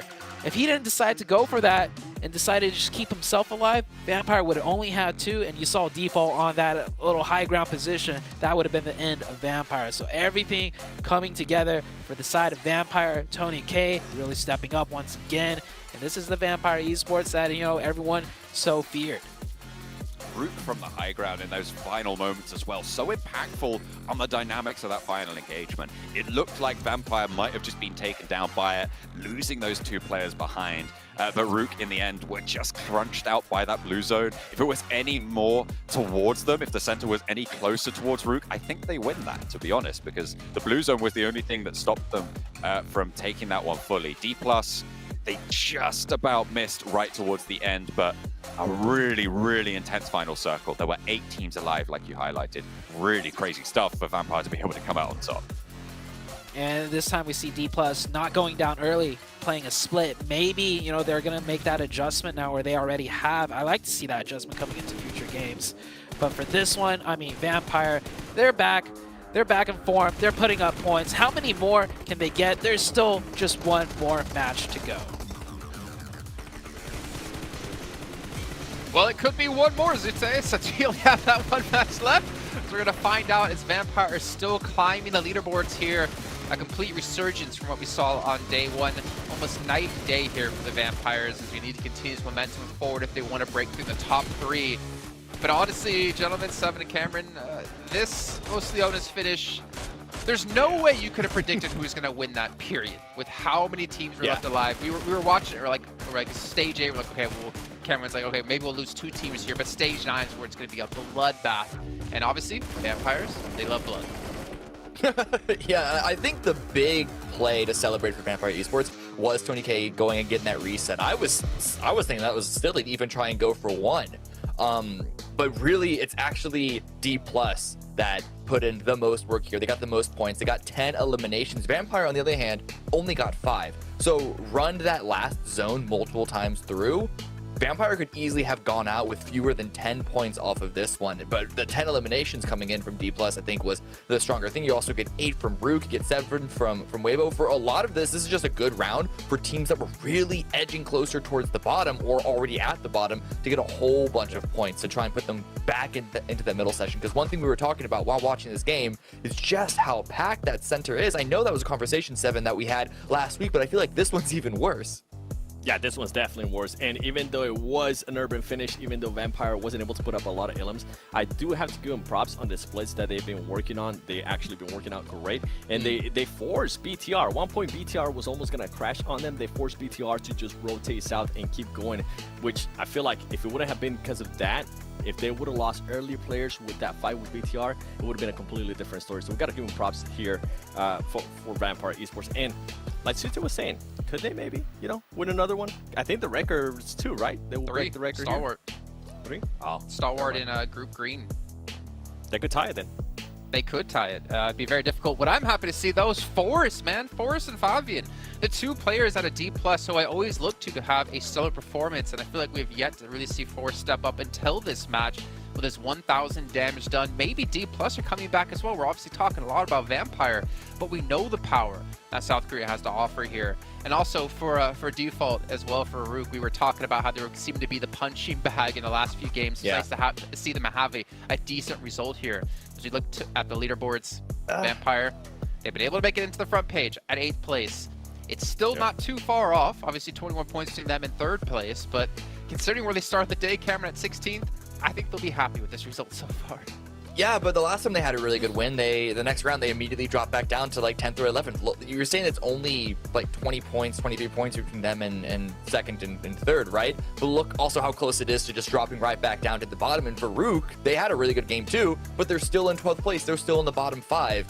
This is, at this point, the trajectory that we're going right now with so many teams having good round, bad round, back and forth, no one's really been able to really clear away. In fact, even Bigatron is struggling to maintain their distance in front of Influence. I feel like this is going to go down to the wire so much more than we're even used to throughout the rest of this entire weekend. I'm with you. We've been talking about teams that dropped off. I want to see a little bit more out of Brute Force here towards the end. Remember yesterday, Miramar was the map where they actually were able to perform really well with the 1st place finish and a 3rd place finish. Right now, things are not working out for them. Was it yesterday only those crazy circles that allowed them to be able to position like that? That's what it's looking like right now. I'm hoping that's not going to be the case for Brute Force. I mean, also for Brute Force, they were in top 3 at the start of the day here as well. And they've been following it slowly down the leaderboard. And obviously, you never want to have to go to the last chance of the survival stage. I should say you obviously want to go to the last chance because, well, it's your last chance to get into PMGC Grand Finals. But you'd obviously like to qualify right off the get-go. But I don't know, maybe one of the things that is really hurting them is the fact that the teams have had time to research and look back at the VODs, look back at the matches, and maybe their playstyle has been figured out a bit. Maybe, like I said, Seven, it is all about the zones, but one thing is they have to change things up here and look to perform. But looking at, Influence, Rage, Bigatron, I feel like we haven't really seen any teams be super consistent today other than Major Pride. I feel like they're averaging like almost... Okay. Influence are actually the most consistent team that we've seen here. They're in 2nd place. And they've been holding down that. I mean, even yesterday too. They've been holding down that 2nd place position for the longest time. They're not winning any of their games. They're barely reaching podium too many times, but they're always getting the eliminations. In fact, you can even look back at the previous week and compare their points trajectory. Like Nongshim, surely they're in 2nd place right now, but they're always getting something out of each round. Okay. Well, you don't have time 7. We're going to actually head back to our casters to see how things are going to break down in our final match of the day. John and Zute, let's dive into it. Hey, look at that. I mean, we've been talking about Influence Rage as well, though. They are just always there, and you were talking about them as playing in a similar way back in America, Zute.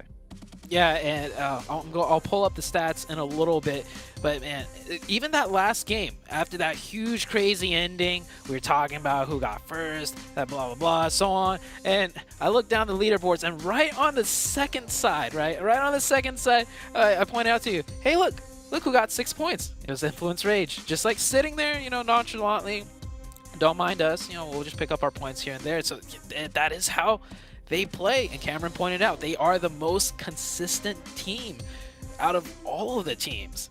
And in Americas, it worked out for them. In Brazil, it worked out for them. They got first in both. I know I keep mentioning it, but it's like you have to mention them in some shape or form if they're not going to get the big games. If they keep sneaking in, I mean, what else can we say besides they're just consistent? Absolutely. I mean, they are currently 43 placement points, 42 elimination points.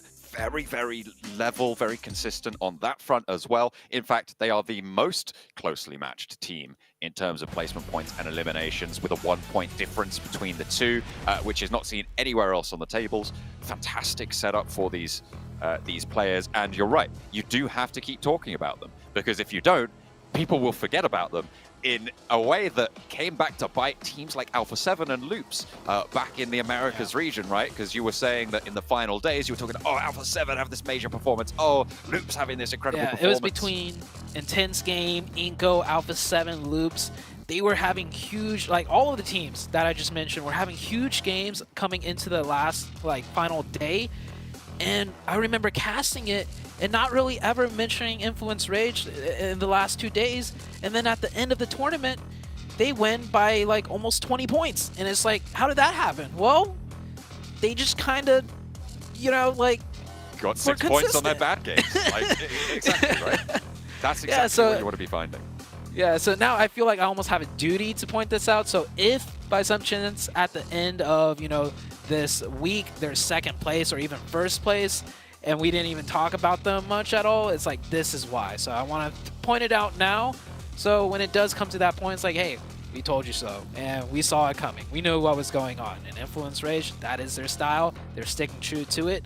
Vampire Esports, though, they're coming back with their own style of these huge, massive games. Let's see if they can keep that up. Absolutely. And I just want to wrap back for a final congratulations, I suppose, to Influence Rage, is that there isn't much you can do about it, right? Like, it's not like they're doing plays that leave them exposed. They're playing safe, consistent playstyle, and because of that, there are very little weaknesses in that playstyle. Sure, you can pick off players, sure, you might be able to get an early engagement, but beyond that, the counterplay sits at be better with a gun, and that is not easy at this level. And also, their playstyle isn't the easiest to figure out either. For them, to recognize these safer plays, because teams like to study the game-winning plays. Coaches, there's a lot of analytics that you can look into, VODs of how to win a match or how to put yourself in a top 3 with points. And so a lot of other teams will mold themselves after that, and it's easier to identify too. But just like on that Erangel game, when Influence Rage with 4 kind of just went to the middle and the wide open, I was taken surprised by that. You were caught off by surprise too. I thought they would push down East, take out BTR, and if they did, they would have won the match, because BTR won the match. But that is not their style. Instead, they won't go for the risks unless if it's needed. I think if they start slipping down in the point table, this is a veteran team that I think will make that clear-cut adjustment of hey, let's go for the game-winning plays now. We need the points. But right now, they don't need to. They want to make top 3. I don't think this is a team even necessarily aiming for first place with the way that they're going about it. I mean, have you ever seen the film Moneyball with Brad Pitt and Jonah Hill, where they take on the whole baseball pre-existing concept of what does well in a tournament? I think we are getting a remake here, but it really spoke about. Sounds like a really good movie. Just those two actors. By the way, I think I'm gonna have to check that out. It is a very good film, but its main point is that you're not buying wins, right? You're trying to buy runs with play. You're not trying to buy a batter. You're not trying to buy a baseman. You're trying to buy runs by creating this roster. And that's exactly the strategy that Influence are going for. They're not trying to get chicken dinners. They're not trying to, well, I mean, they will get them if they're given that opportunity. They have got one already so far this stage, but they're not trying to go for those, as you talked about, plays that can be more easily identified. They're trying to play to their strengths and get everything that they need done, which is exactly what they're doing. And potentially, if this is observed by a lot of other teams, we could see this be a major fashion in the next coming year as well, because I really, really like what they've been able to achieve so far. And I hope more teams try to look to perfect it. But the difficulty is, the more teams try to do it, the less effective it is. Man, Yuhai, always the showman. Right there, now known as Superboy. I think he might switch back to Yuhai. I don't know. He always switches names. But what you're going back to, I want to tie it up with a nice, quick analogy. So you're meaning like buying runs, or they were buying runs, not bats, and etc. So essentially, it's like if you were to interview teams and they say stuff like, "We're focusing on getting eliminations," or "We're focusing on getting top 3," or "We're focusing on getting the chicken dinner." You ask Influence Rage what they're focused on. They answer with, "We're focused on getting points." Yeah, right? Exactly. Which is what all teams should be looking to do, no matter where they're coming from. So you just want to level out your entire play. And obviously, that's kind of quite easy to say, but actually executing on that is not always. It's a unique play style. Not many teams at all ever do it. And if there are other teams that do it, it's hard to focus in on it, right? I think perhaps they were allowed to develop this incredibly strong strategy because of the region they sit in as well, because Brazilian teams, as we've talked about, very aggressive, very focused on getting massive games, right? So they are maybe sat in a position where they're one of the few teams that can perform at a higher level and to choose to take maybe a little bit more of a backseat in the dynamicism of the rest of that lobby, and profit vastly because of it, obviously winning out that Americas region and coming through and being able to do so well so far, being in a position to directly qualify at this point to those grand finals. So, I mean, yeah, really, really strong stuff. We started out last, Miramar, highlighting Major Pride. I feel like we've done that deep dive on Influence Rage now as well. Yeah. BTR, what's your deep dive on them besides they just have insane... Like, do you see like a weakness? Because that's just that last match. We saw their macro gameplay, right?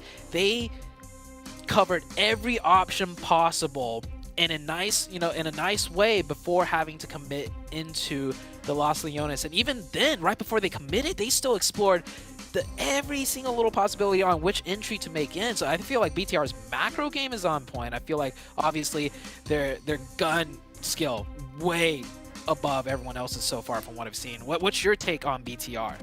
Like, potential of their greatest strengths can also be one of their weaknesses that we've seen. They take incredibly strong off angles, right? They like to establish control over a lot of terrain and research the terrain before they go for an engagement on it. But that does leave their players a little bit vulnerable sometimes, and they're getting picked off. Certainly that's what we've seen today.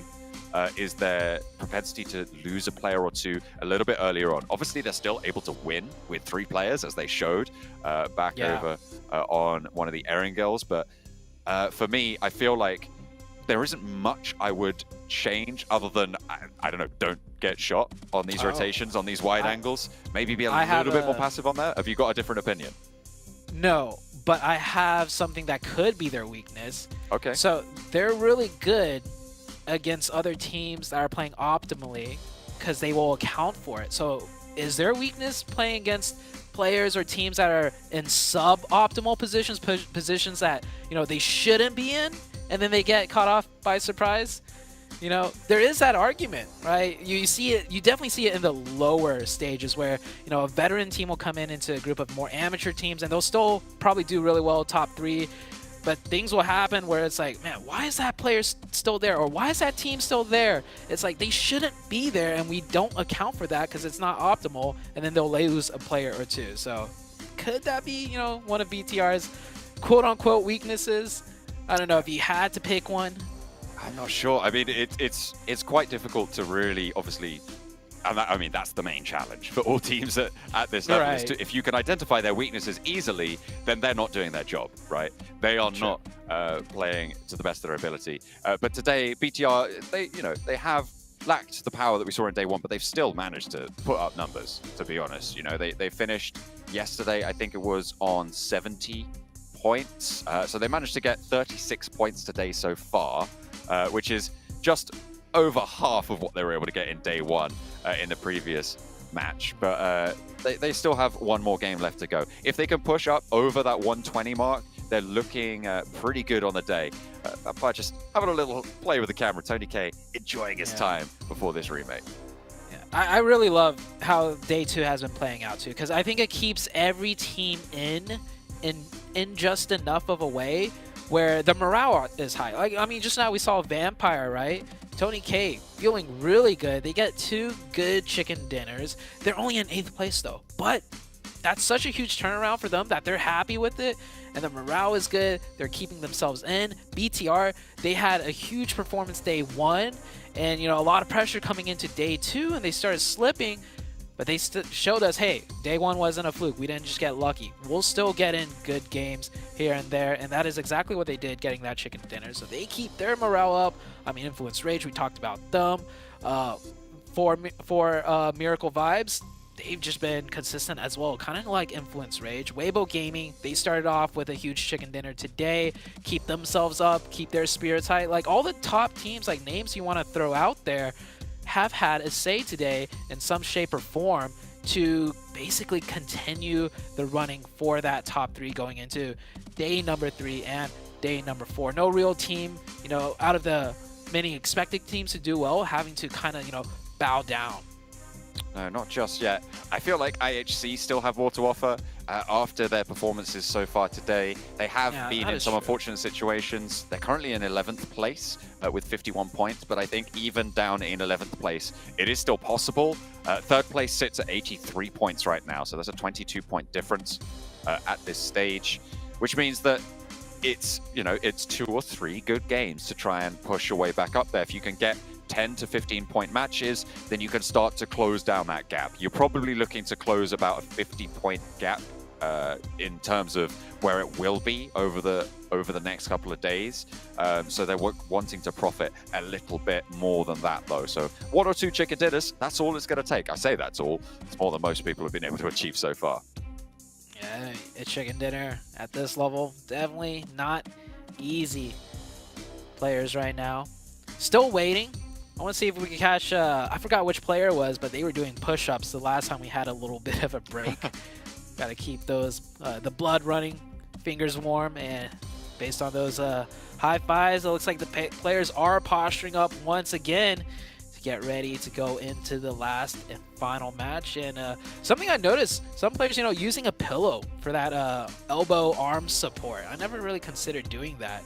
Usually I'm just more hunched over onto a desk, but in the long term, I think that might be the play.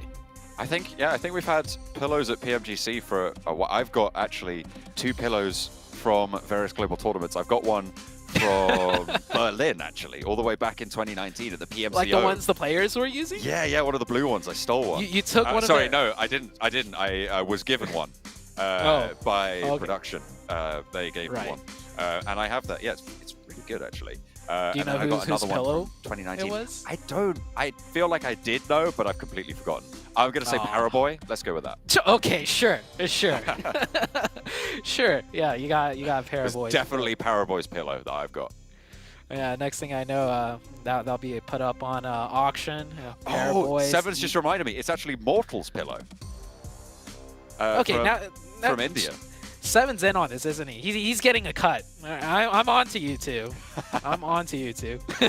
Hey man, were you competing at that one, or were you there in any capacity? I can't remember. I never used the pillow, so I should have. Maybe that would have let me qualify into a PMGC Grand Final. Maybe that was the missing puzzle piece for me. But hey, at least I got to PMGC stage a few times. That's more than can be said for a lot of other NA players. So I'm going to roast myself, but then I'm also going to credit myself just a little bit as we finally head into the very last match of the day, John.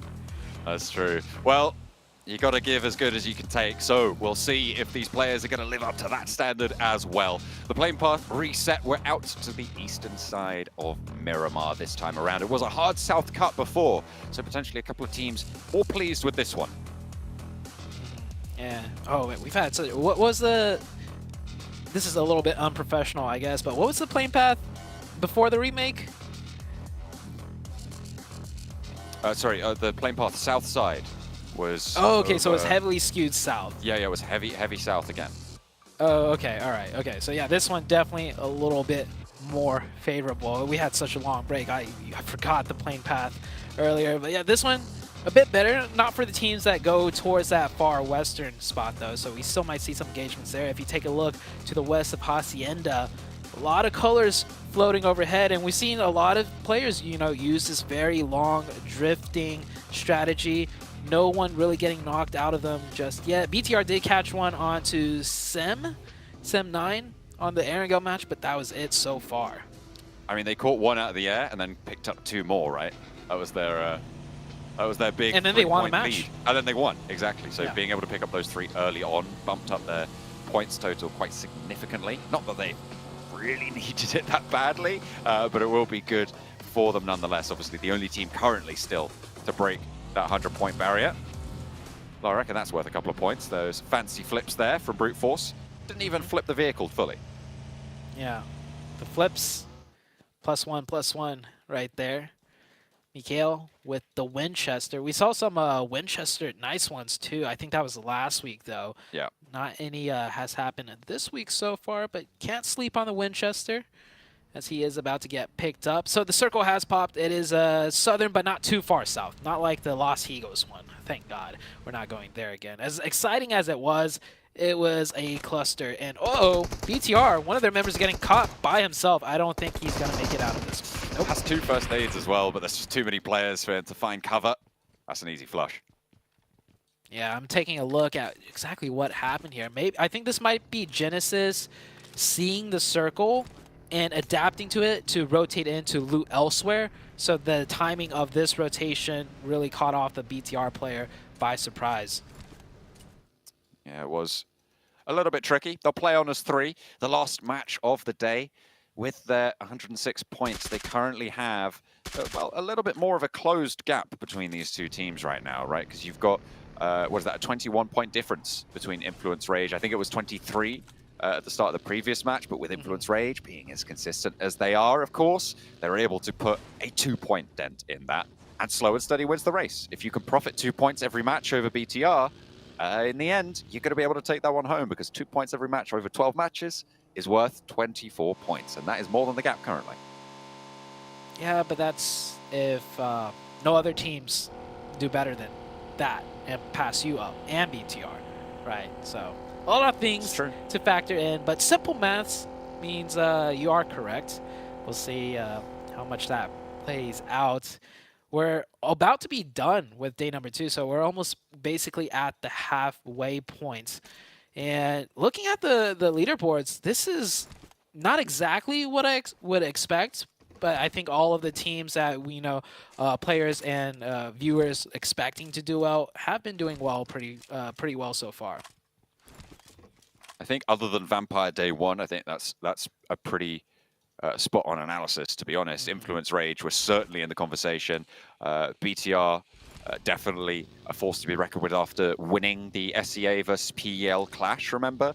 They came first in that region, beating out a lot of really strong teams from both regions, including Vampire, including Weibo, who are both playing against them here. So definitely were on a high from that performance, looking to try and continue that power. It's working for the time being, but I think, yeah, the only team that has lacked performance where I think people would have expected them is Vampire, but they have put those 2 chicken dinners on the board today to keep themselves within that 20-point striking distance of the bubble. If it wasn't for that terrible day 1, I think they would just be sitting in the top 3, somewhere around there, right? Probably not past BTR, not with their crazy performance, but they would be very close, if not in to the top 3. So maybe Vampire, you know, just deciding to give us a show, give their fans a little bit of you know, just clench their fists a little bit and then make them realize, like, wait a second, I always believed in Vampire, kind of like 7. Absolutely. I think, well, Jason's the main culprit on that one, isn't he? He's always calling it out right at the start. I never had any doubt. You mark my words, one day NA will make it to the PMGC finals and he'll be, I've never had any doubt that NA were so good. I loved them all the way back in 2002 or something when they were born. Where they were. That sounds like something that Jason would say. I knew that they were going to win. That's exactly what he'll say. You can quote me on that. Okay. A lot of teams rotating, and we're not seeing a lot of action in this one just because the terrain's so diverse, right? The center of this zone isn't hard shifted down south where it's like majority high ground, so you want to get in the high ground. There's some high ground, split with some low ground, split with some, high ground again, and a lot of easy road access ways. That's a big thing here with a circle like this. You have roads running in north, south, and east, west in many different ways, so rotations is as easiest as it can be on Miramar with this first zone, which is why I think we're seeing a lot of teams take their time on this one. The center is getting filled a little bit, but not as much as, the other maps that we have seen, simply because rotation's a bit more affordable now. Yeah, and the plane path being on the far side means that the teams that broke out early just sort of extended away from the rest of the pack. It gives a nice even spread over it. At the moment, Picardo, kind of the major gathering point, but it's slap bang in the center of the circle, so you kind of expect that. Yeah. It's going to be that circle 2 that we might see, teams started to quicken their pace, decide to take more advantageous spots as, teams will figure out a bit more of which positions are more powerful. Because as shift to the east changes things completely, shift to the west changes things completely. This is almost like one of those Erangel zones where, it's just so much different dynamic terrain that no teams really want to commit too hard center on the first zone. And it's easy to rotate on Erangel. And this one, with the roads, it's easy to rotate as well. A little bit more difficult when you get into the hills, but there's a lot of options to be had. And Circle 2 will be coming up very shortly. BTR did lose that one player early on, but that's pretty much all the action we've seen so far. And it wasn't too dramatic. It was just that little scrap right at the beginning. So still arm's distance for these teams from one another. But BTR might have spotted a brute force player or two looking for the spray downs. Tracking across the vehicle, gets to terrain cover. BTR establishing other forward positions as well. Still playing on as 3. And they'll try and keep on going. They lost Genfos earlier on, so they'll be playing with the rest of them in tow. 3 players still active. The circle goes over towards brute force, slap bang in the middle. They get a crate as well. Look at them. They're having a great time over there in the compound. BTR pretty close to it in the concretes too. Yeah, now with this circle shift, suddenly the dynamic power positions are kind of almost locked in. You got the high ground on the north, you have your strong compounds, you take your pick in the middle, and on the south side, it's a high ground, but a bit more difficult to deal with as many teams can play along the hedges, as we'll call it now. It's mixed with the hills and ridges. I think you should trademark that, because it might be a casting term in the near future. Yeah. I think you should stop bringing it up, actually. That's a better option. Okay, all right, okay. We'll go with the hills and ridges instead. Thank you. As teams are starting to fill in. Vampire coming in from the east. We saw in that last match, they could very easily win a match without just being in the center. We'll see how well they do in this one. Bino Storm right now in 16th place. The team from Japan. We've seen a couple of decent positions from them, but they just haven't really done too much. They haven't been able to get late into this circle.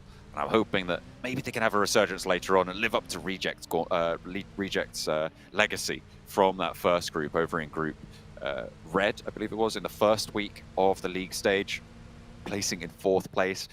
Currently, not able to marshal that sort of power. Major Pride, they've spotted Vampire, or at least the outpost thereof, and are not in a position to go for a full crash just yet, but we know what Major Pride are like. They can absolutely turn on a dime for this one. Major Pride in a decent position. a lot of options here, but if they have to go much further north and cross that road, that's where things will get very difficult. Still 63 alive. Pretty much all the spots taken now. Bar maybe one compound in the gas station near Central next to Brute Force is not taken. But outside of that, no easy spots to take. Next circle is going to really spur things into action. 2 teams on the north, I see. And Sim9 all the way down south in the blue, not even coming into play yet pretty much. But the 2 teams on the north, Rook and Genesis. Both teams might contest for that high ground should it shift north onto them. Still, only the 1 player to go down so far from Bigatron, the only casualty of the lobby. The Vampire disengaged, Major Pride unwilling to step forwards on it. Reasonable. Don't want to go further away from the center. Zone just about to start to pop. A central road running right through the middle. The Major break on the shift. I was going to call out Brute Force with a big split right there. I think they will group up, though, unless if their names were D+. I'm still going to call out D+ for that until I see them actively group up in a match when they're split in the middle. But, yep, Brute Force groups up right there. And I like that split for a second, right? He went to that compound on the north because if it hard shifts to the north, that compound right below the hillside is the access way up. I've seen teams manage to win games there. But here comes an engagement now between Team Queso and, Demurte. Furia with the nade in hand. Around the edge. Not quite able to find the opening just yet. Team Queso rolling on up to Demuerte's position on this high ground, and it's looking good actually to start for Team Queso. Demuerte didn't find any opening knocks. They've got the outside angle as well. Malloy did get traded off. It actually is fairly isolated for this roster, so it's 1-for-1, back to forwards, and Milky Way has to descend away from these nades. 1-for-1 right now on this engagement, on the scrap. The nade pouring into the upstairs position, but Team Queso, they're playing all the way down. Looks like Demuerte might give up this fight, as this spot no longer that crucial. They could just hop forward in front of them and still have a viable spot to play in that's even more central. Vampire on the south side. Oh, this is going to get tricky for Vampire, having to cross north in future circles, fighting out of this position. They do still have 4 up, so it is doable. Sim9 will rotate ahead of them, but the Vibes team just in front of Vampire as well. BTR in a really solid position in their compound that sits closer towards the road as well, ahead of a lot of these engagements on the south and on this west side. IHC, a nice split on that western edge as well to maintain a lot of control around the road. I'll be happy with that for the time being. You see Demuerte going to be turned away by that. Team Queso going to allow the disengage. Neither team wants to continue. They've already lost a player. Yeah, Demuerte did what I was saying. They could just hop in front of Team Queso, which is a better position, more central, and a more advantageous spot to take the fight against Queso should it arise. So they put the pressure, they lock Queso in. That's a good play. Both teams lose 1, however. As D+ coming in from the east side with 4 players. Let's see what D+ can do, fighting in from the edge. We haven't seen this too much. Almost gets an opening onto DRS, but the bullets do not connect. Fabian launching that nade on through, just being the point at the moment towards their location, but Forest goes even closer. The Molotov on that top of that ridgeline just slows it down a little bit. D+ on the eastern side, you can see how corralled they are into that eastern edge. Next zone just about to pop as well. I was talking about that BTR compound. I think it's going to be really valuable. The high ground to its west is still very, very hotly contested, and with that circle, BTR's position just got even better. Yeah, the real estate value just skyrocketed. That position, unless if a team full commits crash into it, which could happen, but it's going to be very hard because they're surrounded by other teams that are protecting them. BTR could just weather the storm in that spot with 3 players, and they still get enough sightlines where they could third-party other fights where teams crash into other positions. We'll see how it works out as Weibo Gaming finds a nice little pocket to play in further into the zone. They'll stay up with 4 there. But the teams on the north side, looking at Rook, looking at Genesis, they're going to have to commit somewhere. There's some open spots still. And actually, with a zone like this, maybe not too many players or teams will go out.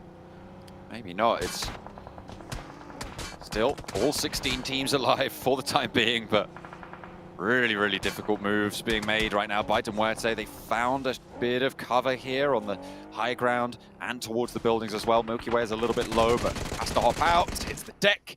It's a Tireless, can't quite find it. The inside of these concrete buildings, nice to hold, and you can see the angles they actually have up to the high ground out to their west now.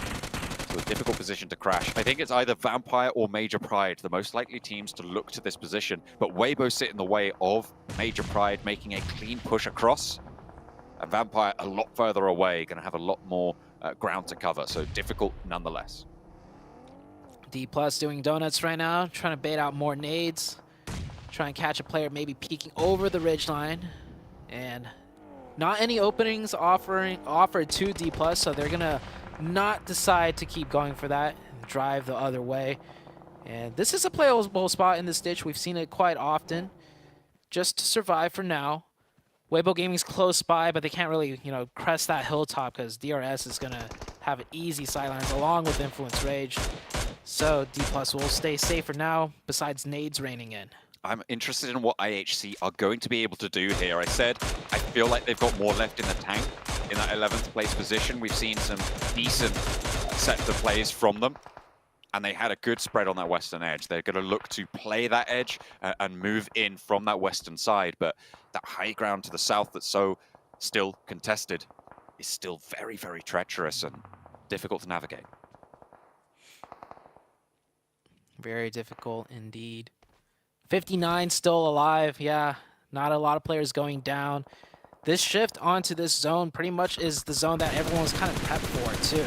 So everyone has an idea of just where to play, where to inch in. And that is what majority of these teams all did. Looks like D+ lost one player on that rotation to this dip. Next circle, where is it gonna go? I mean, I imagine in the next zone we're gonna see at least 20 players go out. There's not much more left in here for players to hide in. Yeah, especially these teams starting to get really heavily pressured towards the edge of the zone. I'm looking at Bino Storm, I'm looking at Genesis, I'm looking at Team Queso. These teams, very, very difficult positions. If the zone shifts away from them, it's going to be very hard. I think Vampire have a lot more opportunity than most teams towards the edge, but similarly, DRS over on the eastern side. It's very difficult to move past that brute force position, but it does keep that northern side of the road in. The northwest, very, very dangerous. That south side with Major Pride and Bino Storm as well. Yeah, that southeast side is going to light up. Same with the northeast. And I think that's almost, I'm not going to say perfect circle for Vampire because I think they'd rather get the circle. But this is a circle where they have the option with all that info on the high ground to pressure the east or pressure the west in forms of third party. And they are pretty safe to do so with either option, unless if we see some crazy wrap out of Bino Storm. I see Divine wrapping down south. That might be a wild card play that the side of Vampire isn't prepped for, but they've committed to the west side with two players. They're getting very close. They're looking for maybe third parties or just looking to push players off. Ravenclaw and Tony K pushing the rotations from Sem9 and Team Queso further up north. They've now got the backup. I think that's Schweppes coming through as well. The third player from Vampire moving on in to establish that line to blockade the south side rotation. A roll over the ridgeline in the meantime, coming through from D+. Influence Rage trying to hold it down, and it's looking pretty solid. D+ fall. Influence Rage hold down the ridgeline, hold down that corner of the road that gives you so much cover from the teams on that south edge. Difficult to get these reses now, though. They'll have to be quick about it. Vampire now pressuring Queso. Queso, the next team, looking to get ejected out of this position. And I like what Vampire's doing here. I think Vampire already knows where they're going to play in the circle, and it's not here. They're just here to pick up points, to put out pressure, to weaken teams that will be near them in the future, and essentially force them elsewhere for them to third party later. So Vampire playing very well, unlike day number one. Great nade out of Sem9. Right on top of Papi Potro, finds exactly what they're looking for. With the zone closing in, you can't go for it, surely. Arturas maybe with a chance, but the blue zone's going to envelop very soon in stage 5, and the flush from Tony K is going to be there at the point for Vampire as well. Arturas maybe with a little bit of revenge over towards Sem9, but doesn't quite find the knock. The players are starting to fall. A difficult position for Sem9, but they still have to move further. Sem9. So close to the zone, yet so far. A lot of opposition that they still have to deal with. Meanwhile, Vampire just taking their time, taking their shots in. Depp getting a nice confirmation. There's 6 eliminations for Sem9. Make that maybe even 7 after that knock on to Alex. And is that the opening that they want? Are they going to eject down to the low ground? No, I think he's just getting into the vehicle to get more sidelines onto the last player. Zayol in the smoke, trying to stay alive. 1 nade left for Depp. He wants the point. Go on, go long with it. Is the nade going to find it? It's not even needed. It's the spray down from Tam instead. They pick up a lot more points there. 8 eliminations for Sem9. They've leapfrogged IHC as well. I asked what IHC can do from the western side. The answer is not much, unfortunately. They did get cut down in the open there from that high ground position of Sem9. Now, teams on the southeast starting to come to a head, this conflict, as Ravenclaw goes down for Vampire on the west. Did Influence Rage just pick up more players into their trap? It looks like they found more crates. Yeah, Influence Rage in a nice little spot right there. And oh, that circle's going to be great for Influence Rage as well. Genesis might be a threat, or they should be a threat, but with DRS also close by, Genesis and DRS on the east side might have to engage each other. Influence Rage are just going to have their way with it. On the south, though, Weibo Gaming are looking to make a play. Many teams all around the edges have to make a decisive play, and Vampire are down to the 2. They were looking good, but now it's Sem9 instead on that southwest with a strong position. Yeah, they lost Tony K as well as Ravenclaw on that northern edge. Newsy trying to play that back foot. And with BTR in the way, still playing as 3, they're having a good time of it. Newsy spotted, Sem9 looking to pick up even more points now, up to 9 eliminations so far on the match. All 4 of them still alive, but they still have to push past Mwete into BTR as well. Yeah, that's going to be a difficult one. And if they crash into Demorte, BTR is going to third party. Good nade from Schweppes. Last up, though. I don't know how much more he could do here. Vino Storm also eliminated. East, the last player from the Vibe squad, will be trying to remain in that shack, but will be pushed out by the blue zone fairly soon. At the moment, Brute Force on this northern side in such a strong position. They have control over the hill to the south side of their compound as well. Prepod has folded back in a little bit to the rest of the team, but they're playing as 4. They have the compound. Anyone who tries to move forwards to them gets spotted by Influence Rage as well. So many teams in key positions to gatekeep multiple squads out. And the problem is the multiple squads pushing in is going to be fighting each other. I think at most maybe just one team that's currently not in the zone is going to make it in intact as 4.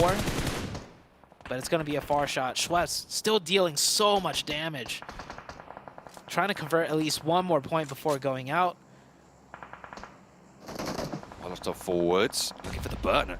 Sem9's health bars are very, very low, to be fair. Needs to be careful, though, because Lapart has that angle. Spray down for suppression. Pushes over the ridgeline. The challenge is there, and he gets the shot. Crucially timed. Has 3 first aids. Hit the deck, get the heal on. Sem9 are trying to pick up the pieces in the meantime, but he's doing the work. As Genesis try and cross out into the open as well. They're up into the ridgeline, but Influence Rage have other ideas. Will be a difficult position on that south side. The roll downs come through as well for DRS. DRS on the east side, yeah, this is that Mayhem and Influence Rage are third-parting everything. The blown-up vehicles used as cover. DRS down to 2. The other team of Genesis eliminated, I believe. And Influence Rage now just, you can almost say they're just showing. But hold on, Weibo Gaming over the road in the open. That shouldn't be allowed. Yeah, Weibo Gaming are getting cut down by Major Pride now. I don't think Weibo Gaming timed this push correctly. Yeah, they're down to 2. They're okay.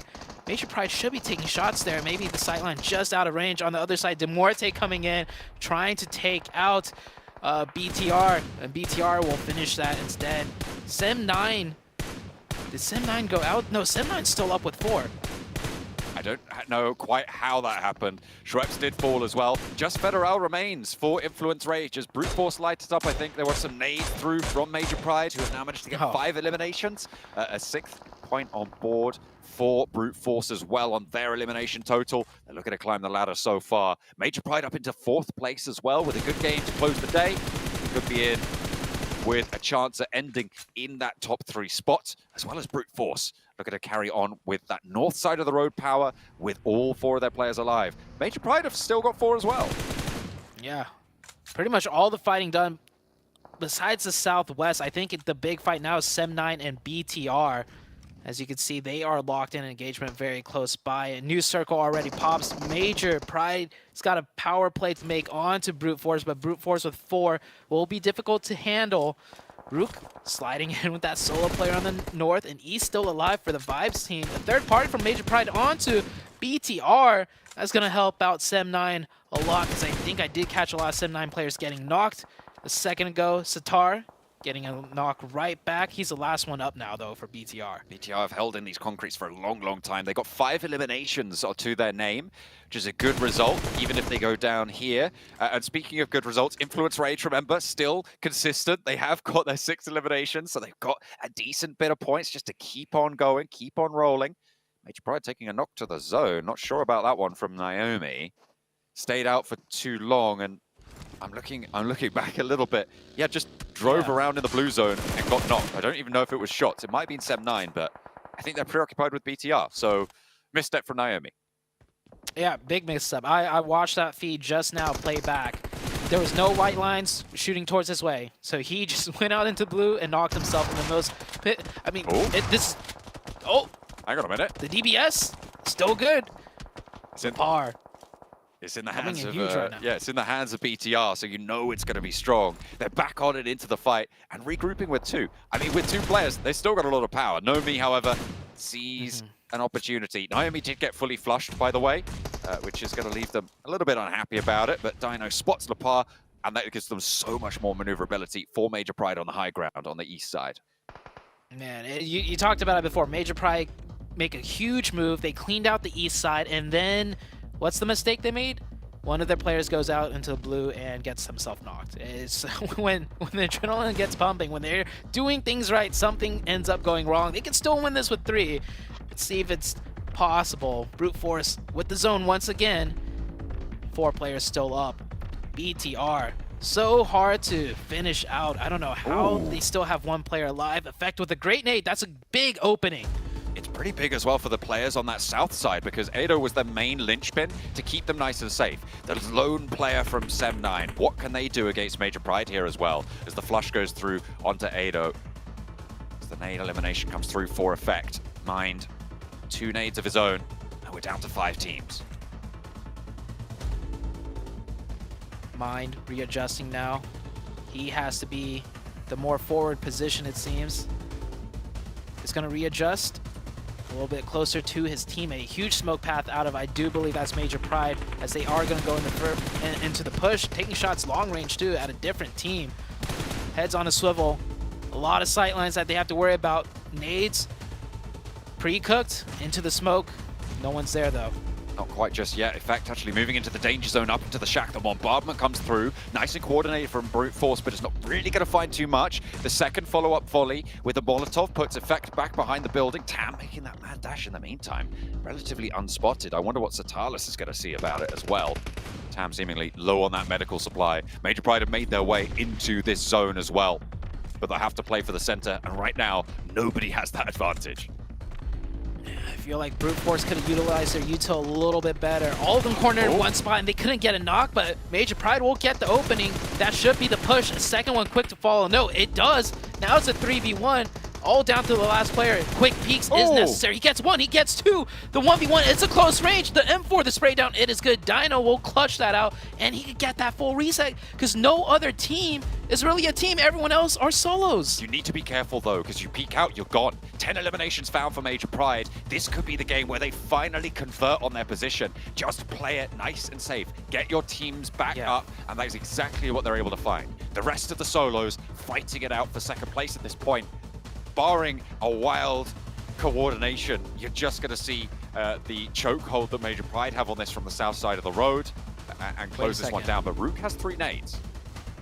Not just that, they're going to have to cross the road first before anyone else. Look at where center zone is. It's so far away from Major Pride. That kind of makes all 3 players look their way. Oh, they have a vehicle though. That's going to help out a little bit. As, okay, they spot out 1. I think with that threat gone, now Major Pride could be much more safe in securing this win. BTR taking a high placing position as well. They got 6 eliminations. It's a 3 versus 1 now. Just Satalis remains. He's sends a couple of shots into the tree. The blue zone's there as well, and Effect picks up the final point. Major Pride closed down day number 2 with a chicken dinner. A lot of points added to their tally there, and that should see them up into the top 3. A lot of momentum gained with that final push. Influence Rage maintaining consistency, and BTR always relevant in the conversation. Yeah, you can see how happy they are, and with good reason, right? They get to the cusp of greatness so many times with their great decision-making, their team play, but something always goes wrong for them, and this time, finally, they are rewarded, and they are ecstatic. Had a great time, too. The very last game of day number 2, the halfway point, and they were in the top 5, if I remember correctly, with that win.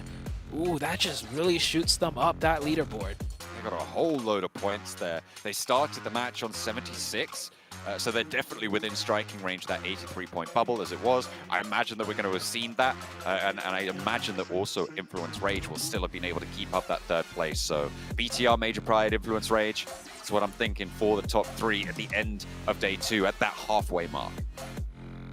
Damage numbers are in effect. The MVP, 792 damage.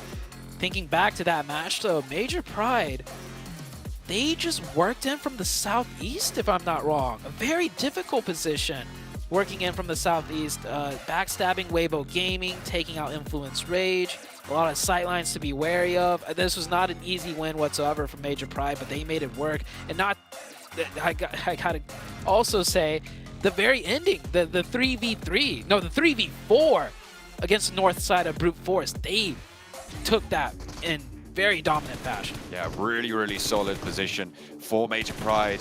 They were fighting through and through and through. A brilliant showing to close out the day. Will be that 2nd day finish, which means the halfway mark has been breached. Let's head back over to the desk to take a look at the standings. The standings are definitely going to be interesting here, John. As you mentioned, Major Pride finally getting themselves a victory here after they've had a pretty damn good performance today. Also, a couple of other teams you have to keep in mind. The likes of Bigatron outperforming Influence Rage here in this last match. I mean, the gap they already had of 29 points is going to continue to extend. Brute Force having a decent game. Honestly, Seven, there was a couple of different teams having a pretty good result here in this last match. There was. I mean, to be honest, MP, I'm so happy that they finally got that chicken dinner out of the way. Now I'm going to be looking forward to tomorrow. Hopefully for MV, we'll be able to see a chicken dinner out of them because this our team is consistent. As I was mentioning earlier, two teams that were in the top 5 situation with no chicken dinners. Good to see them get that out of the way. With 14 eliminations too, that's impressive to see right there.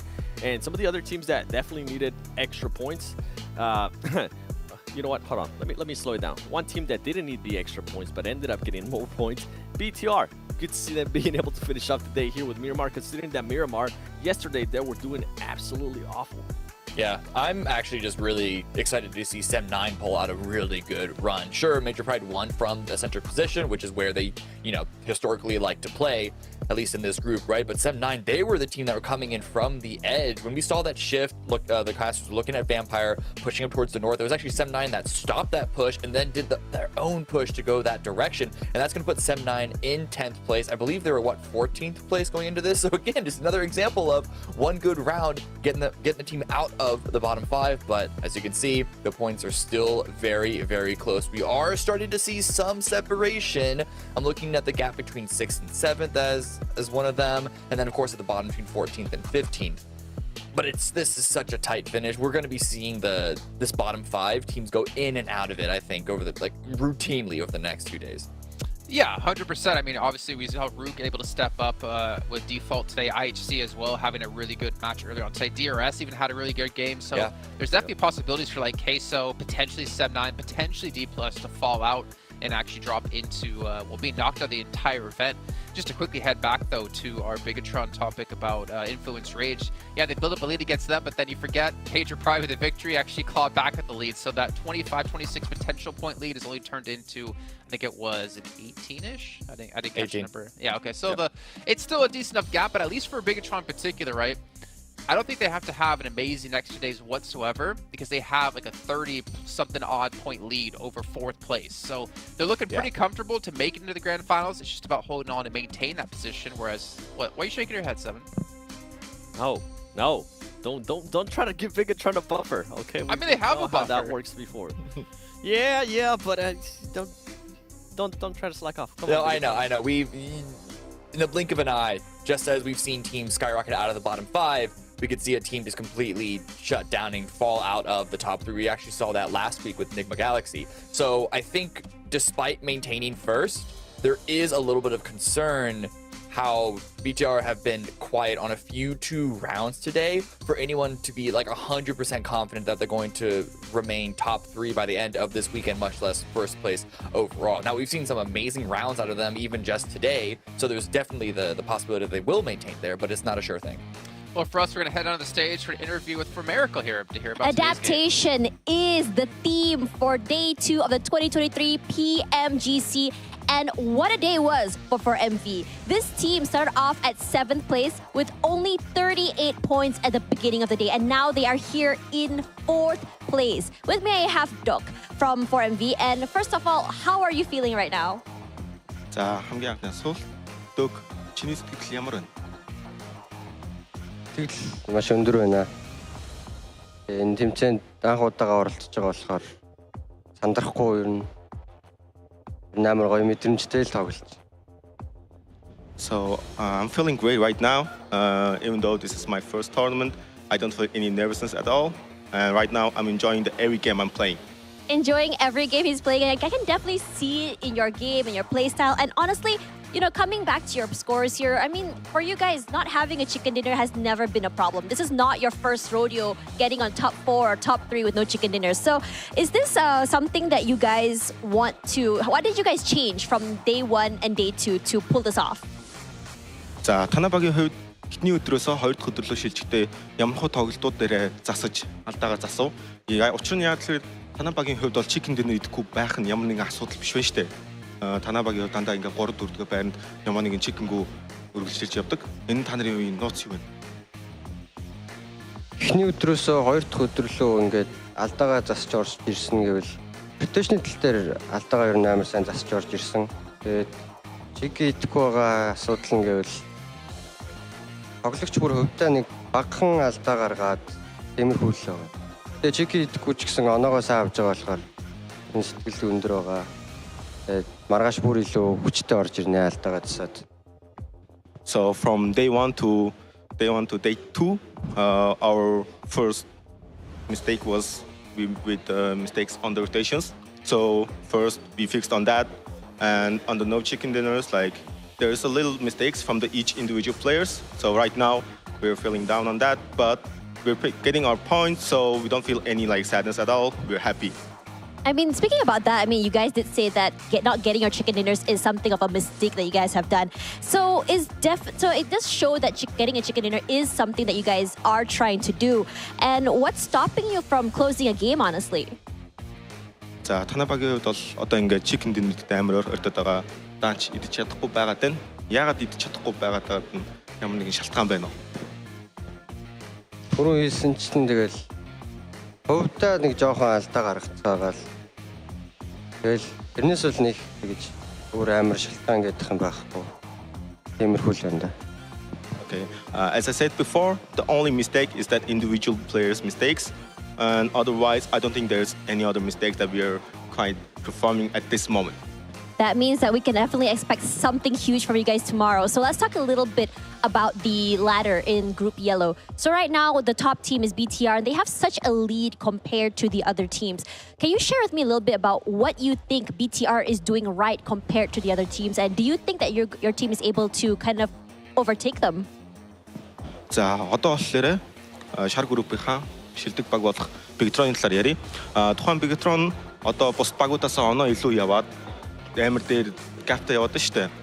Танабагийн хувьд Bigatron-ыг одоо үргэлжлсэн 2 өдөртөө дэшигээ авч гарч чадна гэж бодож байна уу? Тэгээ Bigatron-ийн хувьд яг юг зүү хийж байгаа болоод дээр байгаад байна гэж бодож байна.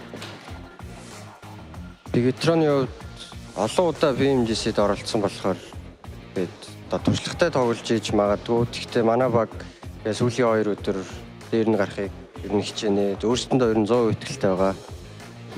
About Bigatron, I think that it's because they have participated in many PMGCs. They got the experience, so that might be the point. But about us, we feel confident in ourselves, 100% that we're gonna take them down in the remaining 2 days. That's right. Remaining 2 days. Thank you so much, Duk, for spending time with me up here for the interview. And now we have come to the end of day number 2 of 2023 PMGC. While BTR has put a huge lead over the rest of the teams, 4MV, our obviously underdogs of this PMGC, is gonna show us whether or not they'll be able to close out the games. They're having fun. I'm sure the other teams are as well. So, gonna toss it back to our panelists to close the night. I'll see you guys tomorrow for more 2023 PMGC Group Yellow. You know, I like to hear that out of Doc. They're not really too worried about closing out games. They're not too worried about being, one of the few teams in the top without a chicken dinner, because you know what? They're still performing extremely well. They just need to fix those individual mistakes and then be closing out some matches. But we can see here individual leaders. Nomi again, guys, still top damage as he maintained it from yesterday, and Lapar as well maintaining the top eliminations. Yeah. I mean, despite the team, again, I feel like I'm going to be repeating myself with this, but despite a lot of the victories, a lot of really good individual rounds going towards teams across the board, we're still seeing a lot of good action averaged from Major Pride, from BTR, Weibo as well, though not quite nearly to the same level. I'm still, of course, remembering the Los Leones finish for them, but okay. Day 2 MVP is going to go to East. This isn't too much of a surprise. Whenever we do see For Miracle on our screen, East is generally putting in a lot of the work. I just like that he said they don't mind not getting the chicken dinner or being able to close out the match, considering that MP was now able to close out the match, able to get that chicken dinner, and got pushed up all the way to 2nd place. Especially when we start getting towards the last day on Sunday. A lot of these teams that are especially in the top 3 are going to be looking to get those chicken dinners, looking to close out those games. So, yeah, they might be used to not getting chicken dinners like Tash Bunny was saying there, but I don't know. That mentality doesn't sit well with me. Interesting that he actually had, by the way, East there, the most average damage per game on the day. So that's kind of cool to see. Obviously still behind Nomi at the moment, but they're starting to make some moves, make some strides. And the fact is, they're still top 5 out of chicken dinner. So for me, that's a very, very strong team, especially when we saw towards the earlier stages of the day, almost able to pull off the 1v1v1 to close things out. But gentlemen, I mean, that pretty much wraps up our day here. I'm kind of impressed, but I think, Cameron, you kind of said it perfectly. I don't remember if this was on air or if this is where we're watching the match. It's been a very scrappy 2 days. There hasn't been that clear domination out of one team. Yes, Bigatron, it was all about them yesterday, but going to today, there's been a lot of other teams having their individual moments. But I'm curious if that's going to be maintained into day 3 and obviously day 4, and if so, who the hell are we going to end up with making through the Grand Finals at the end of day 4? I think it's going to maintain. Your guess is as good as mine for who's actually going to be in the top 3 once it's all said and done. Vampire. 7. What would you do if Vampire don't make it top 3? Put your money where your mouth is. Oh, wow. You almost made me say something that I actually do not want to do. I don't know. Wax your I'll think eyebrows? about it. I'll let you know tomorrow. No. Maybe. You know what? We'll make this deal. If you're wrong, then you have to buy me an Infinix GT10 Pro phone. How about that? Because I want to dominate my competition in PUBG Mobile. It was born to be in these hands. But at the same time, I'm kind of sad because I want Vampire to make it in the Grand Finals, even though I kind of predict they won't make it through this form of the tournament. So I don't know, win, lose, either way, it's been a great day of action here at PMGC 2023. But you have to wait until tomorrow so to continue our games. We're already past the halfway point, and we're getting ever so closer to getting towards those Grand Finals in Turkey. We'll see you tomorrow.